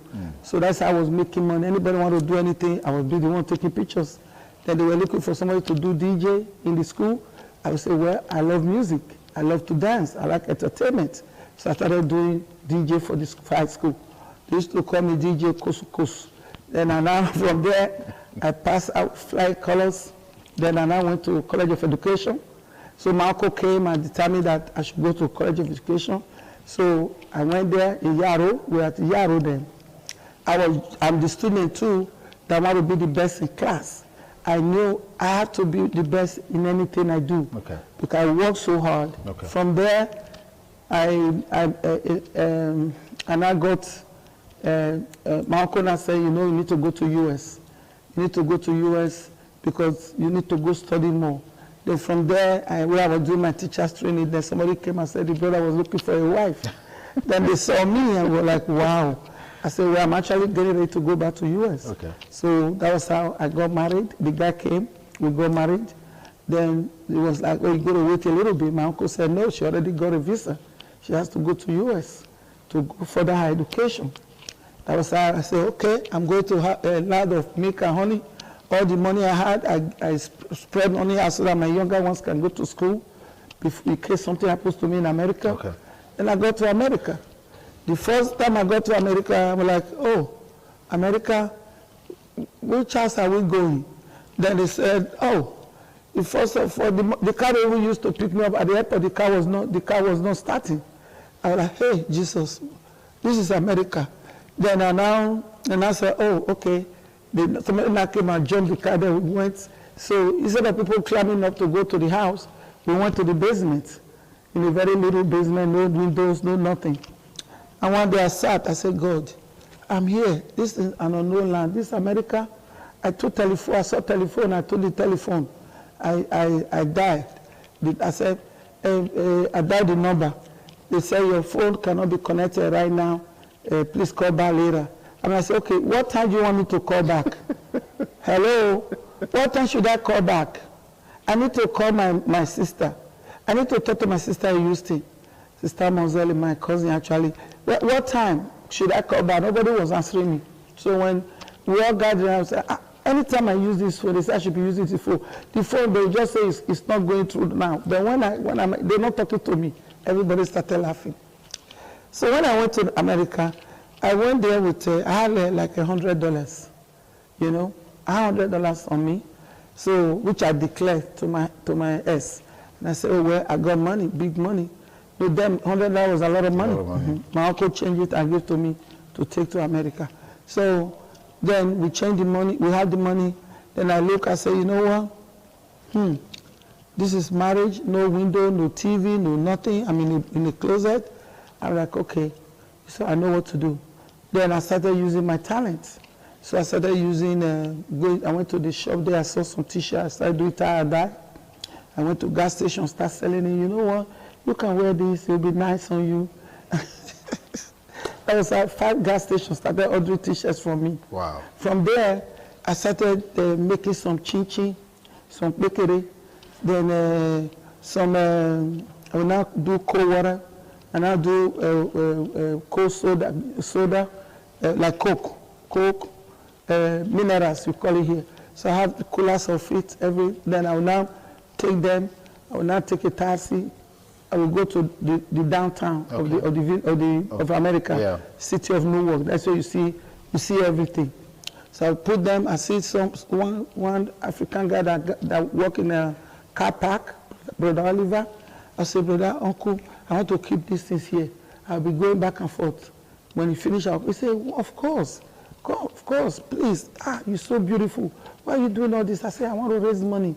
I can't just be here like this. I don't know. I didn't know America was like this. I'll be running after cars, buy water. But you know, if you buy water, it's cold. You want to try this chin-chin. This is chin-chin. It's low calories, it's good, it's African snack. You want to try, this is plantain, made out of plantain. Before you know, I'm sold out. Then I started doing that. Then one day, somebody saw me, was like, oh, you are so beautiful. Why are you doing this on the street? I said, well, this is where I need to go to school. I need to raise money. So then I started to see my talent in clothing and textiles. So I said, you know, I need to go to a quick school. I want to first of all go to a quick school where I can learn how to do sewing. I can learn how to sew. Then I said, you know what? Then my ex said, you know what, don't do that. You should go to this first of all learn how to type. Typing school. So I went to typing school. They said, oh, it's going to take me 8 months to finish. I said, do you have a crash program? They said, what are you talking about? I said, I can finish it in 2 months. They said, 2 months? I said, try me out. I was like, within 2 months, I was done. I was typing 80 words per minute. So one company hired me. They were paying me $6. $6 an hour. So I blew it out to my uncle. I make it $6 an hour. Then I will now do that. Then in the evening, I'll carry all my stuff. I will now go and be selling on the street. Then in the night, I will go to a fast food place. They call it Roy Rogers. Because I'm very beautiful with nice Jerichos, they thought the people would come because of me. So I will now stay in the counter. They made me a cashier first. Okay. A cashier. Okay, they say they want some medicine. I said, huh? What did you say? I kept telling people, huh? I didn't hear what you are saying. Huh? And they said, no. The manager pulled me out of there. He said, you know what? Now you're going to be the one mopping the floor. I started mopping the floor. The people puke in the bathroom. They puke. They throw up. They call me, oh, Elizabeth. Yes. I go there, I clean it up. I started doing that. I said, okay, I'm very good at cleaning. So I went to church. I'm a Catholic. In the Catholic church, there are all these old women. Then I started approaching them. Mama, do you mind if I come be cleaning your house? I'll clean very good for you. They said, really? Okay. Then one of them started making me to clean. Then I will clean her house very early in the morning. Then after that, then I will go to the typing job. Okay. To work. Okay. So I work the 8 hours. Then after that, I go to the street. I start selling things. So I said, you know what? Maybe I should focus on my testers. Then one lady came. They call her Mrs. Ero. Mommy, everybody call her. She came from Nigeria. So because I know her, because when I was getting married, the man asked me to go see her. She would be the one to approve me. Okay. So I said, okay. I went to her. Then I know her. Happened to be that I know the sister also. Okay. So at the end of the day, she was bringing clothes from Nigeria. Tie and dye, like top and bottom, like when you wear it, but adire. Yeah, you have to see. So I said, you know what, mommy? Let me take 6. Let me see how it goes. So I took 6. I went to the junk where I sell my water and this, and I displayed them. People were like, oh, this is beautiful. How much are you selling them? My man just went $50. They said, what? The guy just bought the whole 4. The 4 out of the 6. I had 2 left. Another person came. Oh, is it unisex? I said, yes, it's unisex. Then I announced that the other one just bought the other 2. True. I sold that within 1 day. Wow. I went back saying, mommy, we got to get more. Let's get more. So he started bringing stuff. So now it blew out. Then I started ordering for cases, buses. I would drive to the airport, in JFK airport, get my consignment. Then my brother's wife, my cousin's wife, has a sewing place here in Nigeria, in Ihama. So I now started ordering things from her. Then she would now take them to me, ship them to me. I started selling. If I ask a Nigerian person that time, can you come and let's see, buy this, you wear it? He said, where I go, where and go? Where you want me to wear and go? So my customers were Liberians, Americans, and all of that. So I was selling that. Then after that, I started to form a dancing group. Because I look at myself, I say, when I first came to America, I didn't have shoes on my legs. Because I went with one pair of shoes, and I left one. I forgot one in Nigeria, and only one came to America with me. Then I came, I was walking around, when I was selling my water and all of that, until something broke on my sole of my heel. Then I called my cousin. He said, in Houston, Sister Moselle, he said, what happened to her? I said, sister, my aim is so more and I injured. He said, what about shoe? I said, sister, I don't have no shoe. He said, what? So he now sent me 3 pairs of shoes. So I started using them, me all over. So I was just that kind of person, you cannot miss me. So they will say, this girl, again. So, I want to ask you this question. I didn't have children. You didn't have children at this time? No. Wow. So when did babies start coming? So it was, I was looking for babies, but that's the story of another day. I don't want to dip into this conversation. Yeah, I'm going to keep my marriage out of it, and I'm going to keep everything out of it. Yeah. But the bottom line is that you had 4 You have 4 children? Yes, I have 4 children. Yeah. No, what happened was, I was now very big. Okay. Then after the clothing business, then I had a lot of money with the business. So I will be making good money. Then I now run it to somebody. People, I'll just stay in my, and then the guy from Igbo, Agbo, saw me. He said, this girl, you're always everywhere. Let motor not go hit you. Let me talk to the mayor of IVT. Maybe. What do you mean IVT? IVT is a city. Like okay. you have a city where? Which of? You have Irua. Okay. You have Uromi. You have this. Which state now? New Jersey. I've lived in New Jersey all my life. All your life, you've been in New Jersey? Yes, wow. I've been in New Jersey for almost 40 years. Okay. Point of correction, almost 40 years. Almost 40 years, yeah. So then I was just there. Then what I now did, when I see people, one day they were shooting people. I see them shooting somebody by Extra Supermarket. I witnessed it. So I now said, what I should do now? Let me fence this place around so I can be inside the fence. Believe you and me, the fence is still there today. Wow. So I fenced the place, then I would be inside, hanging my clothes, selling. One day, my ex-husband's brother, a friend, saw me. I saw a car pulling towards me. Pulling towards me, the boot was coming towards me, the trunk. I'm like, who is this? I said, oh, Brother Harry. He said, what are you doing? Why are you disgracing everybody? Wait till you just came to America. The only you, they do this, they do that, they do you everywhere. You know, the women there will be gossiping me. Oh, she's not even looking for instead of her to be thinking of how she will have a baby. She's here doing business, doing everything. I didn't know. I was told I was too young to have a baby. I didn't really know nothing. Yeah. So I was just like, okay, let me start hustling. So I started doing. He said, put this stuff in the car, Jerry. I said, no, brother, I'm making money. I'm making good money. He said, no, put the stuff in. So he put all the stuff in the car. So we go home. Then I brought out my thing. My ex-husband said, honey, show her what you made today. When he saw that I made almost $3,000, can imagine that time. At that time, talking about what time?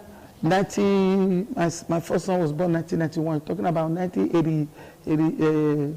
I can't even remember. So then the guy said, what is this? I said, money. He said, did you steal the money? I said, how can I steal the money? All my clothes you see I'm selling, these African attires I'm selling them $80. At the rare, I said, yes, people are buying it. So I started designing. I now went to a fashion and design school in New York. That one was also 9 months program. I did it within 3 months. Then instead of me doing the cutting, I said, no, all the design, I'll just describe it to my brother's wife in Benin. Yeah. We just make everything. They will send it to me. I started introducing, okay, how about we do brocade? We do lace. We do this. Then we do this brocade that we now use, put agbada, black inside, white outside. I started designing, creating. And this is my brother, I call him my brother now, Brother Oliver from Agbo, who was at the, what is it called? Parking. Working in the parking lot. Yeah. So he is married to a Liberian lady. So I would just say, brother, if you wear this, it's good. They'll say how much? I said, $300. He will not even follow me to argue. He would just buy. He was buying. Then I started going to his house. The way I started collecting people, all the Liberians were now coming there. We meet at a point from there. Somebody saw me and said, how about you start to do shows? You know? They will start to do shows. I said, okay. Maybe that can take me off the street, but let me get something together first. So I now start to save money, hide money. You know, because every time I come, I have to report how much I made. I don't want to go through that today. Okay. So then I bring the money, start to have small money, small money. So at the end of the day, I was just here selling clothes. I just saw a car. This is a tank car, Lincoln tank car, all dark, everything dark. Some young guy just came out of it. They're like, what? You are so beautiful, girl. What you do is selling all this on the street. This area is so dangerous. We can make you a better offer. I'm like, okay, what is it? He said, how about we use this your product? We do shows. We do fashion shows and all of that. I said, okay, I'm on for it. Yeah, I can do that. Then they said, okay, well, the first one is in Robert Treat, which is in Newark, downtown. So we went there. I took all my clothes there, everything. Then later they would now call me Lady Chris Fashion. That was who I was. Then they would now take my clothes. My clothes are number one. Before you know, money flowing everywhere. People will be laughing. Oh, some of my people that said they're close to me will say, if money start off for you, you know we'll get picking. No. I say, don't worry, God will be the one that will bring the children. Yeah. So at the end of the day, I will make good money there. My husband will follow me, so he will be the one keeping all the money. While my employees are working, the models, I will rent a limo. We go out, five different people start to invite me. Then I say, you know what, Black History Month, I need to form a dance. I used to dance in Nigeria. Okay. So let me bring dance to America. So there's a way park, we call it. I hired all these band people, then I start dancing. When all the people do their dance, they now say, now, it's now, here will come the queen, the dancer from Nigeria. I will not just come out, first of all, flip. No, I wish you can do that. Oh, my God. I wish you can do that. My life has always been like, what is this? Dr. Thank you so much for coming on the program. No thank problem. You. You're welcome. That's a package for this week on the program Icons on Independent Television. Hope you had a great time with us. Be sure to join us, same time, same station. Next week, we'll bring you another segment of the program. Till then, stay blessed and bye for now.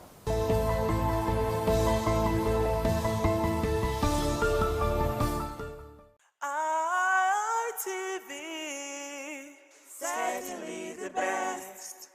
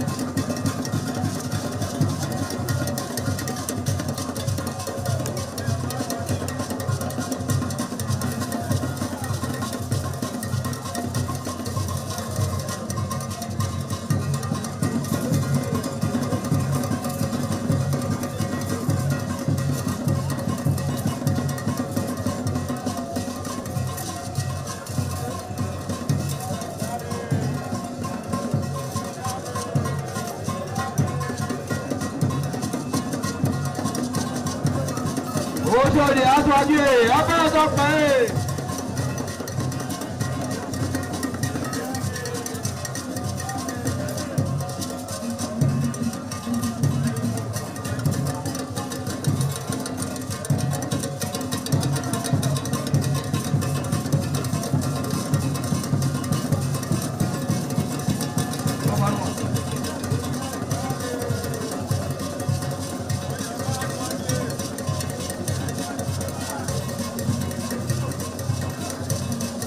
Àyàbá sọ́kè abẹ́rẹ́ tó pẹ́.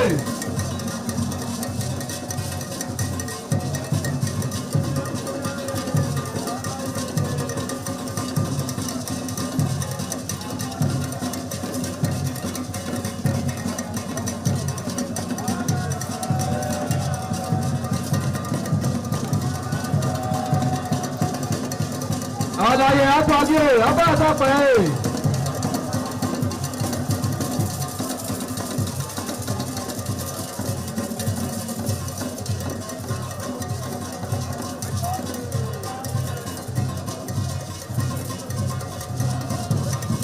Ẹgbẹ̀júwà.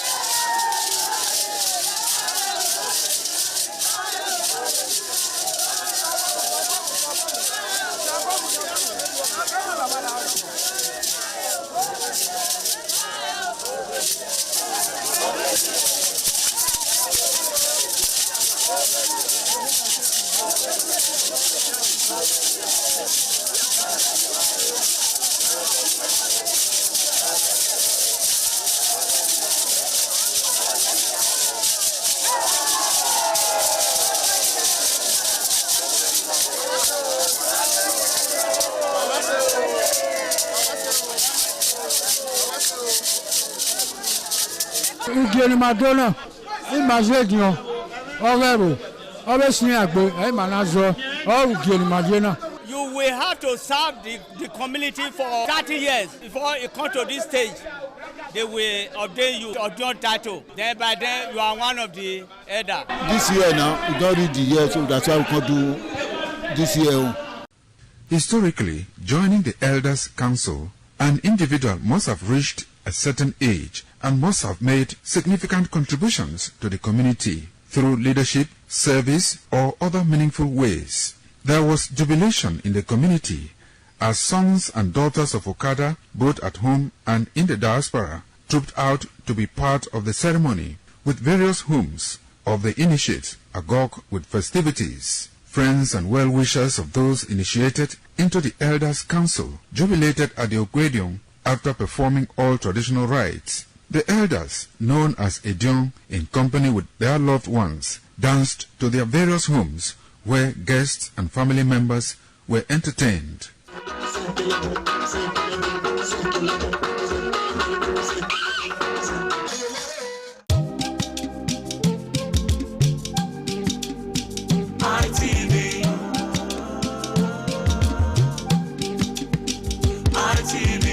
ITV, certainly the best. ITV, certainly the best.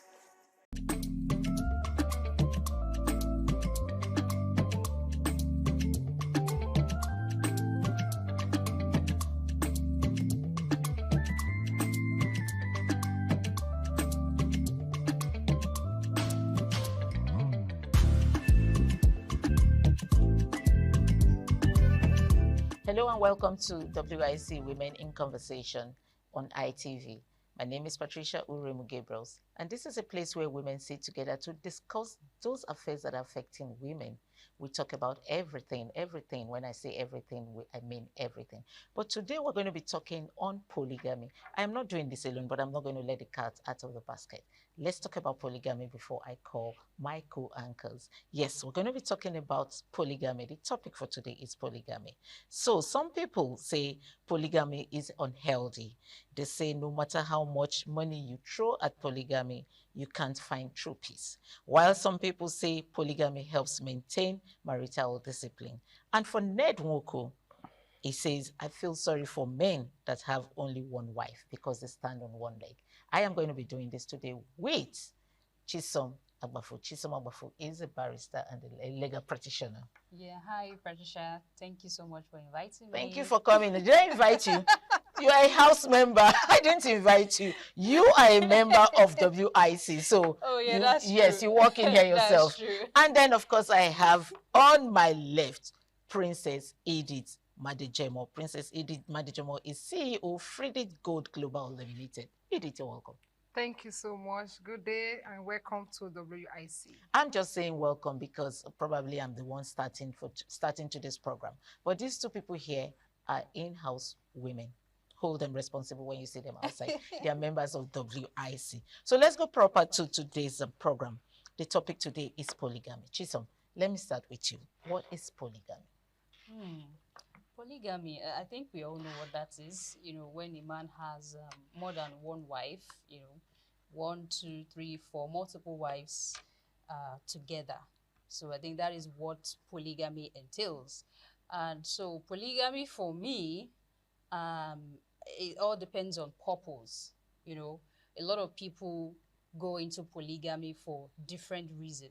And so if your purpose is not reasonable enough to why you're going into polygamy, then for me, it is just total premium foolishness. I mean, that's how I see it.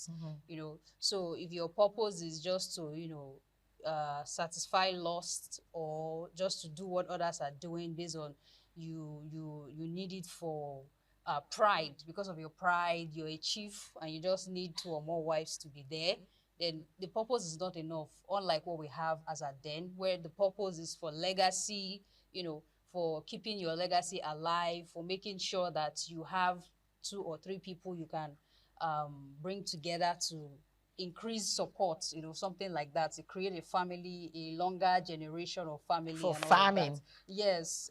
So That it depends on the purpose. So polygamy for me, it's purpose. They work in tandem. If there's no purpose, then it is premium foolishness for me. Wow. For a premium foolishness. Let me laugh to that. Wow. I'm sorry, viewers. I just needed to laugh. But anyways, Edith, Senator Ned Nwoko says he feels so sorry for men that have only one wife because it means they are standing on one leg. But if you have more than one wife, if you have two, you have three, you're standing with two legs, standing with 3 legs or 4 legs. What is your take about that? Well, that is his personal opinion and his definition of polygamy. He may have his reason for saying that. He did not just start polygamy today. He started way long ago. And I believe he has a cogent reason for going to polygamy. Because for you to have one wife, 2, 3, up to number 6 or number 4. So I think he's enjoying it. So he has seen the positive side and the negative side of a polygamist. You know, but if you ask me, I would say polygamy is an intentional thing. Yes, because when you want to go into polygamy because you want to go into it, not because you see others doing it. You understand? When you want to go into polygamy, don't justify it. Be responsible for it. Take responsibility for your action, whether good or bad. Just like he's facing right now. He's facing the music. So that is it. So when you are going into polygamy with your full chest. Take responsibility of it. Don't justify it for any reason. Don't say I go into polygamy because I see ABC go into it or I see somebody else doing it. Go into it because you choose to do it and you take responsibility for your action. Wow, take responsibility for your actions when you want to go into polygamy. That's what Edith has just said. But then again, some people say, just like I read out before we started the program, some people said polygamy helps maintain marital discipline. Is this true or not? Polygamy helps maintain marital discipline. It is not true. I mean, look at, polygamy depends on structure, There has to be a structure in place. If not, there's bound to be consistent conflicts. You have 4 wives. You don't have a management structure. You just marry them because you feel, oh, I'm a man and I can handle it.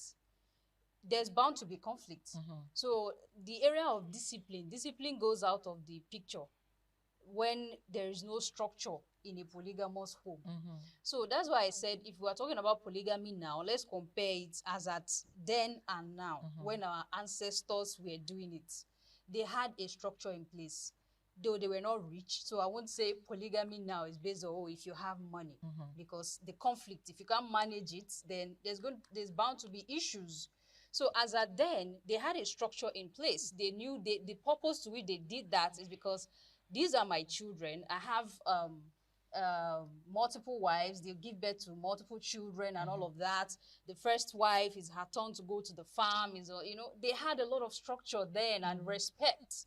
But as at now, there's no structure anymore. People just do these things because of maybe religion say I should do it. Maybe you're from the Muslim tradition and they say, oh, marry more than one wife. Even I think the Quran says, if you are able to manage, so they still care for them and love them at the exactly. same time. So if you are able to care for them equally, correct her. So if there's no structure in place where what you're giving A, you're giving B, and they can all manage together, then there's bound to be issues. But nowadays, a lot of people go into it, they don't even have the emotional capacity to manage these women. They don't even have the financial capacity, let's even put it that way. Even if money is not a factor to maintain a peaceful polygamous home, but then a lot of people feel, okay, it is my tradition, I'm the first son, and it's my entitlement, my grandfather did it, and I must do it. Definitely there's bound to be a problem. This first wife doesn't have a son, this one has a son, so you're feeding this other one better than, if there's no structure, if you can't love all of them together at the same time, then there's bound to be issues. You're going to die slowly. Let's come to love. Let's come to love.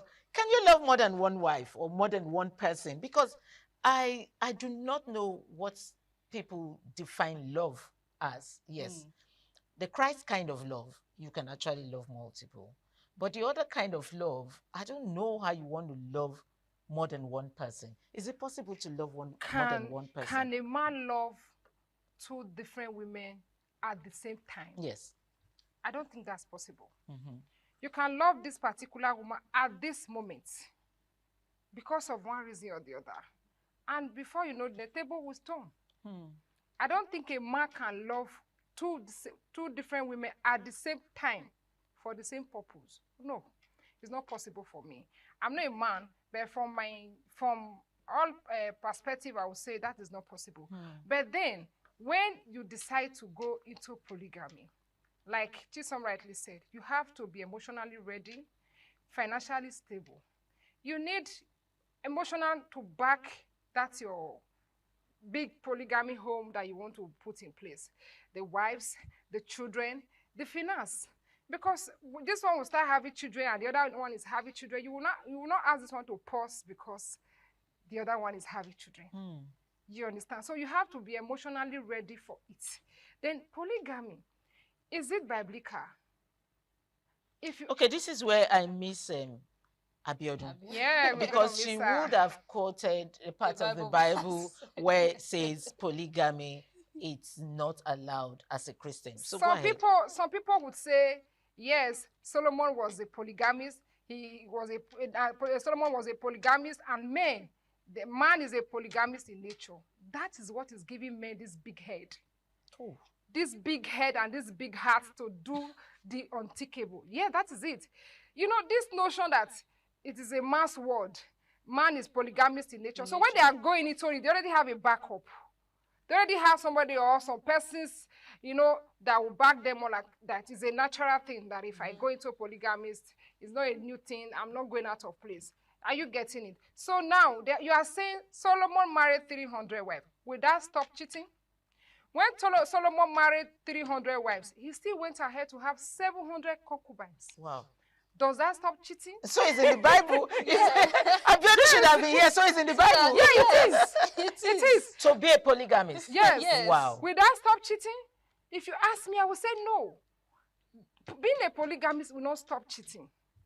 Men are not satisfied in nature. If you say that, I will take it. Not man is a polygamist in nature. Man is not a polygamist in nature. Men are insatiable in nature. Okay. That's why, sorry, somebody will now say, like you said, you quoted Ned Woko. He said, I pity men who stand with one leg. So he doesn't know that sometimes that one leg alone is stronger than 20 legs. Yeah, at times. Yes. So you can't say, oh, I pity men who only stand on one leg. That one leg has a very strong foundation. If it is rooted in one foundation, then it is bound to whatever you place on it will stand. Let's digress a little. There are some men that goes into polygamy for the purpose of old age. Because they will be thinking, who will take care of me or who will look after me in my old age? So they marry younger people. They want to marry a younger person to look after them in their old age. Why some go into polygamy without any reason? They just want to flirt around, they just want to have fun for the now. That's why I said purpose. Yes. If you're going into polygamy without a clear purpose, it is premium foolishness. Premium foolishness is this. Premium foolishness. It is premium foolishness. So when you are going into, when you want to go into polygamy, have all this in place and know that things are going to crop up at the long run. Okay, now you want to go into polygamy because you are thinking of how your old age will be. You may have to be intentional about how they treat their wife. You have to be intentional about how you treat your wife. If you treat her rightly, you care for her at the young stage of marriage or at your young age, at your old age, she will care for you. She will certainly care for you. There are some women that even when their need arises for them to travel, to go and do a mugwo, that is what men are scared of. Because at old age, women will always go around to do a mugwo, visit their, take care of their grandchildren, which the man cannot do.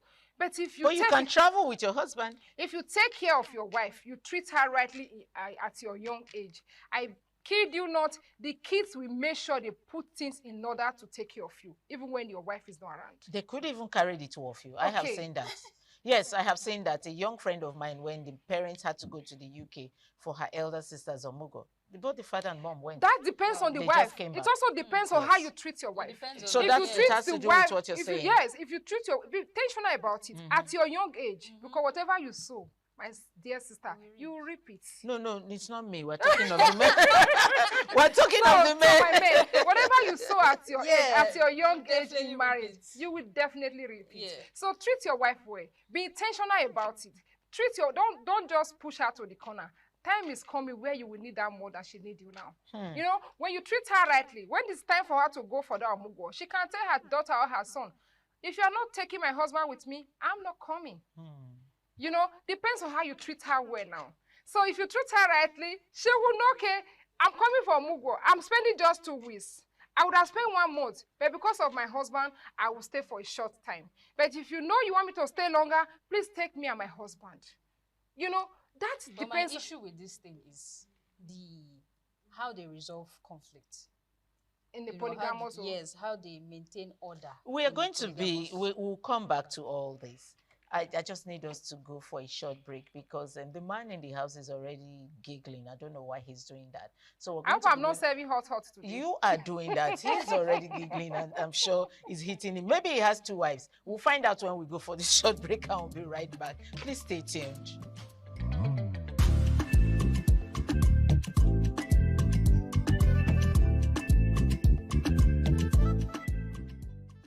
Yes, welcome back. You're still on WIC, and I still have Chisom here, the barrister, and I have Princess Edith here. Okay, we were talking about treating your wife rightly so that she would, accept you at old age and always want to be with you at old age. Truly, some men treat their wives poorly when, they are young and, growing up together. And when it's time for the woman to, treat him, nicely, she decides to go stay with the children in the name of, I want to go do omugo.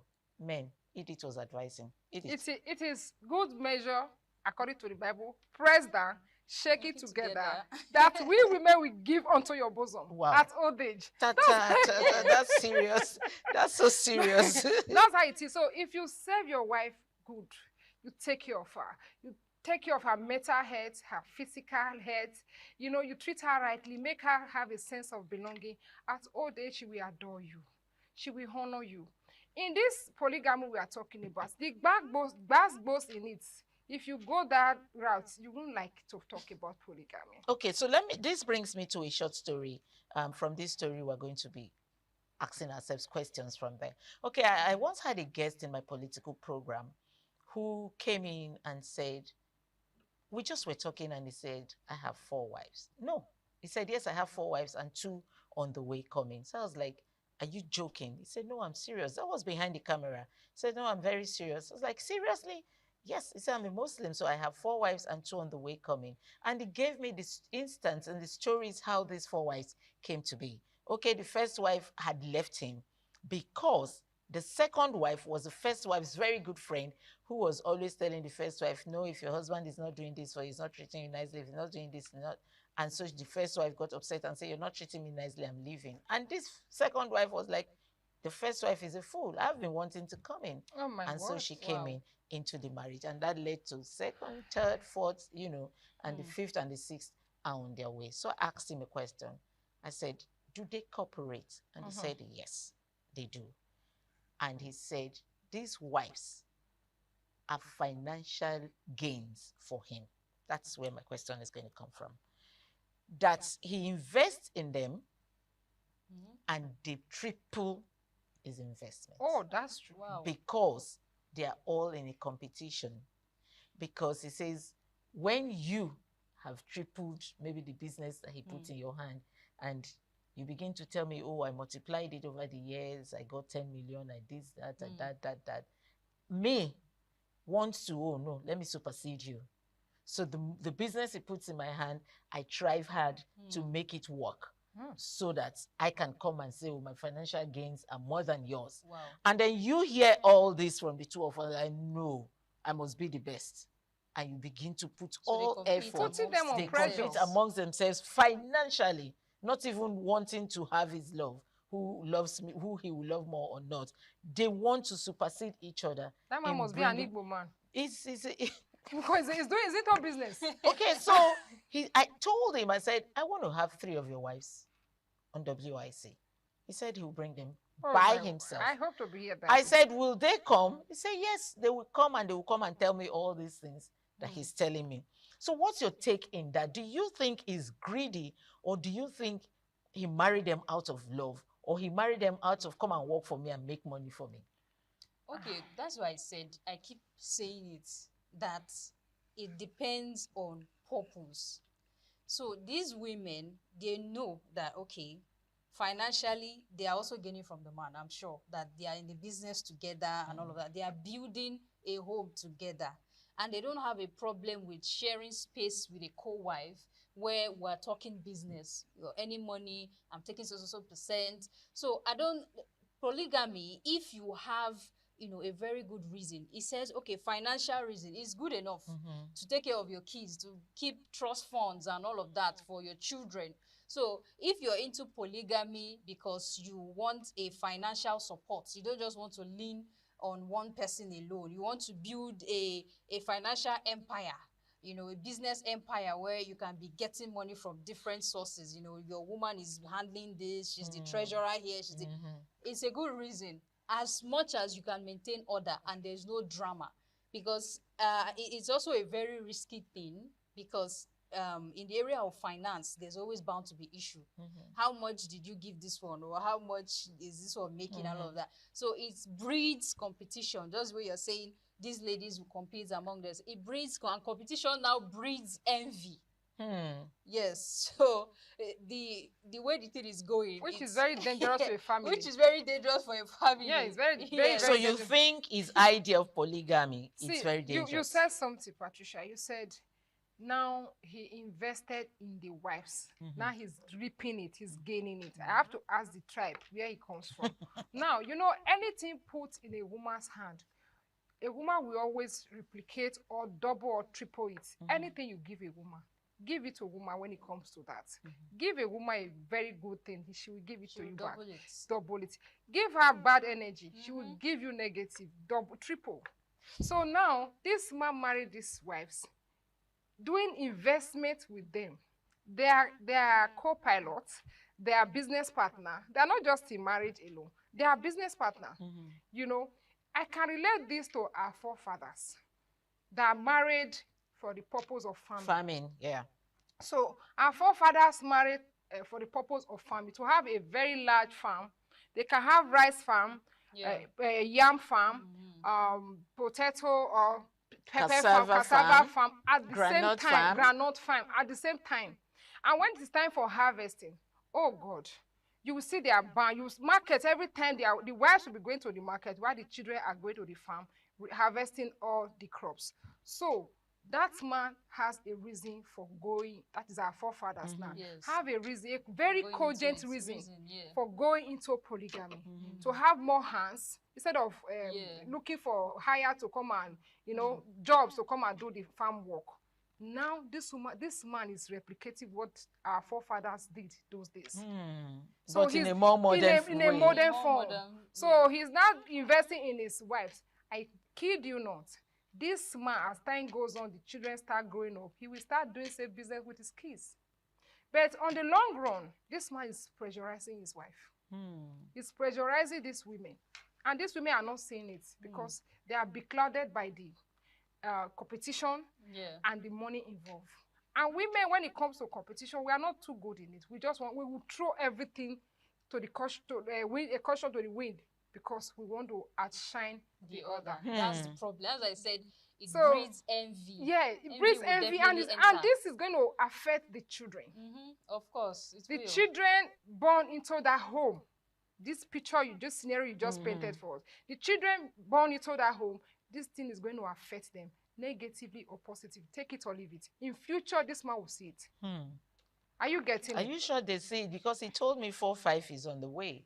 And the 4th and the 5th. How many children does he have? He wants to invest more. He's a businessman.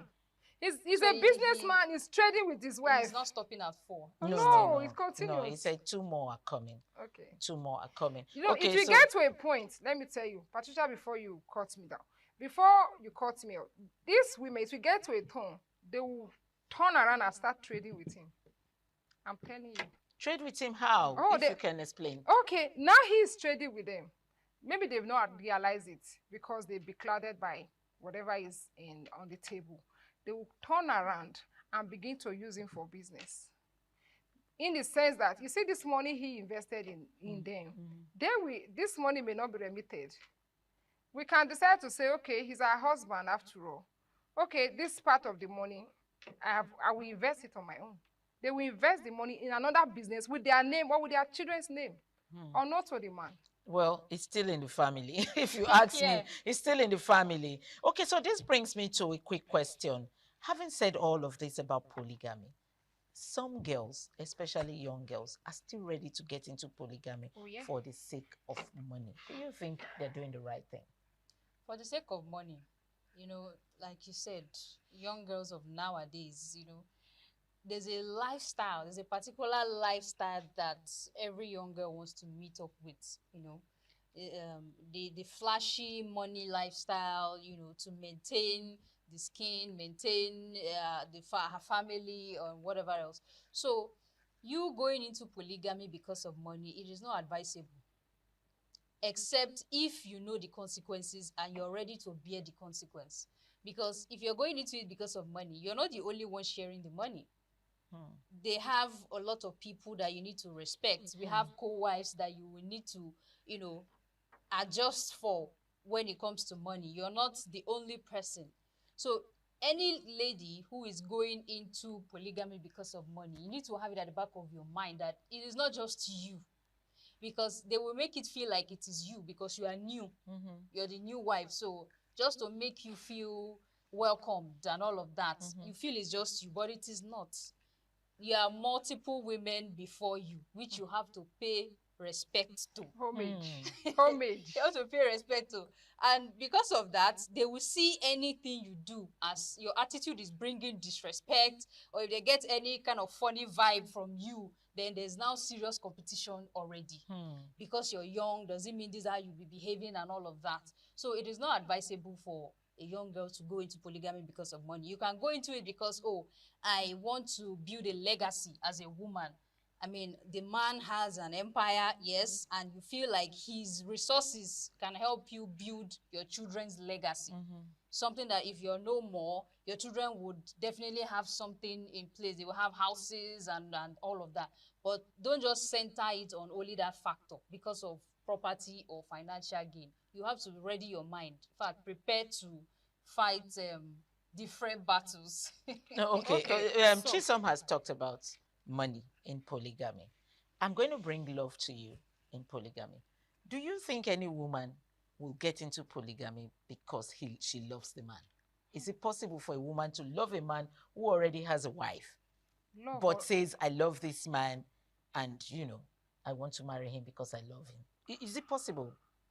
If you ask me, let me ask and answer this question. Yes. Yeah. You could meet a man that is already married, but you just find yourself loving this man. Of course. And he approaches you to want to marry you. And you decide, okay, because I love him, let me go ahead and marry him. Very possible. It's very, very possible. It all depends on the lady in question. There are some women that even love, even when they are still young girls, they've not been married. They like their men very old. So when they come, when they find themselves in this situation, I will tell you that this lady may love this man wholeheartedly. Genuinely. Not because of the money. money. Not because of the money. Depends on how affectionate the man is and how what the love the man is bringing or proposing to her. Some young or single girls can love a married man genuinely. Okay, this honestly, will bring me then some men actually also love single girls, even when they have wife at home.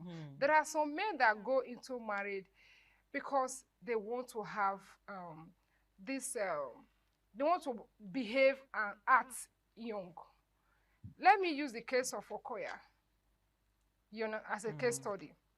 You see Okoya other wives, they're old, you know, as it should be, like him. You see, at a point, he went out to get a very beautiful damsel. What's her name again? Shade. Shade. And Shade came into the picture. As at then, I was still a young girl. I used to say, what is she looking for? Why will you go and marry such an old man? But the girl was so intentional about it. Okay, now, then Okoya was looking like somebody that wants to soon sleep. This man was soon sleep. But look at him today. He's growing younger, not even older. He's looking very strong. So men will say, okay, they want to go and marry a young girl to refresh their blood. Yes. To renew and refresh their blood.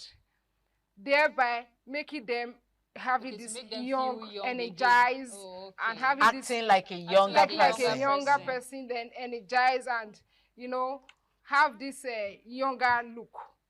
And anyway, that brings us to the end of today's program. I hope you ladies enjoyed our program today. Oh, we do. Polygamy is very large. You know, it's not a topic we want to end in one day. But I promise my viewers out there, I'm going to bring in these 3 wives so they come and share to us how they understand polygamy and how they are managing to live in the same home with one man. Thank you so much, Jason, for being here today. Thank you so much, Patricia. I really appreciate it. And thank you, Edith. Thanks for having me. Expect more from WIC. Exactly. And then when the 3 women will be here, we're going to be having a round table, probably 6 of us, because Chisom and Edith are, of course, going to be here to ask these women questions, how they are managing their home. I am Patricia Uremu Gabriel. See you same time next week. Bye.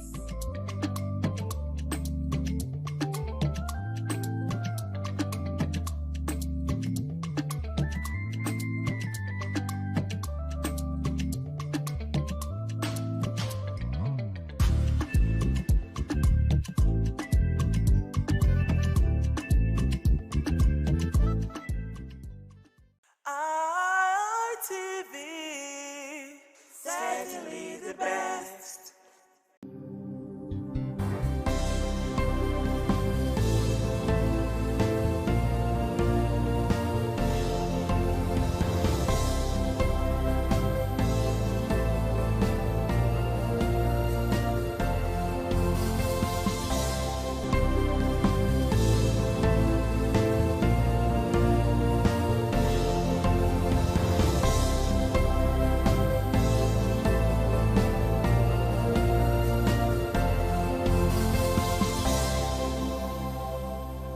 Hello there, it's so nice to have you again on the program News Review for this week. I am Deborah Iviugbefun.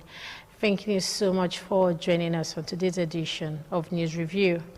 Our first report for review is on the Vice President Kashim Shettima, who said during the week under review that all governors who defected from the opposition People's Democratic Party to the ruling All Progressives Congress, APC, did so on their conviction and were not forced into taking such decisions.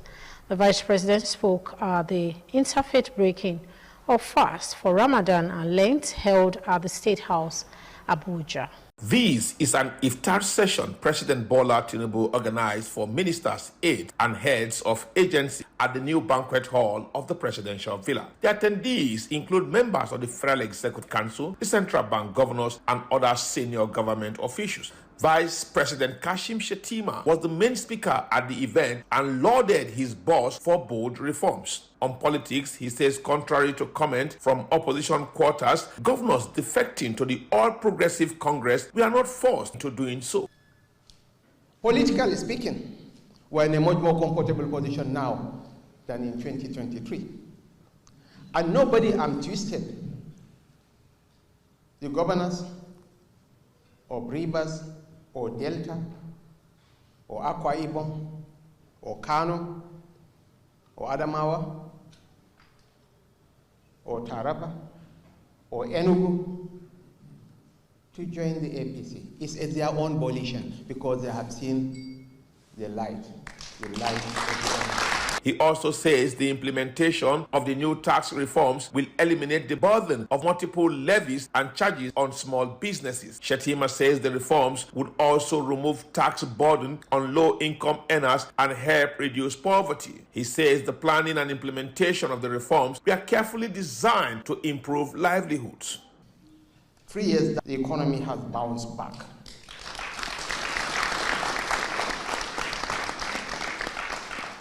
We have crossed the Rubicon and we are on a path to sustain growth.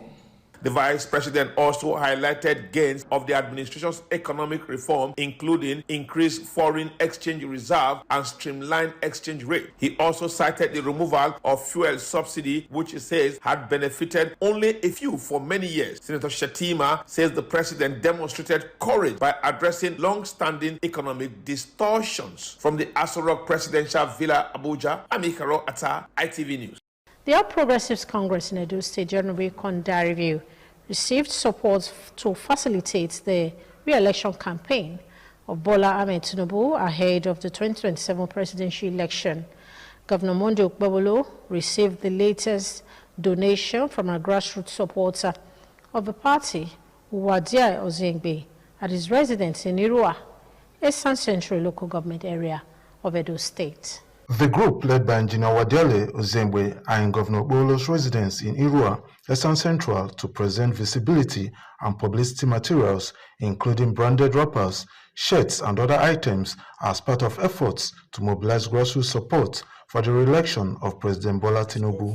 Governor Okpebholo, in appreciation of the gesture, said it reflected growing appreciation among Edo State residents for the policies and programs of the federal government.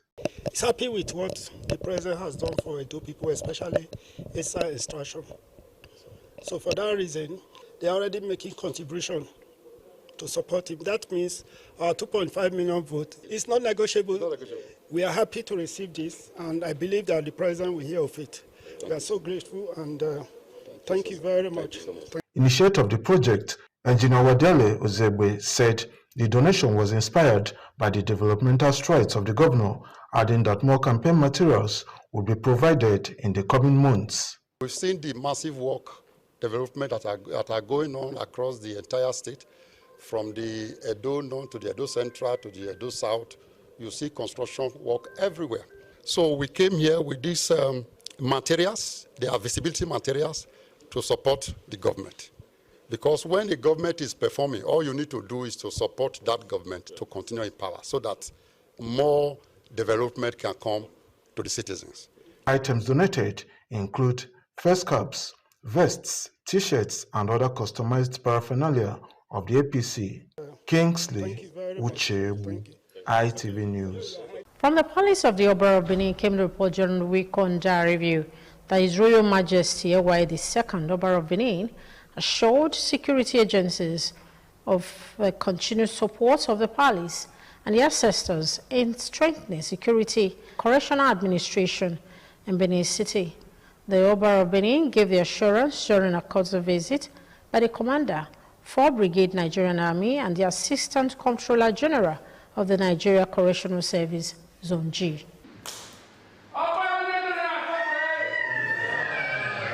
The Palace of the Oba of Benin was packed with palace chiefs who witnessed the visit and homage paid by the security officials. In his remarks, the 44th Commander of the 4th Brigade Nigerian Army, Brigadier General Ahmed Balogun, said although he assumed office 3 months ago and has remained committed to his duties, he considered it important to formally pay homage and receive the blessings of the Oba. As officers of the Nigerian Army, when we go to places and we meet people that support us to achieve our mandate of protecting the nation, it's only customary that we acknowledge such support. And that is also one of the reasons why I try to come and pay this homage to this great truth.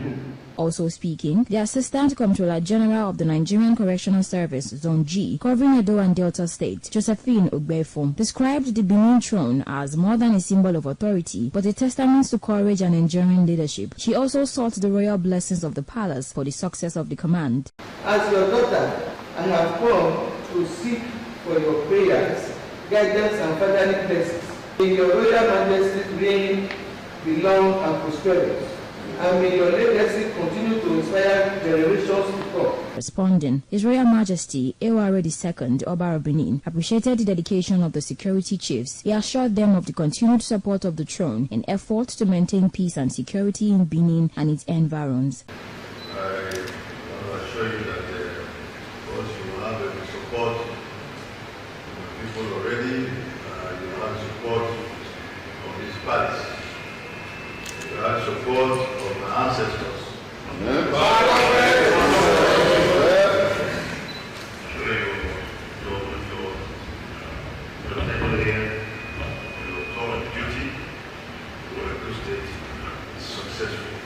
From Benin, Jola Diojo, ITV News. From Kano State came reports during week on their review. The State House of Assembly commenced impeachment proceedings against the Deputy Governor Aminu Abdulsalam Gwazo. The action follows petitions against the Deputy Governor over alleged irregularities during his tenure as Commissioner for Local Government Affairs between 2023 and 2024.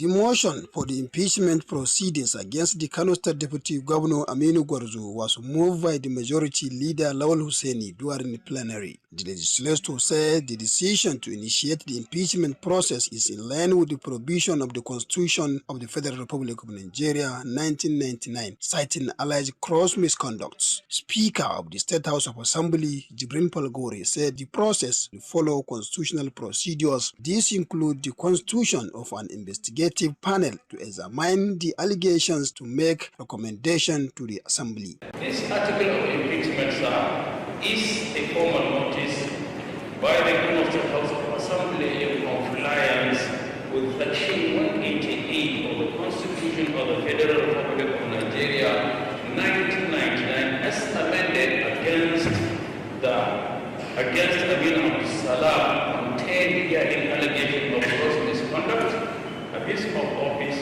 and breach of public trust arising from his actions when he oversees the Ministry for Local Government as Commissioner between 2023 and 2024, and while serving as Deputy Governor of Kano State, all of which are impeachable offences.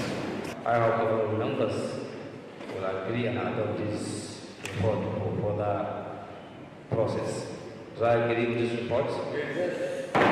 Meanwhile, the Deputy Governor, who has allegedly declined to join the All Progressive Congress after the State Governor defected to the party in February, has not recently been seen around the government house. He has now given 2 weeks to respond to the allegations leveled against him. From Kano, Abdul Ibrahim, ITV News. Also in the week, President Bola Ahmed Tinubu ordered the Federal Airports Authority of Nigeria to immediately suspend the controversial cashless policy due to traffic congestion at the airports nationwide. Aviation and Aerospace Minister Festus Keyamo announced the presidential order while briefing journalists on the outcome of the Federal Executive Council meeting presided over by President Tinubu regarding his ministry. For me and the agency, we actually thank Mr. President for this laudable initiative. The fact that the President is not just taking federal government initiatives or policy rollouts, but understanding the nature of every environment. He saw the traffic gridlock that we were having as we were rolling out the cashless policy, and in his good nature and understanding of our environment, took it upon himself to ask us to revert back to status quo or the hybrid approach. That's what we're doing. So this is a win for the industry. About coming Edo State, we told you last week that victims of epileptic electricity supply in Benin City again urged the management of Benin Electricity Distribution Company over what they described as lack of urgency and compassion in addressing the lingering electricity supply challenges in Edo State. This followed a stakeholders meeting convened by the Governor of Edo State, Senator Monday Okpewolo, aimed at finding lasting solution to the power crisis. A meeting some participants say yielded no immediate effect.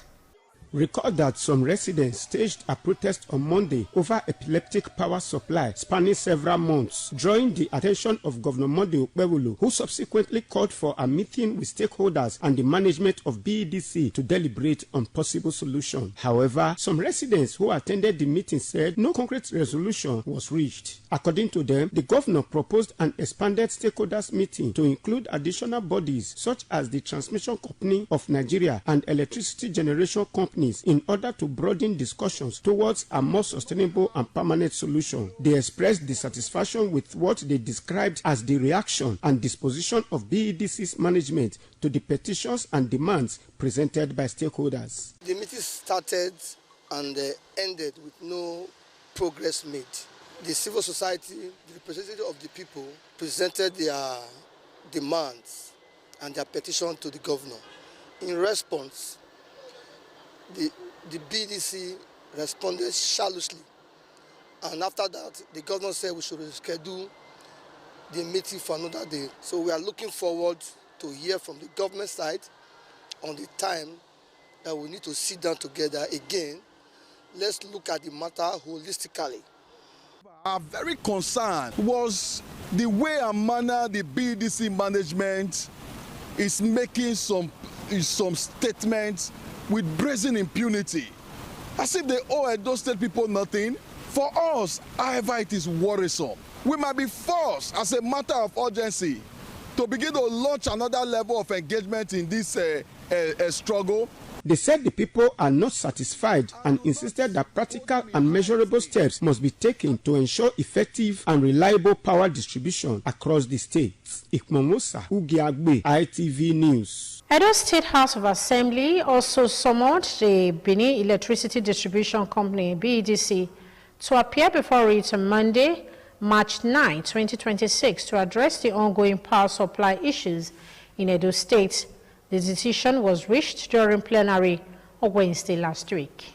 The meeting of key stakeholders in the Nigerian electricity market convened at the instance of Governor Monday Okpebholo followed Monday's protest against BEDC over incessant power outages and related concerns. Spokesperson for the civil society organizations, Comrade Emmanuel Ogbide, listed the issues that triggered the protest to include epileptic power supply, alleged illegal charges for the installation of prepaid meters, estimated billing, and alleged plans to increase tariffs under the guise of Band A classification, among others. Your Excellency, there is a Nicodemus style by BDC to increase tariff of Edo people as it is today in the guise of Band A, such that household users, which are the ordinary customers who do not use power for business purposes or commercial purposes, are migrated to Band A unsolicitedly. The acting managing director and chief executive officer of BEDC, Engineer Jonathan Lawani, who noted the absence of the Transmission Company of Nigeria at the meeting, explained that BEDC requires about 760 megawatts of electricity to effectively cover parts of the state, but is currently receiving approximately 260 megawatts. The chain is a long one, but we accept all this completely because we are the last phase that you see. BEDC have no right to introduce tariff, neither Band A. We work under strict regulation. After listening to parties, Governor Okpebholo directed the State Commissioner for Power, Barrister Paul Usembo, and the Director General of the Edo State Electrification Agency, Saturday, Egbadan, to convene a broader stakeholders meeting to further address the issues raised. So they have to explain to us, and we have to look for a way forward. Then I also want to appeal to Azora. Their light is not here in Edo State. Taken to Ondo. We need to appeal to them so that they can extend their distribution to Benin. A major highlight of the engagement was the presentation of a position paper by the civil society organizations. From Benin, Kingsley Uchebu, ITV News. In case you're just joining us, the program is News Review. We'll go on a quick break. When we return, the program News Review will continue. Please do stay tuned.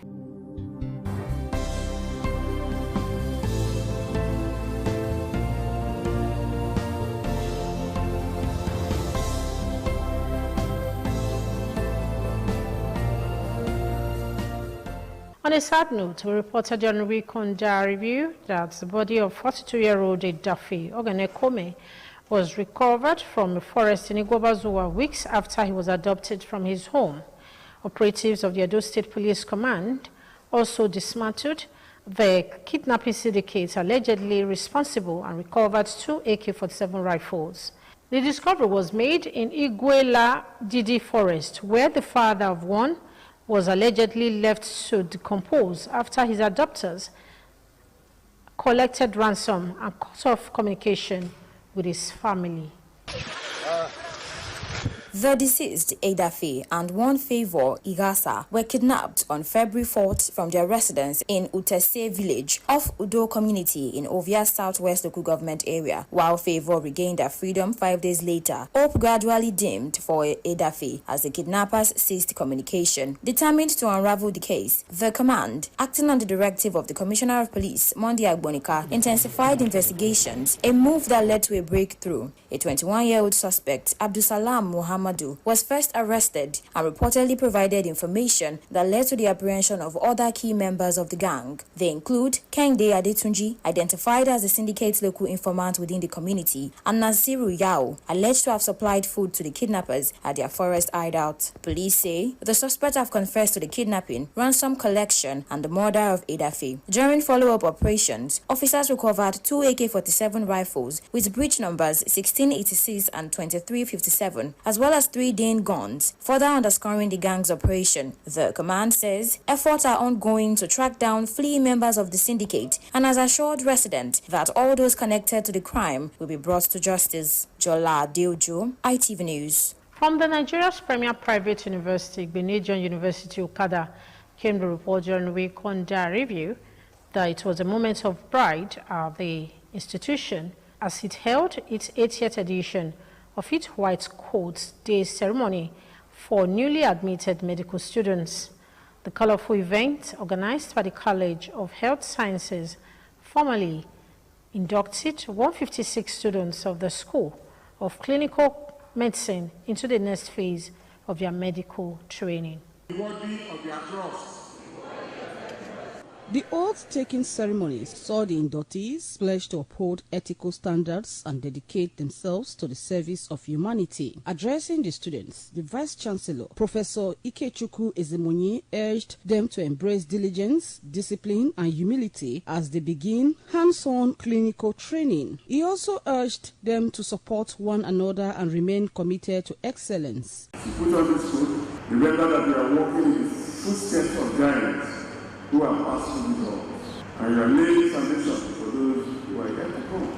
In their separate remarks, the Dean, School of Basic Clinical Sciences, Professor Taiwo Balogun, and the Provost, College of Health Sciences, Professor Dominic Osagai, harped on the need to maintain high ethical standards, integrity, and professionalism in the medical profession. As physicians, we must live a life of uprightness, of honor, and humility before our patients. We must have a passion for your calling into our great medical profession. Students have commenced clinical training and are already beginning to have contact with patients. They have done the doctor posting. They are now into pathology as well.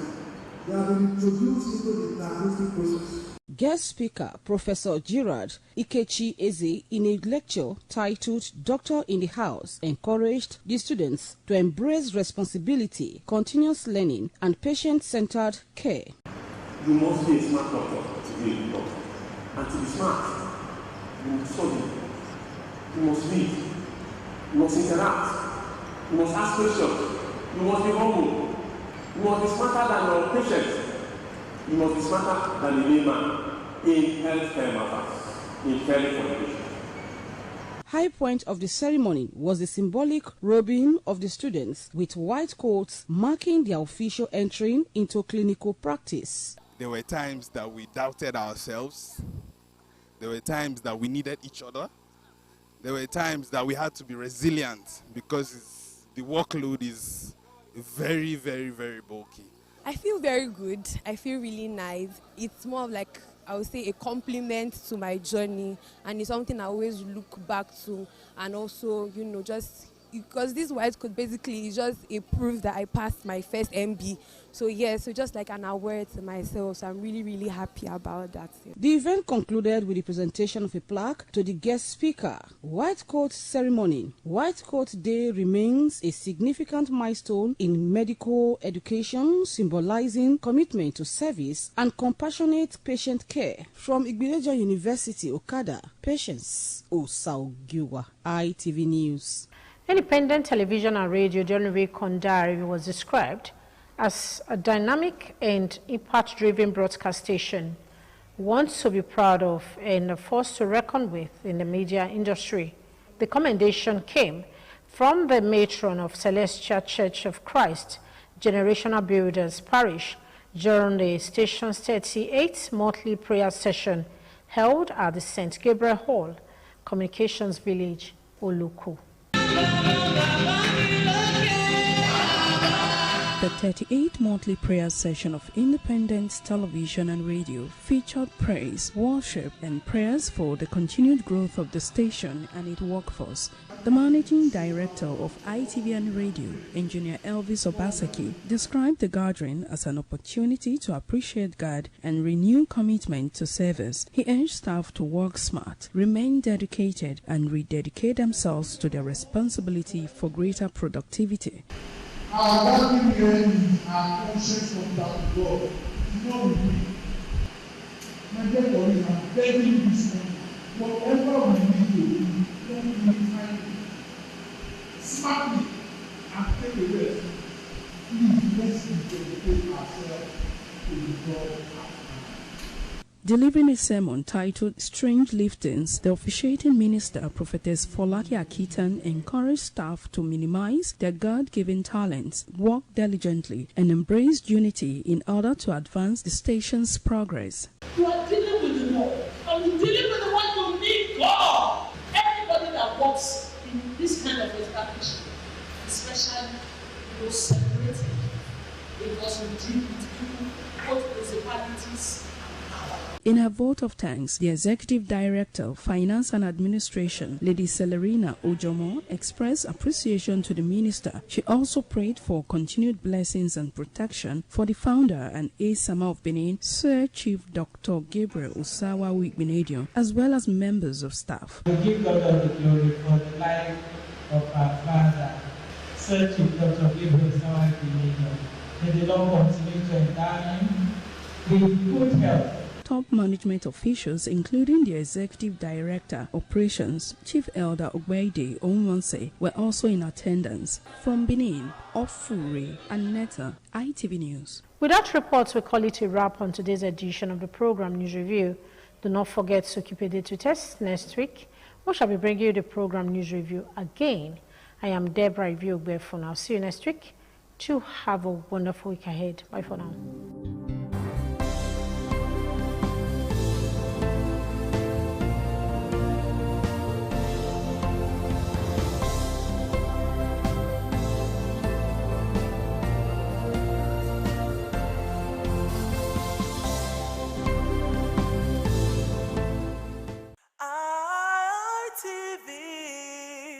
Certainly the best.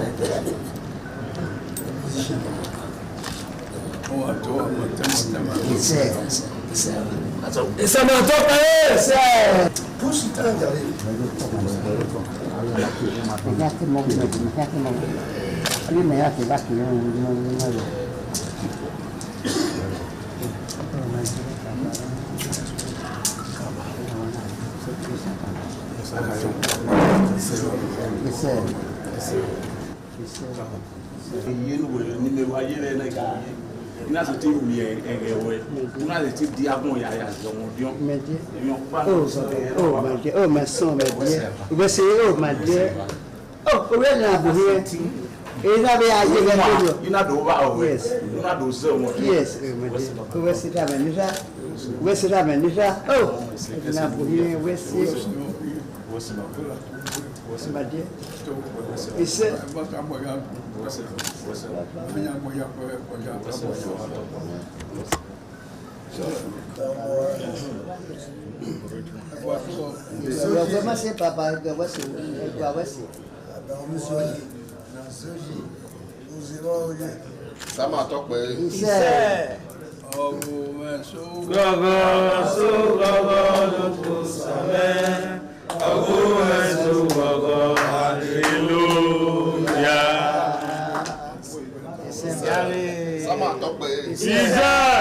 Wayagi makpame samane.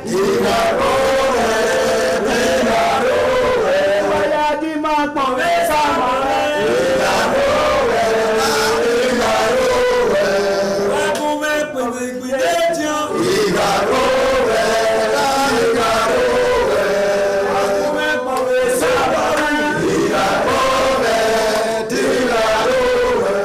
The Esama of Benin Kingdom thanked the new Edion for visiting him and advised them to always abide by the rules and regulations of their new positions. The Esama urged them to indulge in what will continue to bring development and progress to the community. When I say it's your job, I went to us and I know what I will. Yes, Papa. Caliban Wagina Kono, no wisdom. Upedio. Baba. Eko mwana sewa. Ewa ya lote nete dirwe asewa mafoma. Awe huwe nini. Ejo wuki. Ejo na wele. Ejo na kulupe. Ejo na mnuri ya kwa ewa kiwada. Bawe kwa ba. Ọjọ́ wèé kájẹ́dé nẹ́nà ayájẹ́wò yìí wà wíwú àjẹ́wò náà mọ̀ náà máa ṣe lọ́kọ̀ ayé.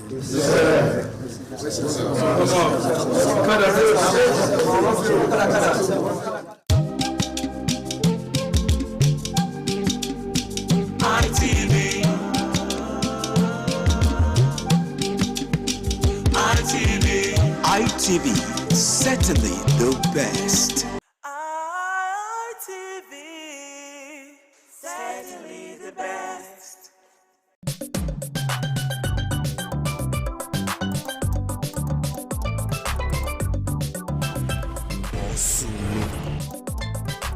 Waiting day up. We go back to summer. We go back first. And we go back wire. Solidarity forever. Solidarity forever. We shall always fight for our right. Solidarity.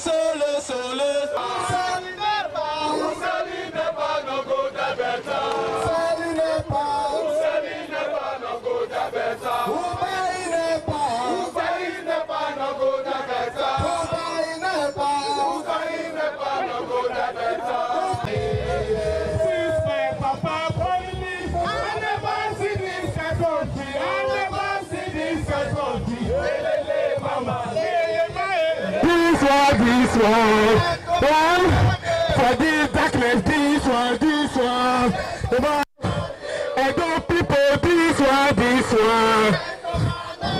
Niger Delta, this one, Ilebe, this one, yes sir, this one.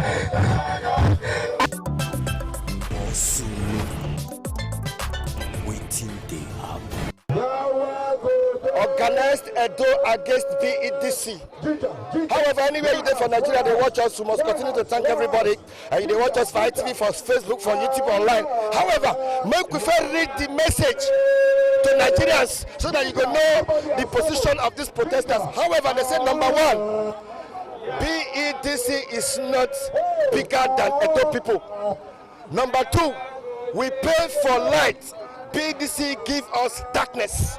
Not be me talk about what the activists that they talk about. Number 3, I say end estimated billing now. The 4th one, Edo people no be Father Christmas. Number 5, BEDC sell meter between 150,000 to 400,000 naira. And number 6, Edo people now responsible for buying transformers, poles and wire. It never finish, come see this one. It never finish. People pay to maintain BDC equipment. Okay. Say no to bulk billing. Number 9, the level of extortion of BDC in Edo State is too much. Number 10, no lights, no bill. Number 11, Edo people can't continue to pay for darkness. Number 13, no to tariff increment on solicited migration to Brand A.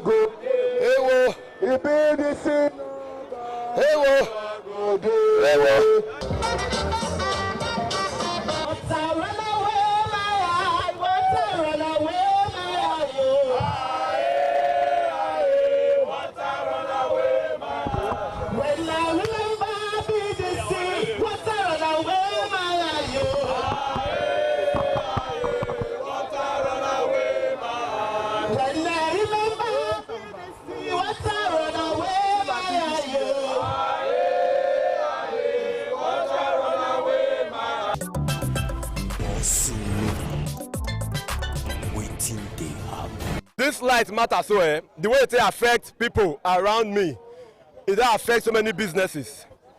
It don't make businesses close down. Profit where they make initially, that profit now they use as they buy fuel. And that fuel in question, they don't even see gain again. And let me tell you the thing where they make me the best the more. Be say that business what you do now, you know if you even increase that your money, if you want to increase your money for your business now, your customers go leave you. They'll go patronize who they get light steady. So that one our fact. Now you go lose customers. The same time now you go to think how you want to shut down your business. Now let's go to the aspect of psychological effect on this light. Children now we're supposed to sleep for nights. When fans supposed to they blow. They not feel how far blow them, mosquitoes go begin chop them. That pikin now, if they break, he go school now. He met when he be say they use light sleep. Those one not go to learn properly. He go to feel sleepy for class. Because why? He not get proper sleep for night. Now let's go to the mental aspect of this electricity. Mental, my brother. Now make I tell you, as a father of a home, how many fuel you go fit buy? If you be say you dey give your wife before 10,000 take cook soup, now you don't dey buy fuel every day for 4,000, 3,000, 10,000. Oga, that your wife money wey you dey give her to take cook soup, e go reduce Hey. As e dey reduce, you yourself you dey think. As you dey think as a man, your wife even dey see you finish. You go dey feel say that you no fit provide again because why? No say BDC don put you for tight corner. You don't choke out like this, so they don't put you for choke out. All because say no light. No because you don't get money to pay for your light bill. You get money to pay for light bill, but they don't give you light.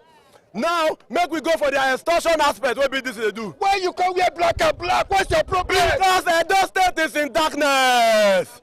The heartbeat of Nigeria don't turn to the heartbeat of darkness.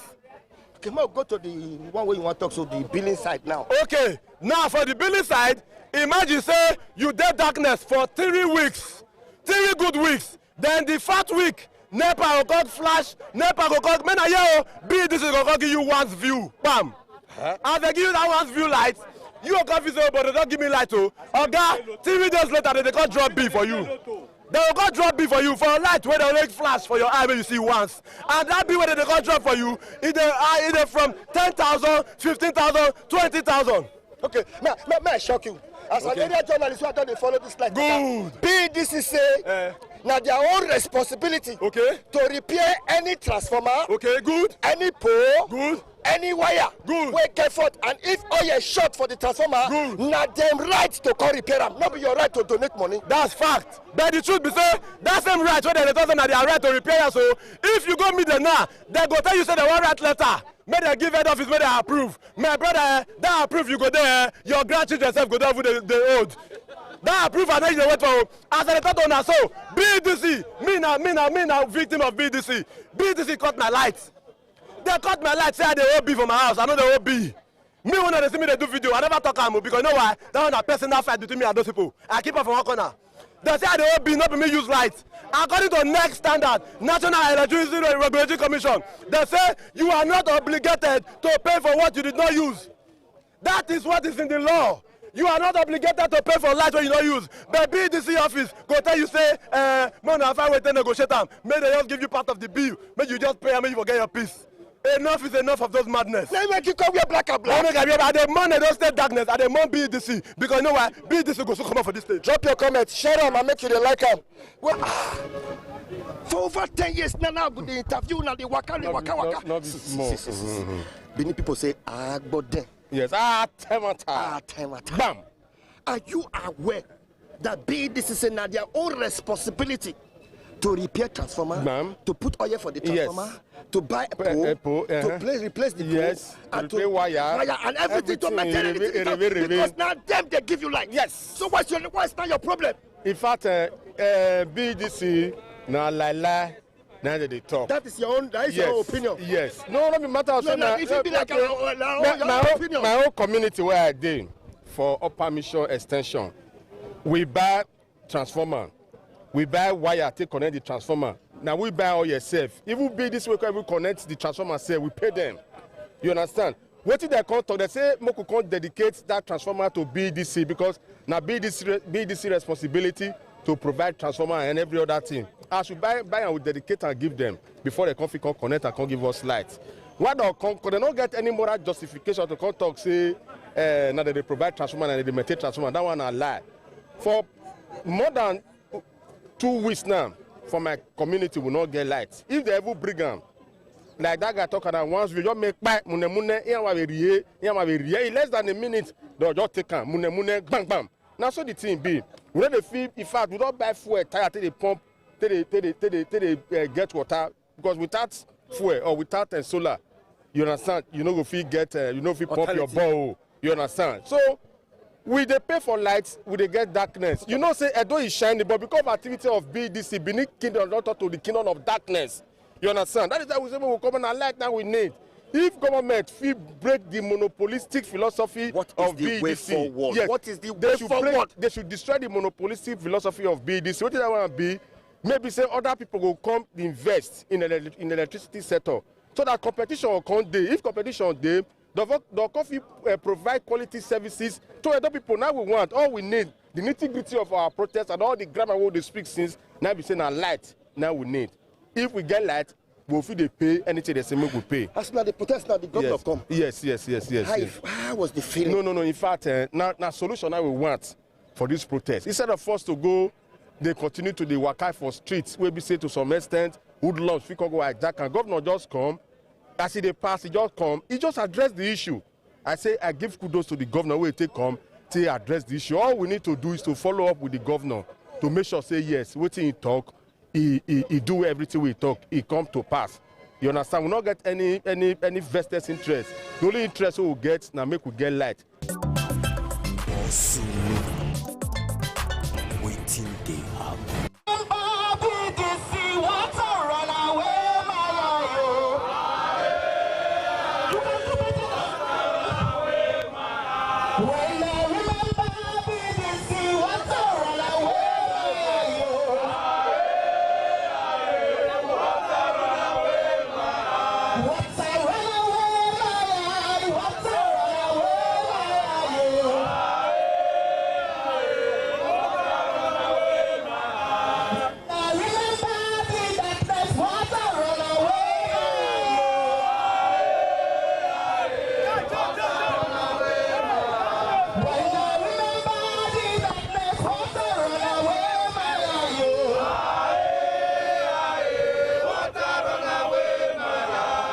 My brother, see, for where I dey for Sapele Road bypass, we first dey manage get small light at least. Small time they come say, because initially we first buy transformer. Small time now they come they tell us They want carry us go now by force. So say everybody must pay 20,000. We can kukuma pay. Apart from transformer what we first buy. Transformer what we first buy because the connection. As we did so. Whether na band Z we dey, whether na band Q we dey, but wetin I know say we dey, we no dey band A. And the highest fraud with that because I no go fit dey buy card every 2 weeks of 10,000, 15,000, and e no go last. I no go even see light. The meter dey run, light not there, and they say na band A. So this one na the new scam, the new 419 when they decide bring come, and we say we know, and they go stop am. BDC can use their brain, help themselves. They will be making money instead of cheating innocent Edo. So that is my advice for them. Thank you. Thank you very much. What concern you for this matter? My brother concern me well. I affect you. All this BDC, they be proper to us. Some place that they set tariff 250 naira. Why some place that they set tariff 100 naira? Where the difference is? Where they say they put bank A, that they set tariff for the 250 naira. Where they say all those one don't get special treatment, that they set tariff 100 naira. Where you stay for your house, I'd like to be for that. Like no do. On Saturday, yes, 600,000. Now take go buy generator. May I for feed the pump water, take the bath. For doing winner. You go buy gen. I go buy gen. What I go do now? Taking of the monopoly of BDC. BDC is a private company. Yes, so why we have only BDC? If Oshomo not work again, may we get many other alternatives like Oshomo, get like five distribution generation companies so that BDC go just fizzle out. They go just melegue. They go just they go just come out. If I can't get better services for J&P, for example, distribution company, I can't get better light. I'll go BDC again. I can leave BDC now. That's it, just reach. So, but for BDC, like God was saying today, this protest was tagged Ozeba protest. It was tagged Ozeba protest. Maybe they don't go take governor, or maybe I don't know. Governor saying just stumble come, but anyhow, we don't know that BDC today use but for us. They're happy say the governor respond. They're happy, but that Ozeba be sweet us. You don't think the Ozeba? We will go to the office. We go to poo for there. We go to cook there. My dog go there. We will carry canopy. We go to sleep the office. Ozeba.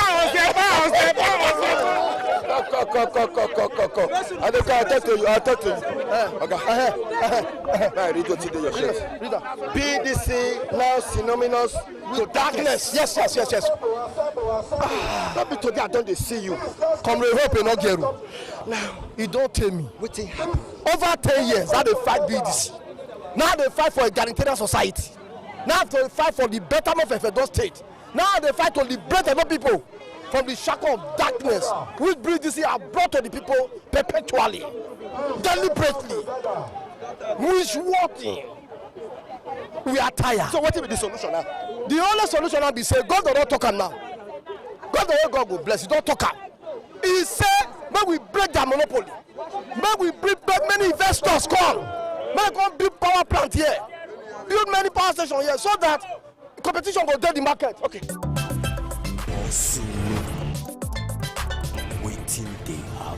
BDC matter, I be like tortoise we not they finish for story. It be like tortoise we not they finish for story. Oh. Before you go say they're good, now you go see and see the thing. You don't go let person understand. But now they are listening at the monopoly, now they cause some. How it they affect your people? How it take affect your people? Now be the cocoa. We need to know how they affect the people. Because some people don't talk say that they pay for transformer, that they buy pole, that they pay for the services. First, the total darkness is the grand economic activities. Businesses for this country and for this state. I don't want to be the primary of pains where it did. You know, say this fuel matter. Not be everybody. They feel they buy fuel. We don't take power their appliances. I've been a vulcanizer. Which one again? Who they use fridge for us? No, you're not going to see cold water. How many people now solar they don't put for their house now? And to put solar na million. Okay. If to say government fee reduce import duty on solar, they want to go help. It just be like borehole now. People know they wait for water corporation again before they put their install their borehole because e no too cost. But the cost of solar too much. That is why solar wey go carry a refrigerator, e go come carry AC and other appliances come dey pump water, na million. The problem wey BEDC get, wey go pay you per be say even in all this darkness, every of their equipment wey you by yourself buy, they go carry am to themselves, like transformer, like cables, like poles. You go contribute to buy am. They go carry am to themselves. That one not enough for. After all this sacrifice, we una make, una not go see the lights. Imagine when community no get a transformer at all. The BDC go content them say they need to buy themselves, contribute money, buy transformer. They will buy the transformer finish, buy more cable, buy poles. At the end of the day, BDC go say if they no submit to them, make they can take ownership of them, say they no go come install them. Those ones, without having a choice, they can't compromise, hand over to them. And after doing that, BDC will constantly tell them, say, they need to give them like 50 million for installation. They have no choice, they will still comply. At the end of the day, they will just flash lights. And that first month when they install that transformer, so they will collect money for B. They are giving a whole lot of persons when no get this prepaid meter, estimated B. Meanwhile, they bring light for only 15 minutes, and they do that like 3 times in a month for those who see the light at all. But every end of the month, they have the impetus, the temerity, enough courage to come out with their big belly, eating free money as if Edo people are for the Christmas. Whether they go house to house, they collect money will not be their own. You know.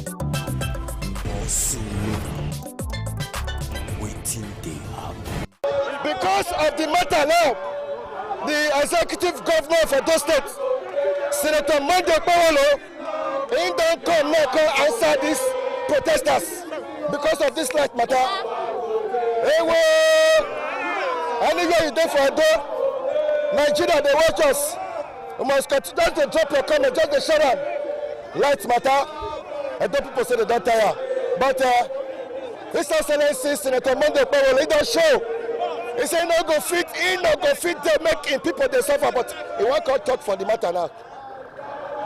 Hey, well, that by the governor of Edo State, Senator Monday Okpewolo, he don't show to put mouth for the matter. Why not? Respect, sir.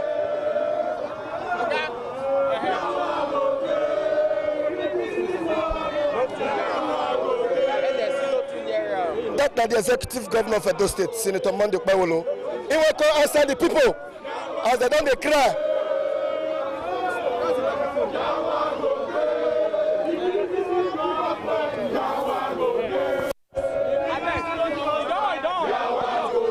Thank you.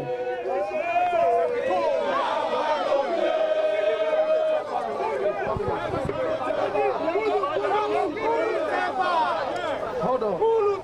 Sorry. Can you face the camera? It's a nacho. Kulu kulu. Wider. Coordination. Wider.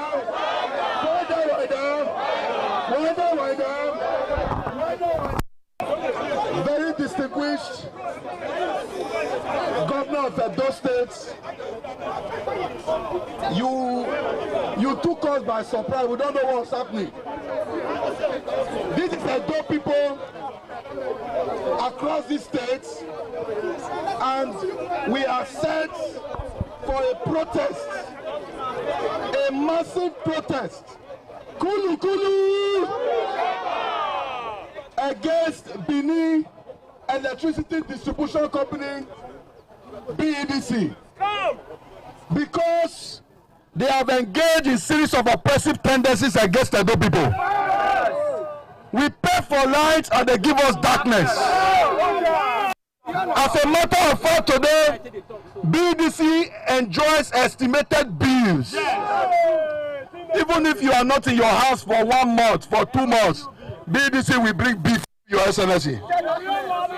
Your Excellency, sir, as it is today, communities will put monies together, they will buy transformer, they will buy poles, they will even buy wire, so that BEDC can connect them.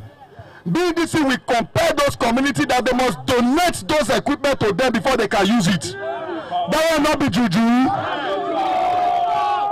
The community will comply, Your Excellency. BDC will still ask them to pay between 10 to 15 million before they can connect those equipment. And immediately they connect it, that month BDC will bring bill for them. Your Excellency, sir, the free meter distribution that is supposed to be going in Edo State, we challenge BDC to publish the names of Edo people that they have given it to. Meter is between 150 to 400,000. Yes. All of these things, Edo people said they are tired. Yes. And we know the efforts that Edo people is putting together to make sure they pay their bills. Electricity bill is almost competing with minimum wage for one room. BDC has been doing all of these things, and we say we are tired. The reason why we are out today, we wanted to evaporate from this place and condense in BDC office and occupy that office, so that while Edo people are losing their thousands, BDC will be losing their billions. We look back and we surprised that the governor of Edo State suddenly entered here. Maybe you want to join us in this protest. And we'll be very happy. We'll be very happy if you join us in this protest. That is why we are here. In Soweto. Thank you very much. His Excellency will respond to you. Thank all of you. I was just passing by, I saw people gathered in this place. I was trying to find out what the issue is. They said, yes, you people are protesting. I said, yes, we are all youth. Is that not so? Yes. Are we not Edo youth? Yes. So I've come to join you on the protest.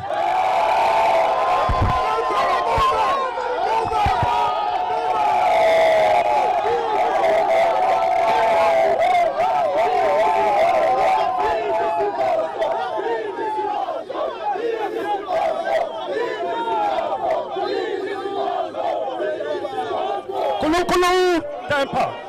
Kulu kulu. Kulu kulu.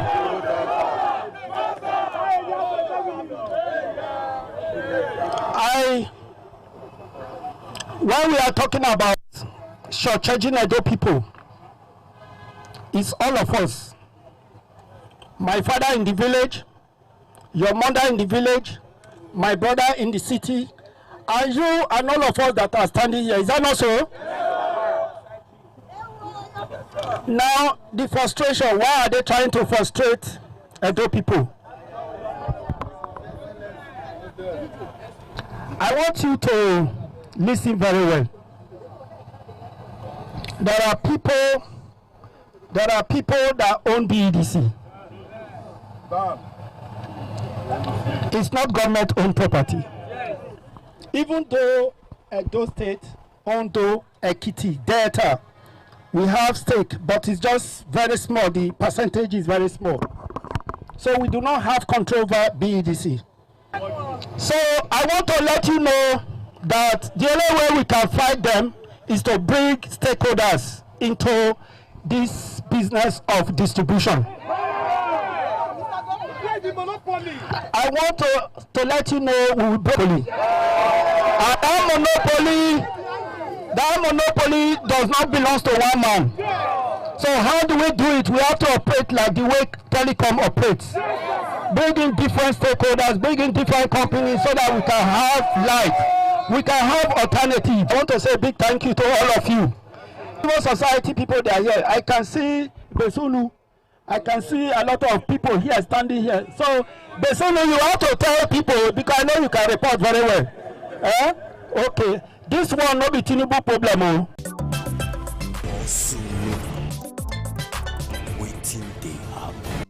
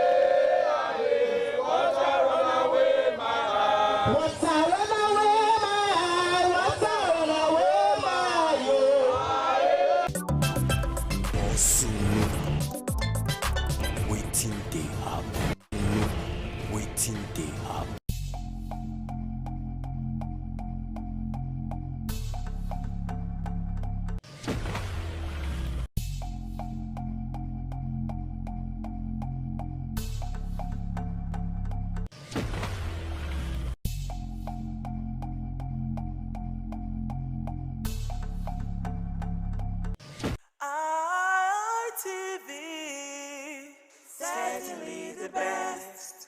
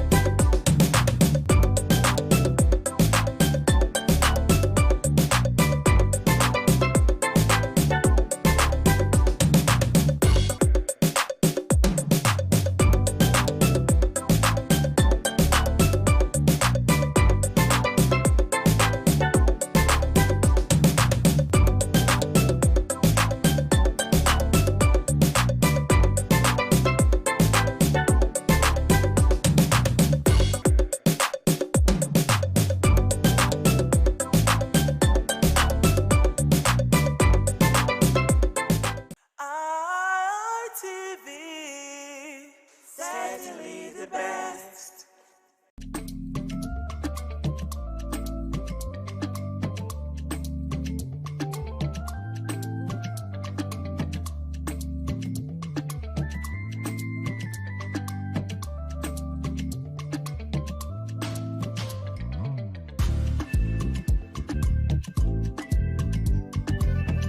Hello and welcome to Women in Conversation. We call it WIC. This is a table where the women sit down, we talk, we discuss things affecting the society, not just the women, things affecting the society, but mostly narrowed down to the women.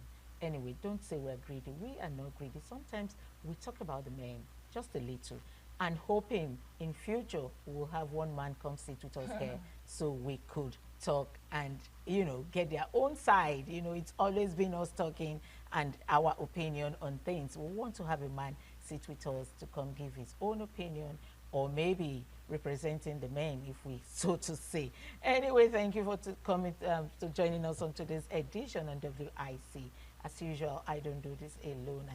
I have in my house, in the house, my women. I have Edith Majidomo. Edith is the CEO of Golden Touch Collections. Golden Touch Collections. If you see her, you know that she has a golden touch on fashion. Oh my gosh.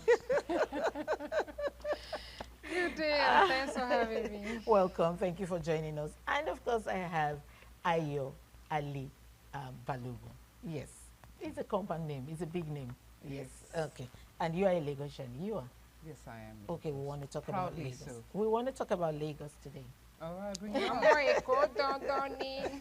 Actually, we say Omo Eko Pataki. Omo Eko Pataki. What does that say? What does So it it mean? means an eminent Lagosian.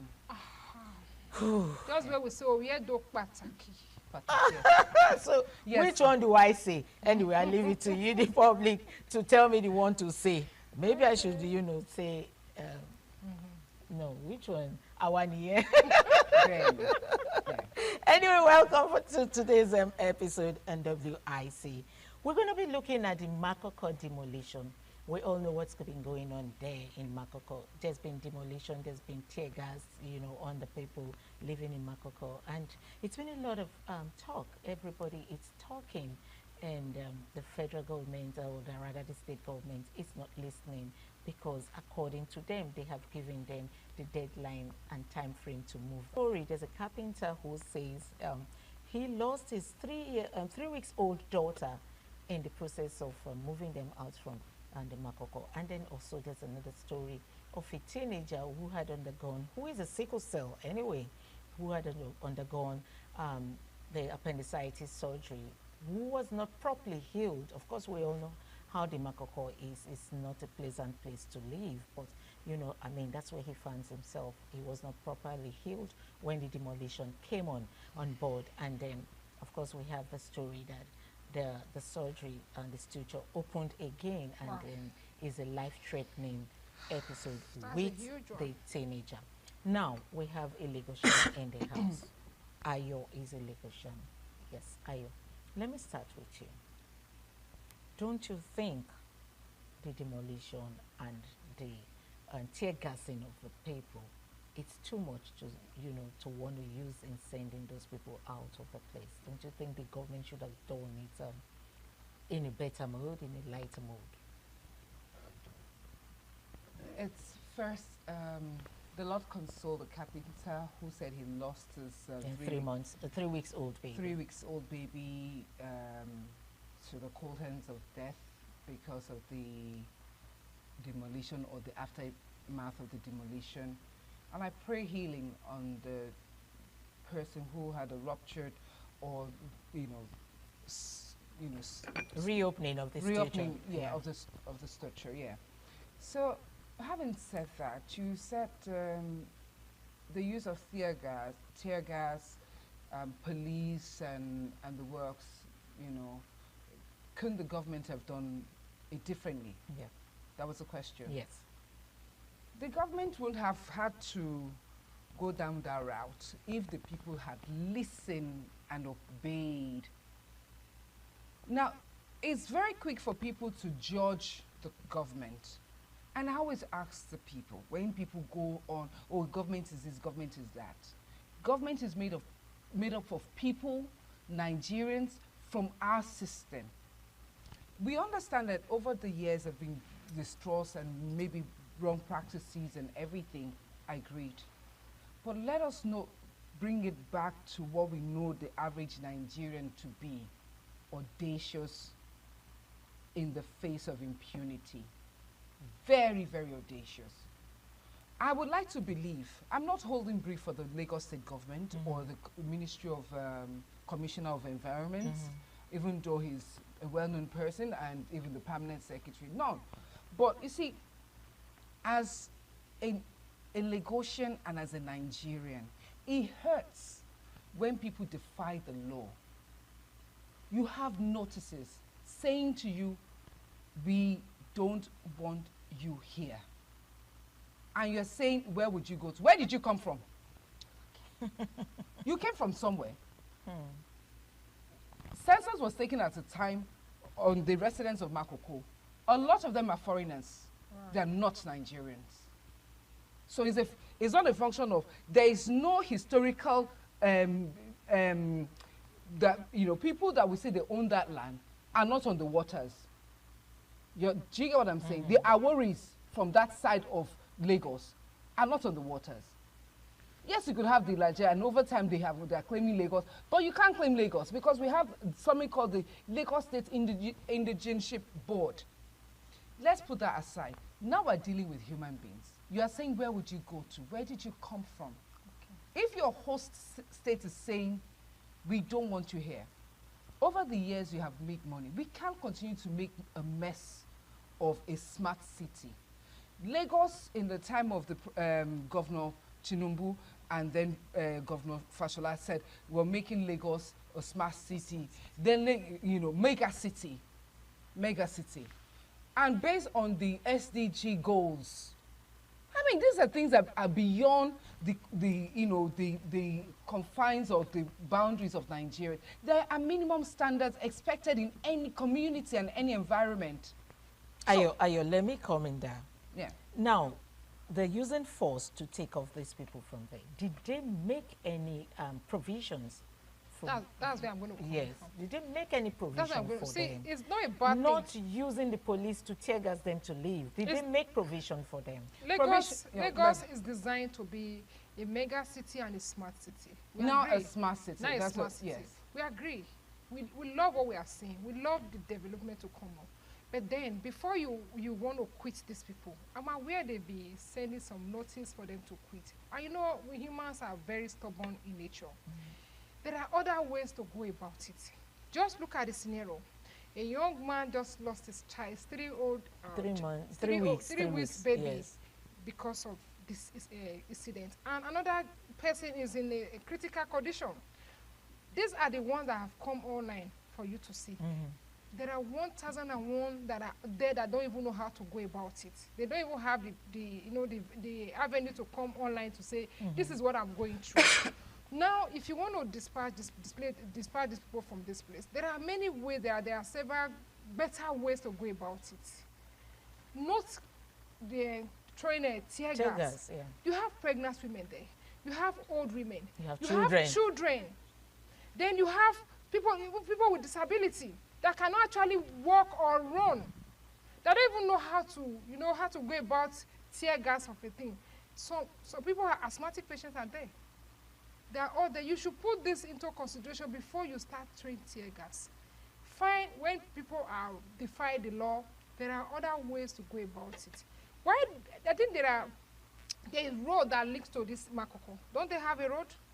I would have preferred they have a block. They block the road, so people cannot go in or go out. You know, they should have prefer a better way rather than this way. Harsh way. It's rather too harsh. If you ask me, it's rather too harsh. Then, when you want them to leave Makoko, these people have been there for years. I'm aware of that. I'm not a Lagosian, but I'm aware the people have been there for years. They have old women, grandchildren, and all that. They have schools there. Did you have a place for them to stay? There should be a plan B. Okay, we are moving you guys from here to this place. Even if the other place you have for them is not convenient for them, at least they have somewhere to put up. At least they have somewhere to start from. To start from. Like you said, they are not Lagosian. That during the last census, they discovered some of them were not Nigerians. Fine, they can still go to their place from there, not from the water. Are you getting it? I'm digesting everything, and I have responses for everything. Okay, let's have your response. Okay. Okay, so first, the young man who lost his child is quite unfortunate. But if the average Nigerian who is obstinate and continues to defy the law values his or her life or property, you do the needful. You know, there's something we say in Yoruba, Ojeja, you dare the law. And this is my personal opinion. One thing I know for certain is that I, as a consultant, management consultant and trainer, I work with the public sector a lot. Okay. And I know a lot of the interventions that are put in place. You also said that you are aware that notices have been sent. Let's take, for example, somebody is taking over your space. You have warned and warned and warned and warned. Would you appreciate the police coming to rub the person's head and say, please, can you just get out? You know, we're trying to have assurance. Oh, no, you are getting it wrong. I didn't say... No, I'm not getting it wrong. Okay. What I'm trying to say is just that I understand that the use of tear gas and all of that, if they valued your lives, see, your life is your own, no duplicates. The average Nigerian would display impunity in such a way that it would irritate you as a fellow Nigerian, would look you in the eye, and even the police. So the RRS, the task force, beyond being the Nigerian police, are trained on certain things. They won't just go in without the expert say so, without putting human face to stuff. That's one. Two, you will relocate people who are ready to negotiate with you, or people who you are taking part of their land, or who have experienced disaster. You will relocate them. Lagos State have IDP centers in Lagos State. Are you aware? I hear, of course. So when people that's okay, road is taken, we have to demolish this place because road has passed this place, kiniko. they relocate such people. Where you have natural disaster, they relocate them. But people who have built houses on canal, and the government has come to bring down the houses, will tell the government to relocate them. Or the people who have encroached on the land of the people and the water space of the people over the years. Makoko matter is not, even when as far as not just today. Not just today. So you can see the obstinance of the people, determination. They started by maybe a few houses to 100 houses. Now it's so littered that it's an eyesore. Lagos State is working hard, expending so much money to be the smart city that you and I, who pay taxes, are proud of. Anyway, ladies, I see that we can't come to an agreement on this, but my take is there should have been a proper way of so when you say proper, I need you to explain what you mean by proper. Maybe providing a space for them to go. You know, the Makoko we're talking about, it's not as if these people are comfortable. Do they make money? Well, is it enough to take them, go rent a house? Hello?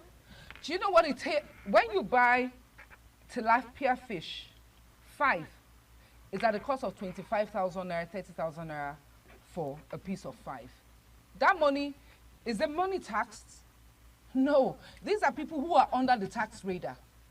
These are people who enjoy the benefits of free education, free schooling. And you're now talking about free housing. The least they can do for themselves is to put some money together and go to a proper place. Okay, we're going to be going on a break. When we come back, we'll continue on Makoko and then other topics we'll have lined up for you today. Please stay tuned.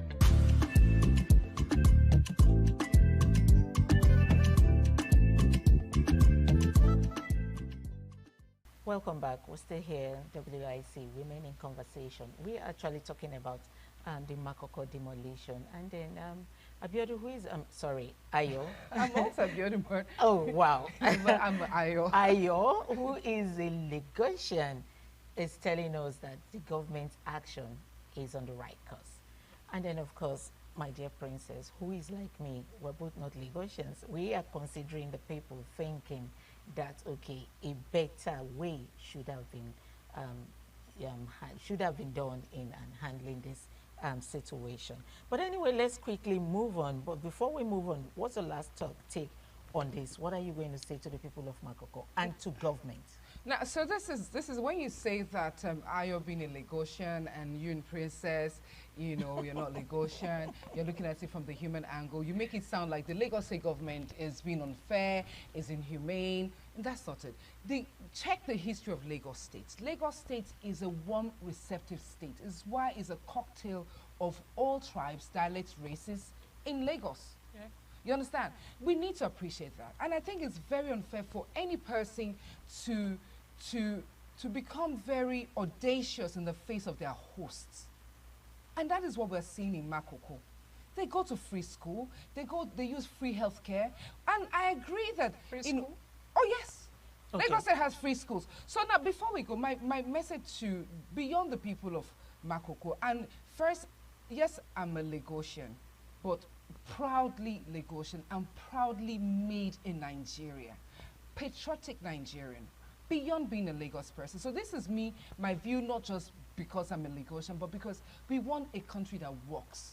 And if a country must work, rules, laws must be abided by. I agree with you that human face must be put away. But when you say they should be moved appropriately, how appropriate would you move someone who is ready to fight you for you wanting to claim back your space? They weren't fighting anybody. Nobody fought anybody. That is they did not actually fight anybody. They were not giving opportunity to even come close to them. They were tear gassed unaware. But they took them unaware. They have been told over time, several times, to leave the place. That doesn't give them the right to spray tear gas on women, on pregnant women, on people that have health issues. I understand. Doesn't give them that right. There are proper ways, or there are other ways to do it, or to have done it to avoid the disaster that we are seeing right here. I believe you are not so happy with what you are saying. No, You're to not be happy honest, with I'm the- not happy the- that the people were obstinate. I'm not happy that they forced the government to do that. It is not the will of the government to attack its people or to punish its Nobody people. can actually No. fight government Okay, face to okay, face. ladies. You know that. No, but you let's, can. let's come to. I just asked one question. Yes. What are you saying to the people at Makoko, and what are you saying to Lagos State government to, be able to move them peacefully? So, to the residents of Makoko, not the people of Makoko. The residents of Makoko. Good. Okay. Yes, the residents of Makoko. It's sad. She has just appreciated. Okay, the residents of of Makoko. Makoko. It's a sad that, you dared the government and forced the government to be heavy-handed with you. However, I beseech you, for the sake of peace and continuity, to move on.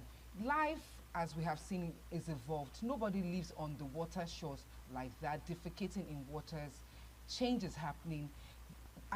Technology and all of that. Let's latch on that and do our fishing with dignity. Let's do our fishing with dignity. Lagos State government, I want to say a big shout out to you. And then yes, I agree with my sisters that maybe we could do things. There's always room for improvement.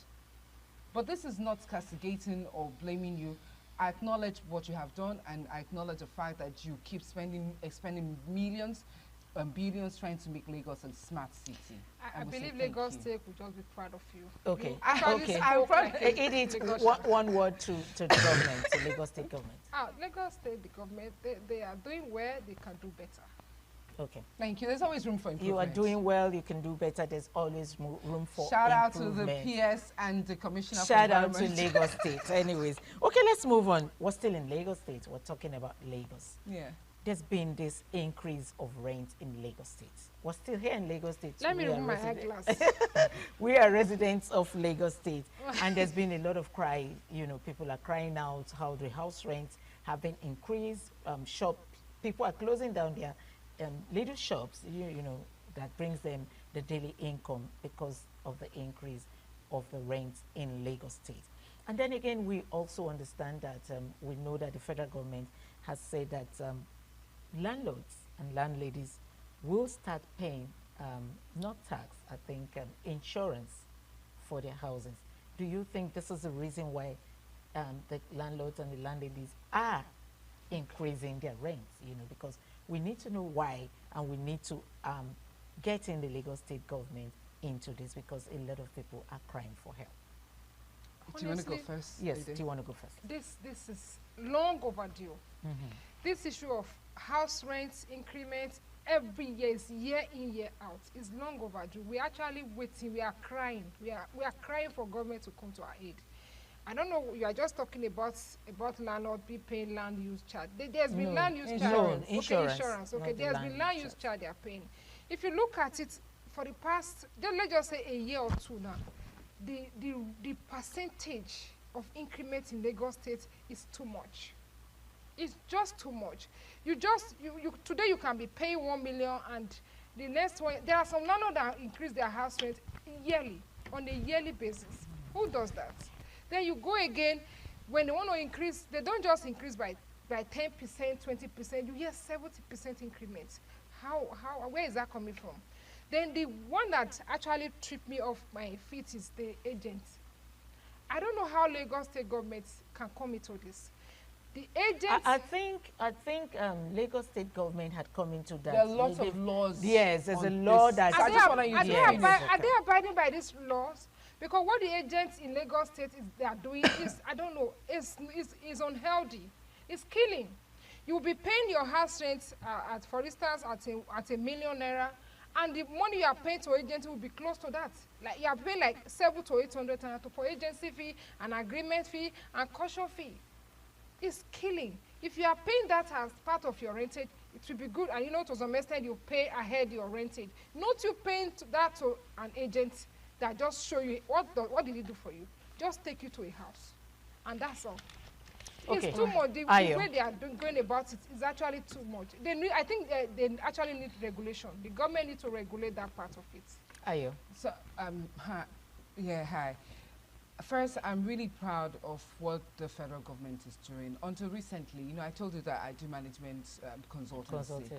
So I recently just found out that, you know, the mandate of the Ministry of Finance, Lagos State, includes insurance. So I'm so happy to hear that landlords are now mandated to take out insurance on their properties, which gives, because you look at it, when they increase the rents, what are they doing?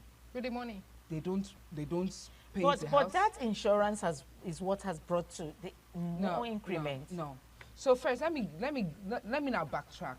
Lagos State, in fairness, I mean, as at the last time I checked, compared to places like Port Harcourt and Abuja, was relatively, in terms of fairly priced until recently.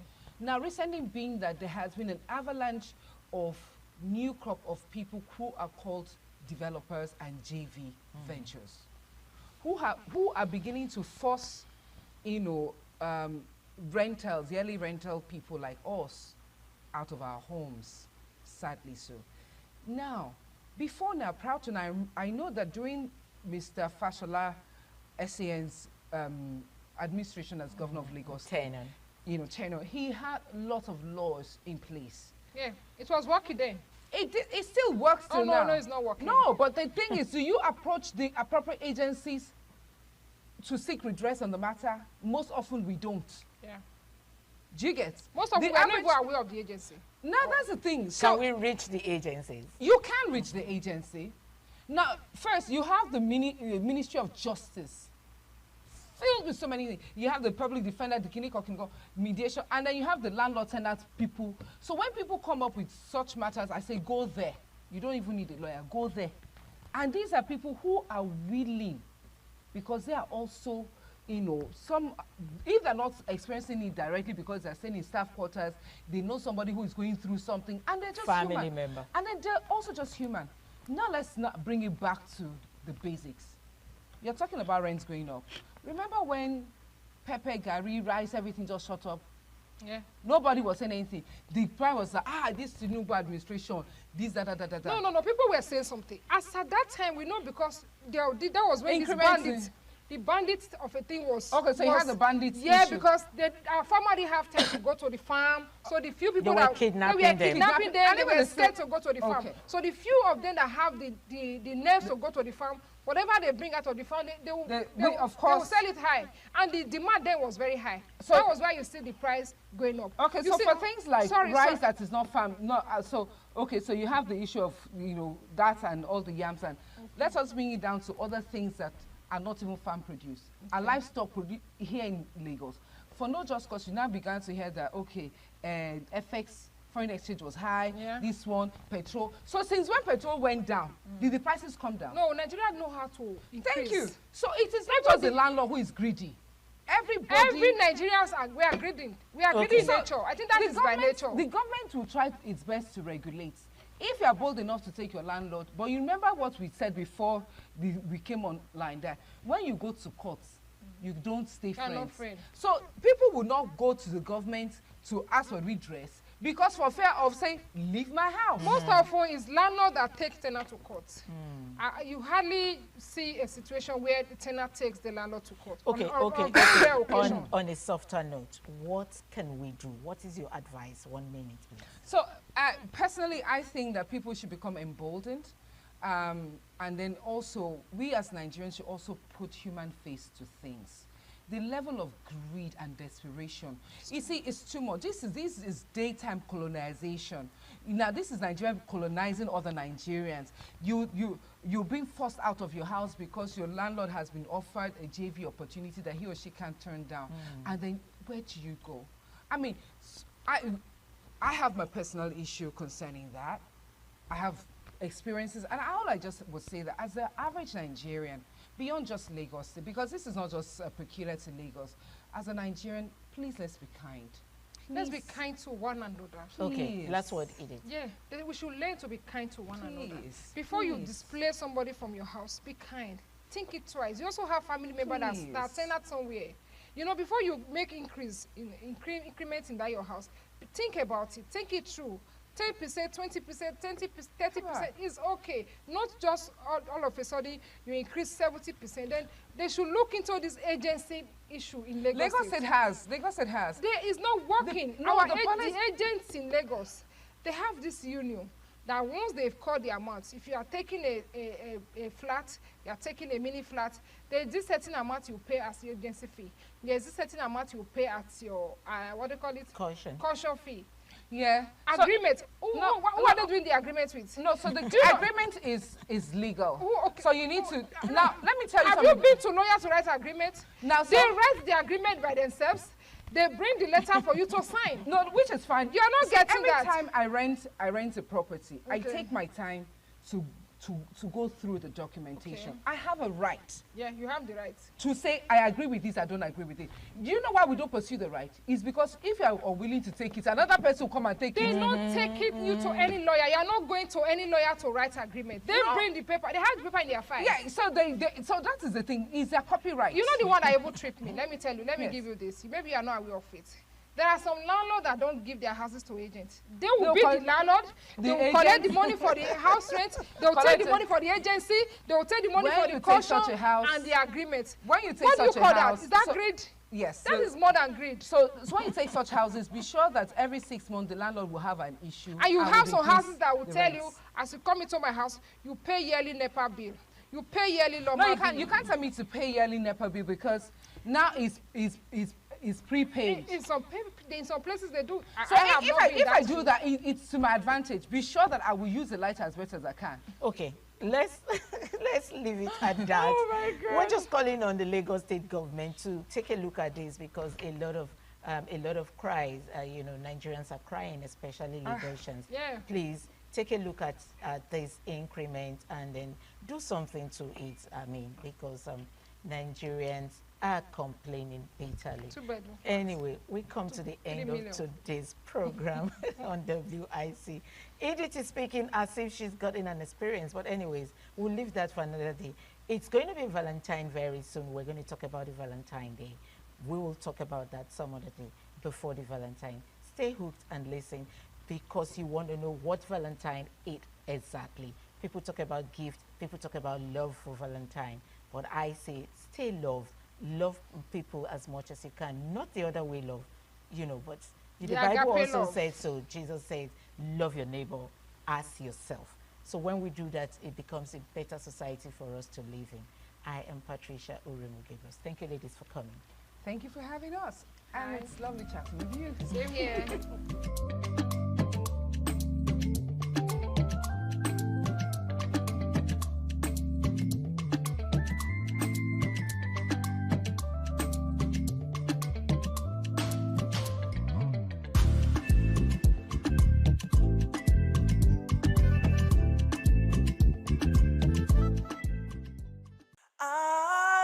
RTV, certainly the best.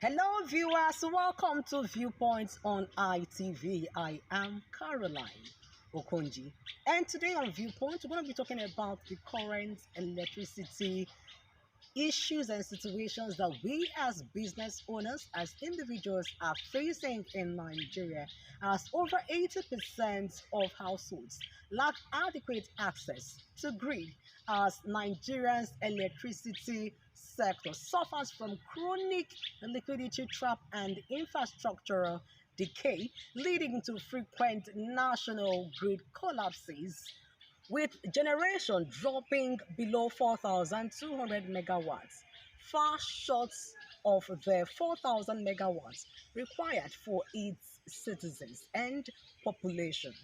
It is a Viewpoint on ITV, and we're going to be looking at some of the key issues affecting our electricity sector in Nigeria. I am Caroline Okonji. In terms of security of it, we need light. And based on that, in some areas, it makes it difficult for us when we are on patrol at night.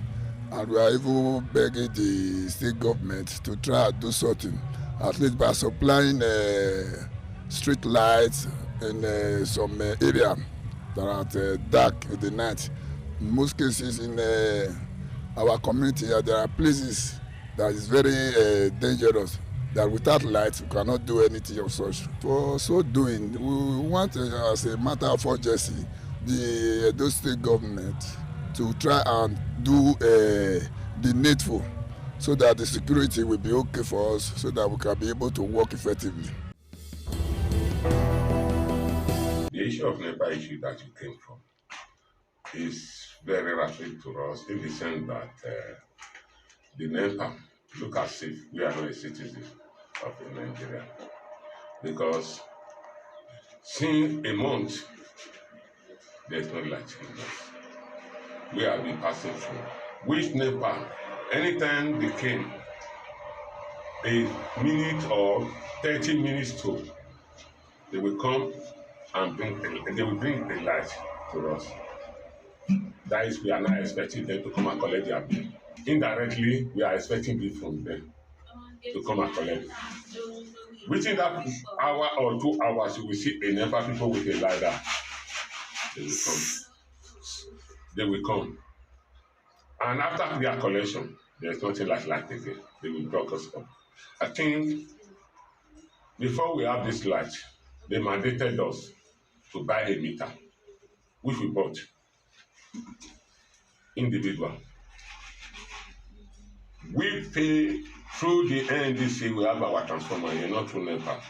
Before we got that this light, they mandated us to write an application of submitting it to the NEPA as a will to them. And we work for it. And we should not claim ownership. And we fought for the transformer. And after that, again, they came that there is no oil in it. We pay up to 1 point something again. Before, after all that, they came up again, said it was meter issue again, that every community, every houses have to have a meter, which we did. We have to. I have my own receipt. I have my paper meter in my residential house here.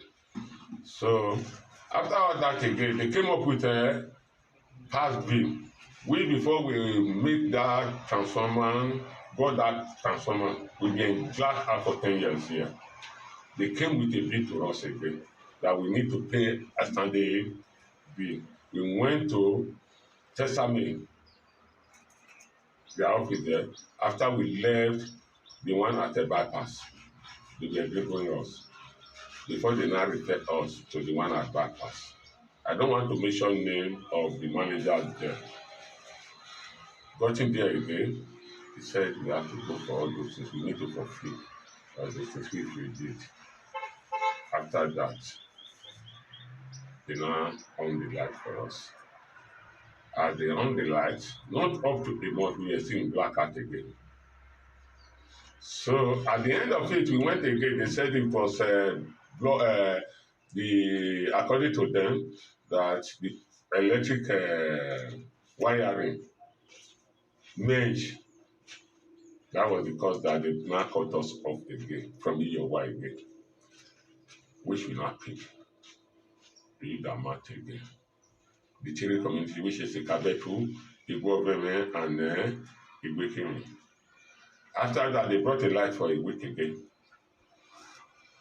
After a week, they cut us off again. They said EOY is owing. We now went to the office again and told them that if EOY is owing, does that mean it affects our community? We are blackout. So I told you this. So before we sort all those things, we have already made up our mind. We can do away with our NEPA. When our father was living with a lamp and all these things, we were enjoying it. We cannot be paying for what we are not using. We cannot be paying for what we are not using. So if they feel they want to cut us off from this NEPA issue. They should cut everybody off totally so that we will know that we are not with NEPA. Not that after 3 weeks, they will now bring a light under 2 hours or 3 hours. They will come and collect their money. It's unfair to the masses.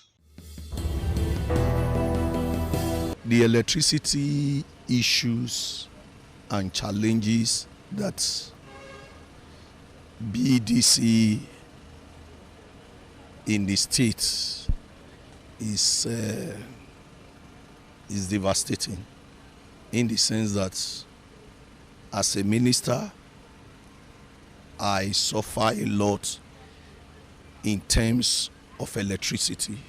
As an individual, not only me, the entire people of Edo State, and not only in Edo State, Nigeria as a whole, we are really facing electricity challenge in the country, in the sense that we are not getting constant light. Even though the tariff of electricity is high, people don't even get the light.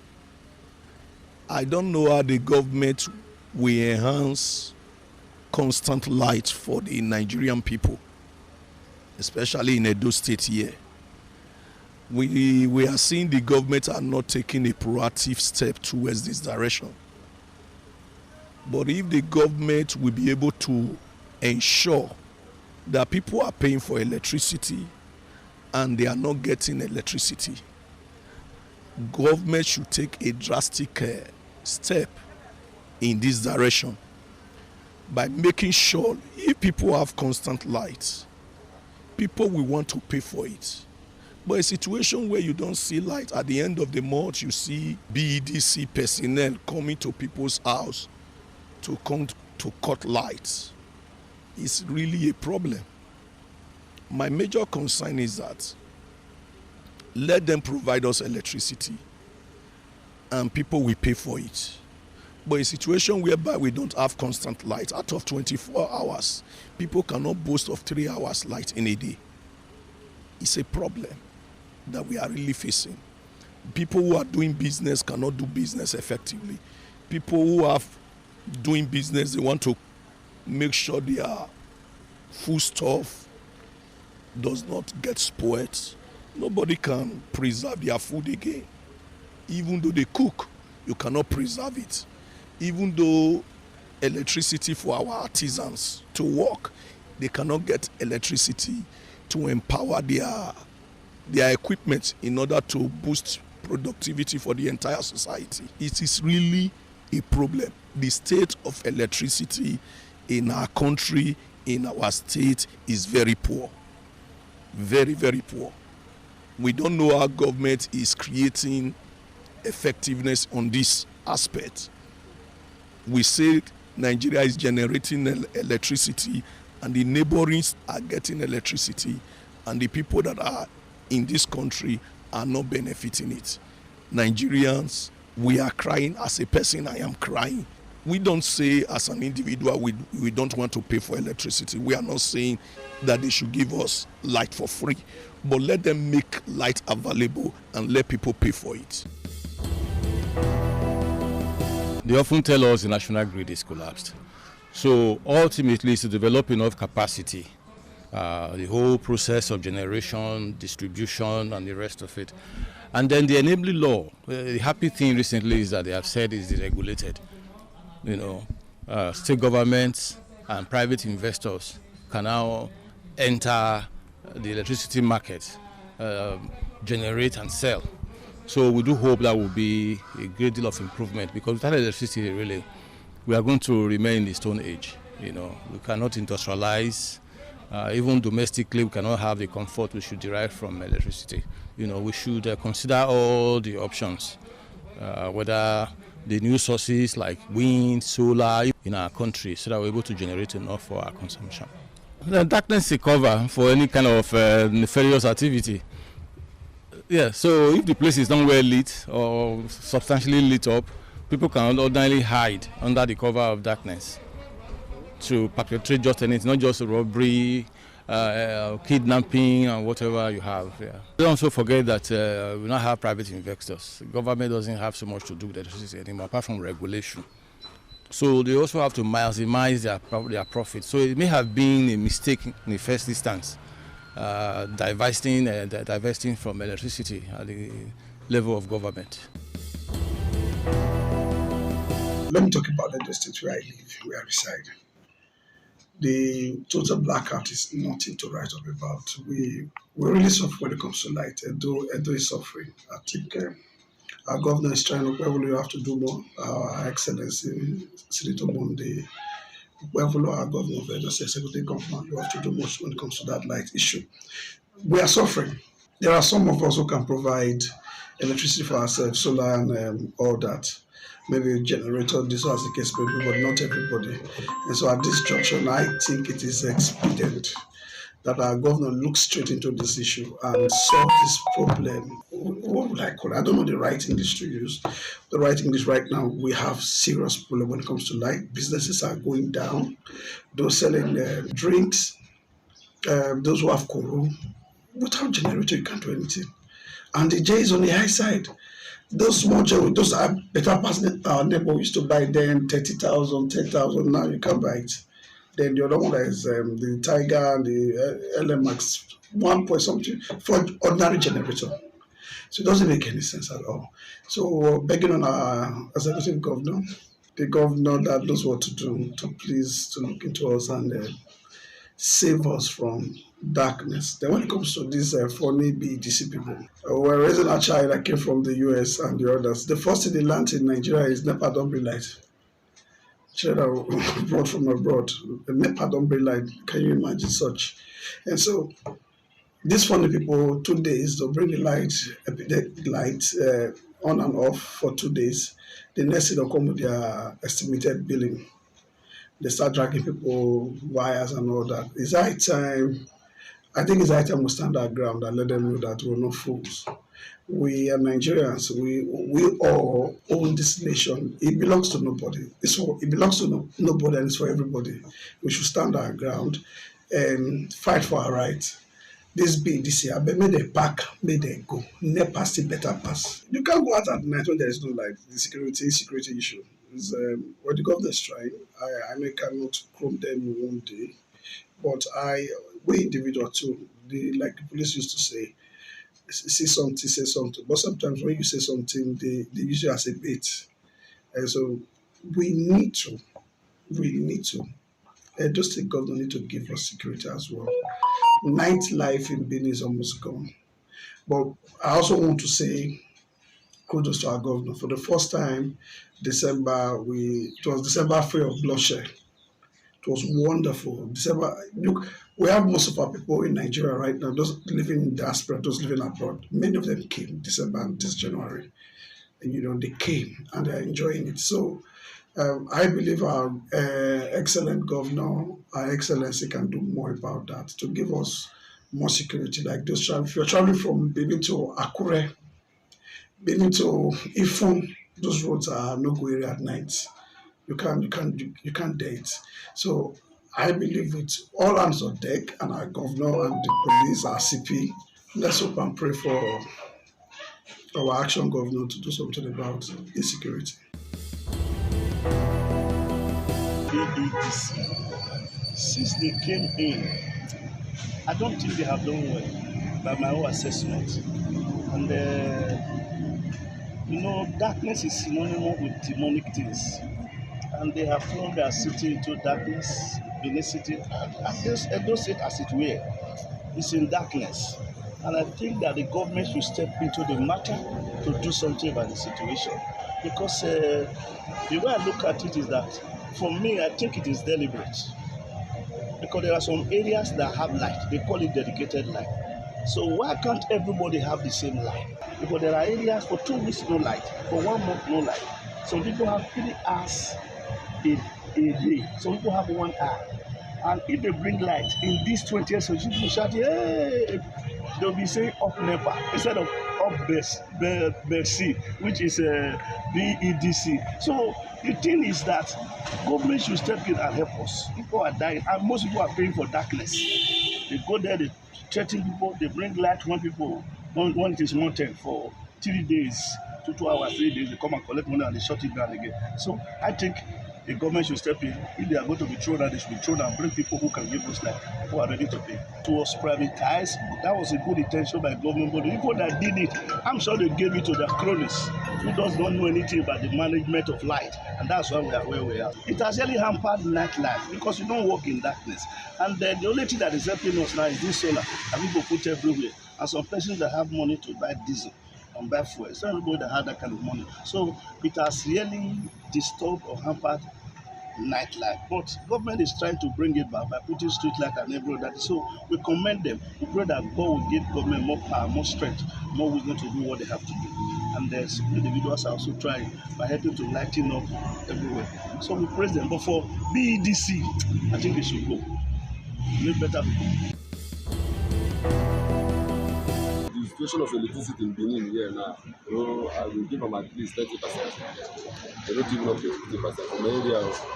But I wish the government can improve, because if you see what they happen to us now, we all they use our hand to define electricity. Some of us will go generator for us, some of us will get solar, some of us will go generate big blister. All these people will get like hotel. So I wish the government will really improve for electricity. All those generators will become condemned for our hand.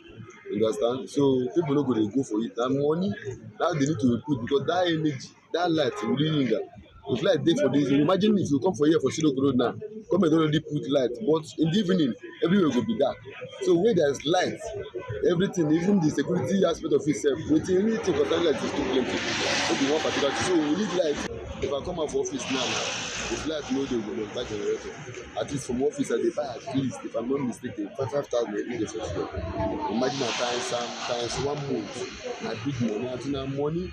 From then I will go see look at it, they come here say we go for solar. We can use solar to stabilize them, because solar they give us more, make savings from the fuel aspect of it. So if you get light, nothing like light, your light can carry AC, can carry everything for us. And to the noise, no go even give you that noise issue. So we prefer light more than any other thing.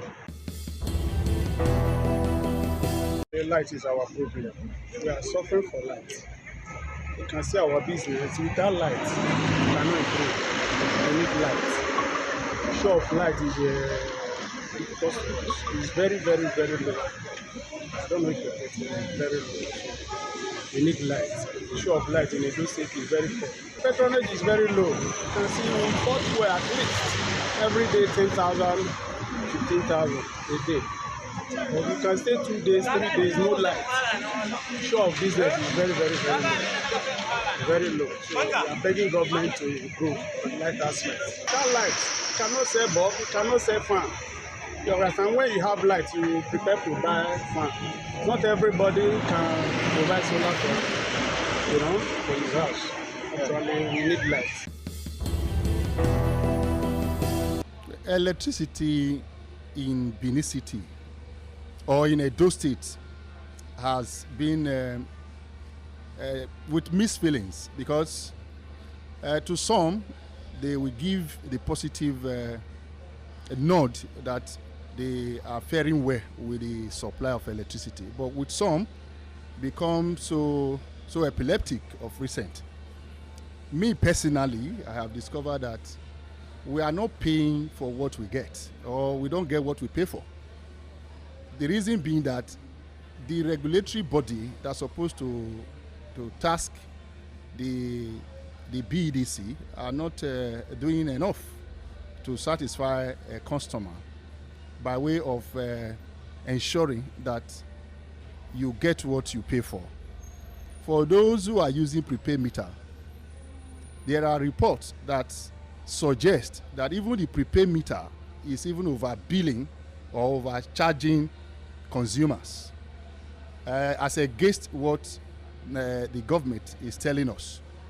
Only recently we discovered that the BEDC keep complaining that the generation company is not supplying them what they ought to get, which will in turn affect the consumer. And even at a point they also raise the issue of federal government owing them. But just recently, the federal government has paid a huge sum of money to liquidate what they are owing this distribution company. But looking at the experience of consumer in terms of the electricity supply, it is so appalling. They will either give you excuse of faulty transformer, which they left for the consumer to contribute money to fix, whereas it is supposed to be the onus of BDC to fix the transformer so that they can in turn supply electricity to the consumer who pay for that service. It's like you are buying a recharge card. I am not sure that the recharge card you buy is what they give you. It varies from quarter to quarter. It varies from consumer to consumer. For example, for those who have been using the analog or the estimated billing, you will discover that whatever they bring, which is not subject to negotiation, by the time you now procure your own prepaid meter, they will bring everything inside the bill and begin to roll out deductions arbitrarily without consulting with the consumer. Even the estimated billing they brought was not even discussed by the consumer. So, and there is nobody that is there to advocate for the consumer or to leverage on the complaints. Nobody to complain to. So that makes it very, very heartbreaking. So for me, I believe the federal government and indeed the lawmaker, the National Assembly, should set up a body where consumers can run to and lay their complaints so that there can be an equilibrium between the consumer and the BDC, for example. To wrap it up on Viewpoint on ITV, we're going to be highlighting some of the key issues that was actually mentioned by our respondents, which some said it is as a result of poor maintenance, gas supply shortage, and poor metering, just to list but a few. And the government at all levels, they are expected to do the needful and do the right thing to ensure steady power supply for citizens in order to boost means of livelihood, especially for business owners in the country. It is Viewpoint on ITV. I am Caroline Okunji. ITV, certainly the best.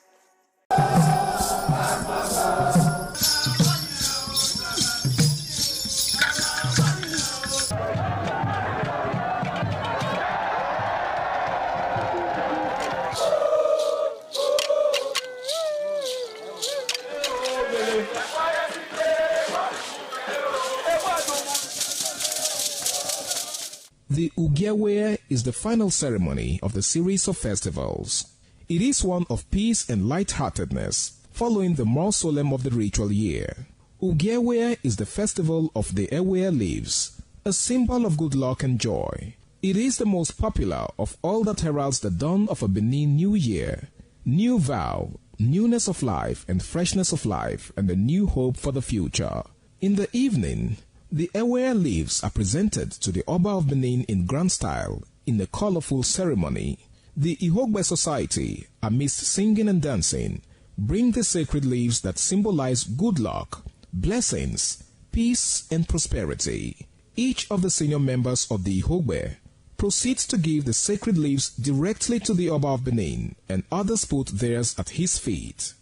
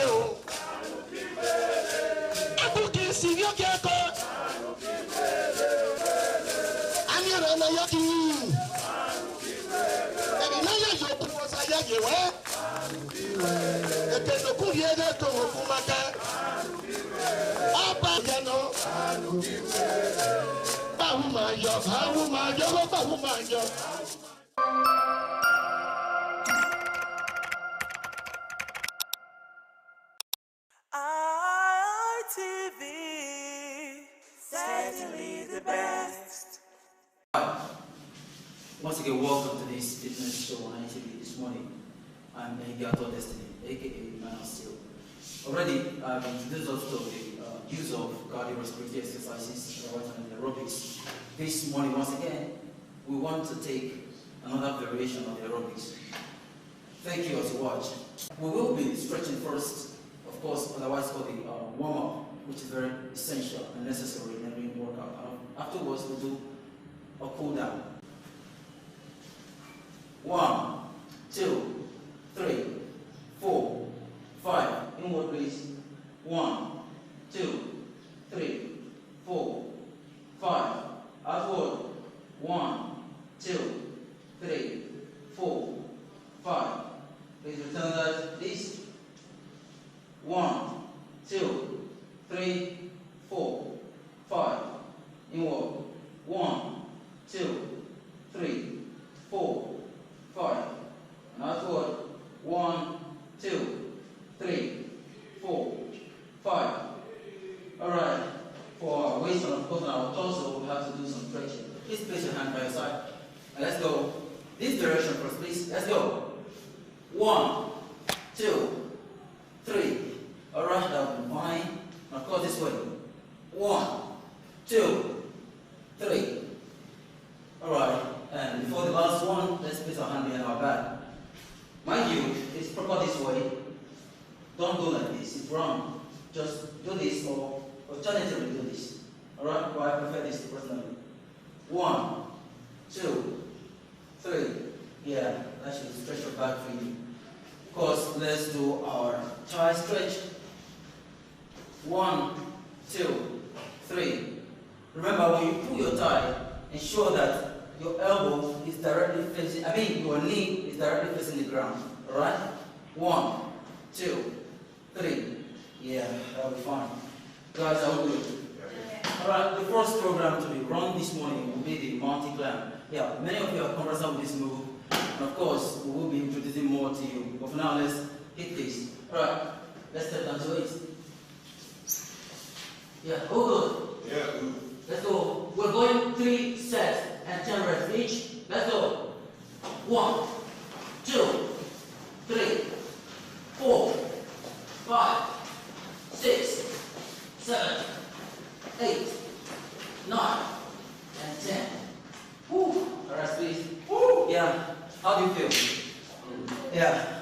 That was set 1. It's necessary you do your workout, the reps, and you set. Alright, so that was the first set, and we're not wasting time going for the second set. The minimum break duration for every set should not exceed 20 seconds, and a minimum of 10 seconds. Alright, we're good with 10. Of course. Let's do it again. Right, let's go. 3, 2, hit it. 1, 2, 3, 4, 5, 6, 7, 8, 9, and 10. Alright, when you do this, more effect will come to your abdominal region if you just look up while doing it. What I mean is this. Alright? So not body weight this. But there's nothing wrong with staying this way. However, breathing your head might place more pressure. Alright, for the very last set of this mountain climb, let's get down, please. Let's go. 3, 2, 1, go. 1, 2, 3, 4, 5, 6, 7, 8, 9, and 10. Alright, at this junction, we will take a water break. We'll join you in the next workout for this very session. Thanks very much. Once again, I'm Miguel for Destiny. Alright, let's do this. 1, 2, 3, 4, 5, 6, 7, 8, 9, and 10. Whoa. Yeah, the other leg, what can you do this? 3, 2, 1. This when you do this, ensure that your knee gets to the level of your chest. Okay?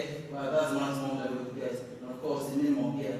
I understand not everyone is as flexible as I am or as anyone here. Please, but just keep it safe and do the right thing. Thanks very much.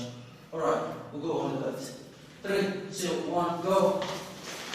1, 2, 3, 4, 5, 6, 7, 8, 9, and 10. Whoa, that's exhausting. How do you feel? Yeah, thank you very much. And this is the last set of this workout. Remember, every workout should be done this set and the reps. Alright, thank you. Let's do this. Let's go to the left. To right, brother. 3, 2, 1. Let's hit it. 1, 2, 3, 4, 5, 6, 7, 8, 9, and 10. Yeah, we'll also 3, 2, go. 1, 2, 3, 4, 5, 6, 7, 8, 9, and 10. Whoa. And that'll be all for this morning. Alright, remember, I said in the beginning, before any workout, there's need for a warm-up. And after that, there's also need for cool down. And this is the cool down. Alright guys, just sustain the breath, watch this first. Ensure that your knees are locked, alright? This one goes with hamstrings, the calf, and as well as the lower back. Doing this. Swing it, swing it, swing it. Got that? Alright guys, let's do this. 3,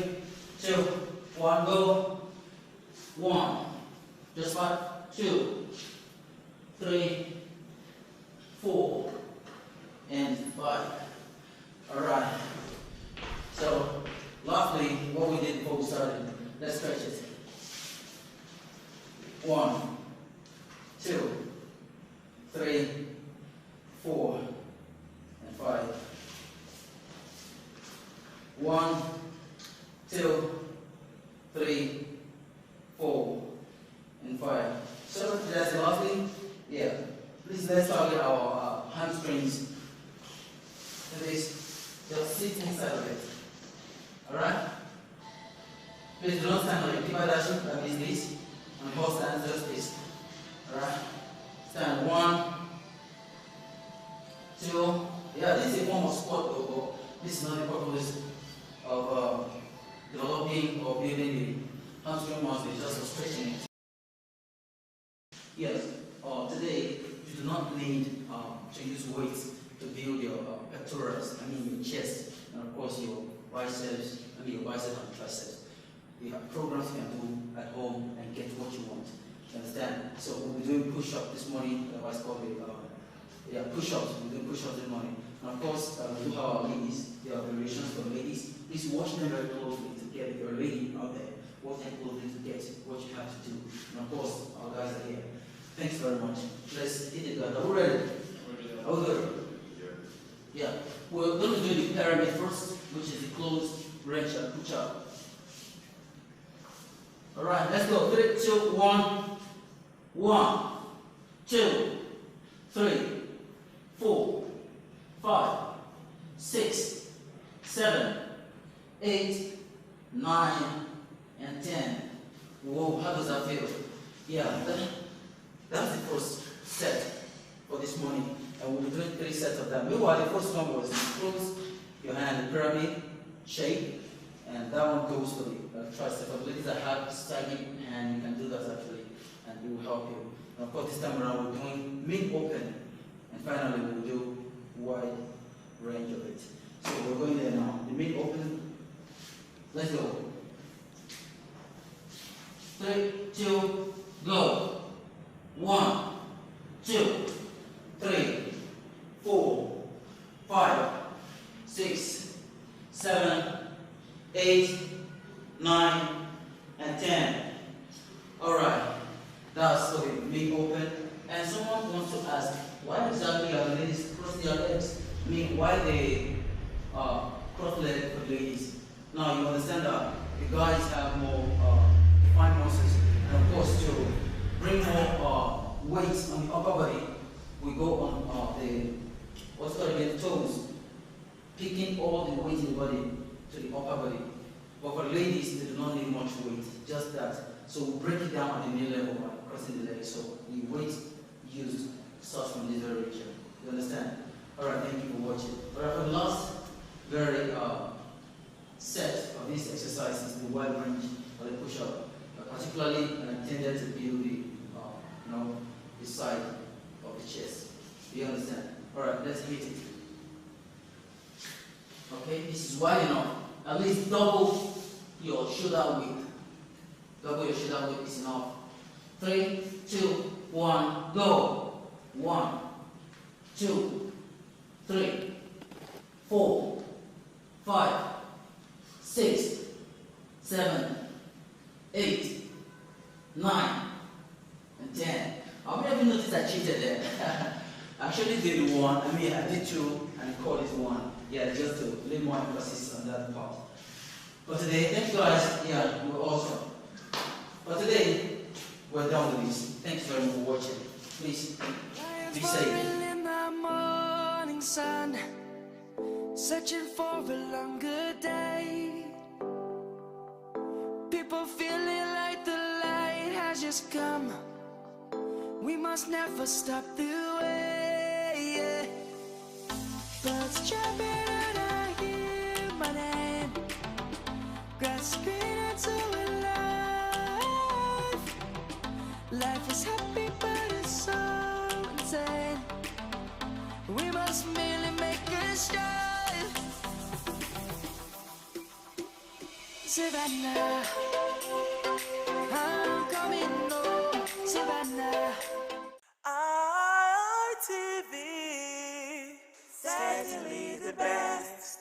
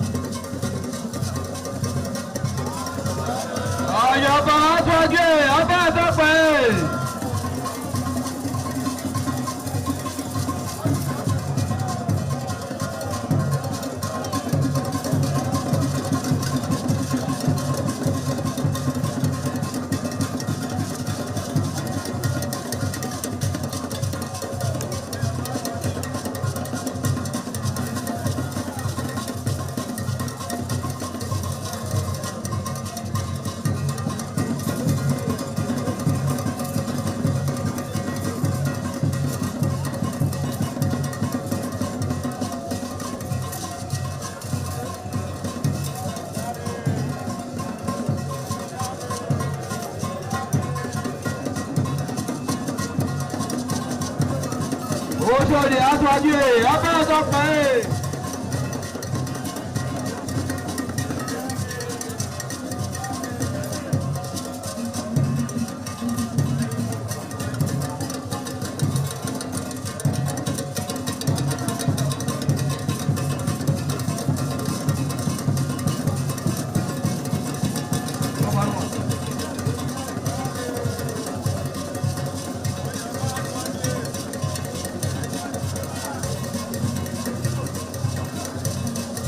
Àyàbá sọ́kè abẹ́rẹ́ tó pẹ́ ẹ̀.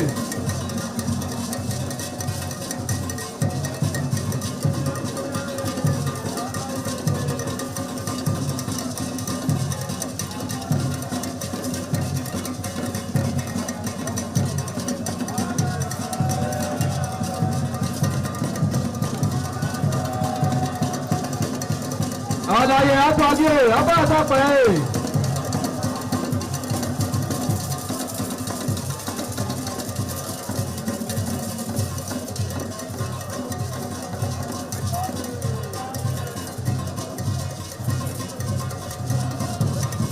Ẹgbẹ̀túwà.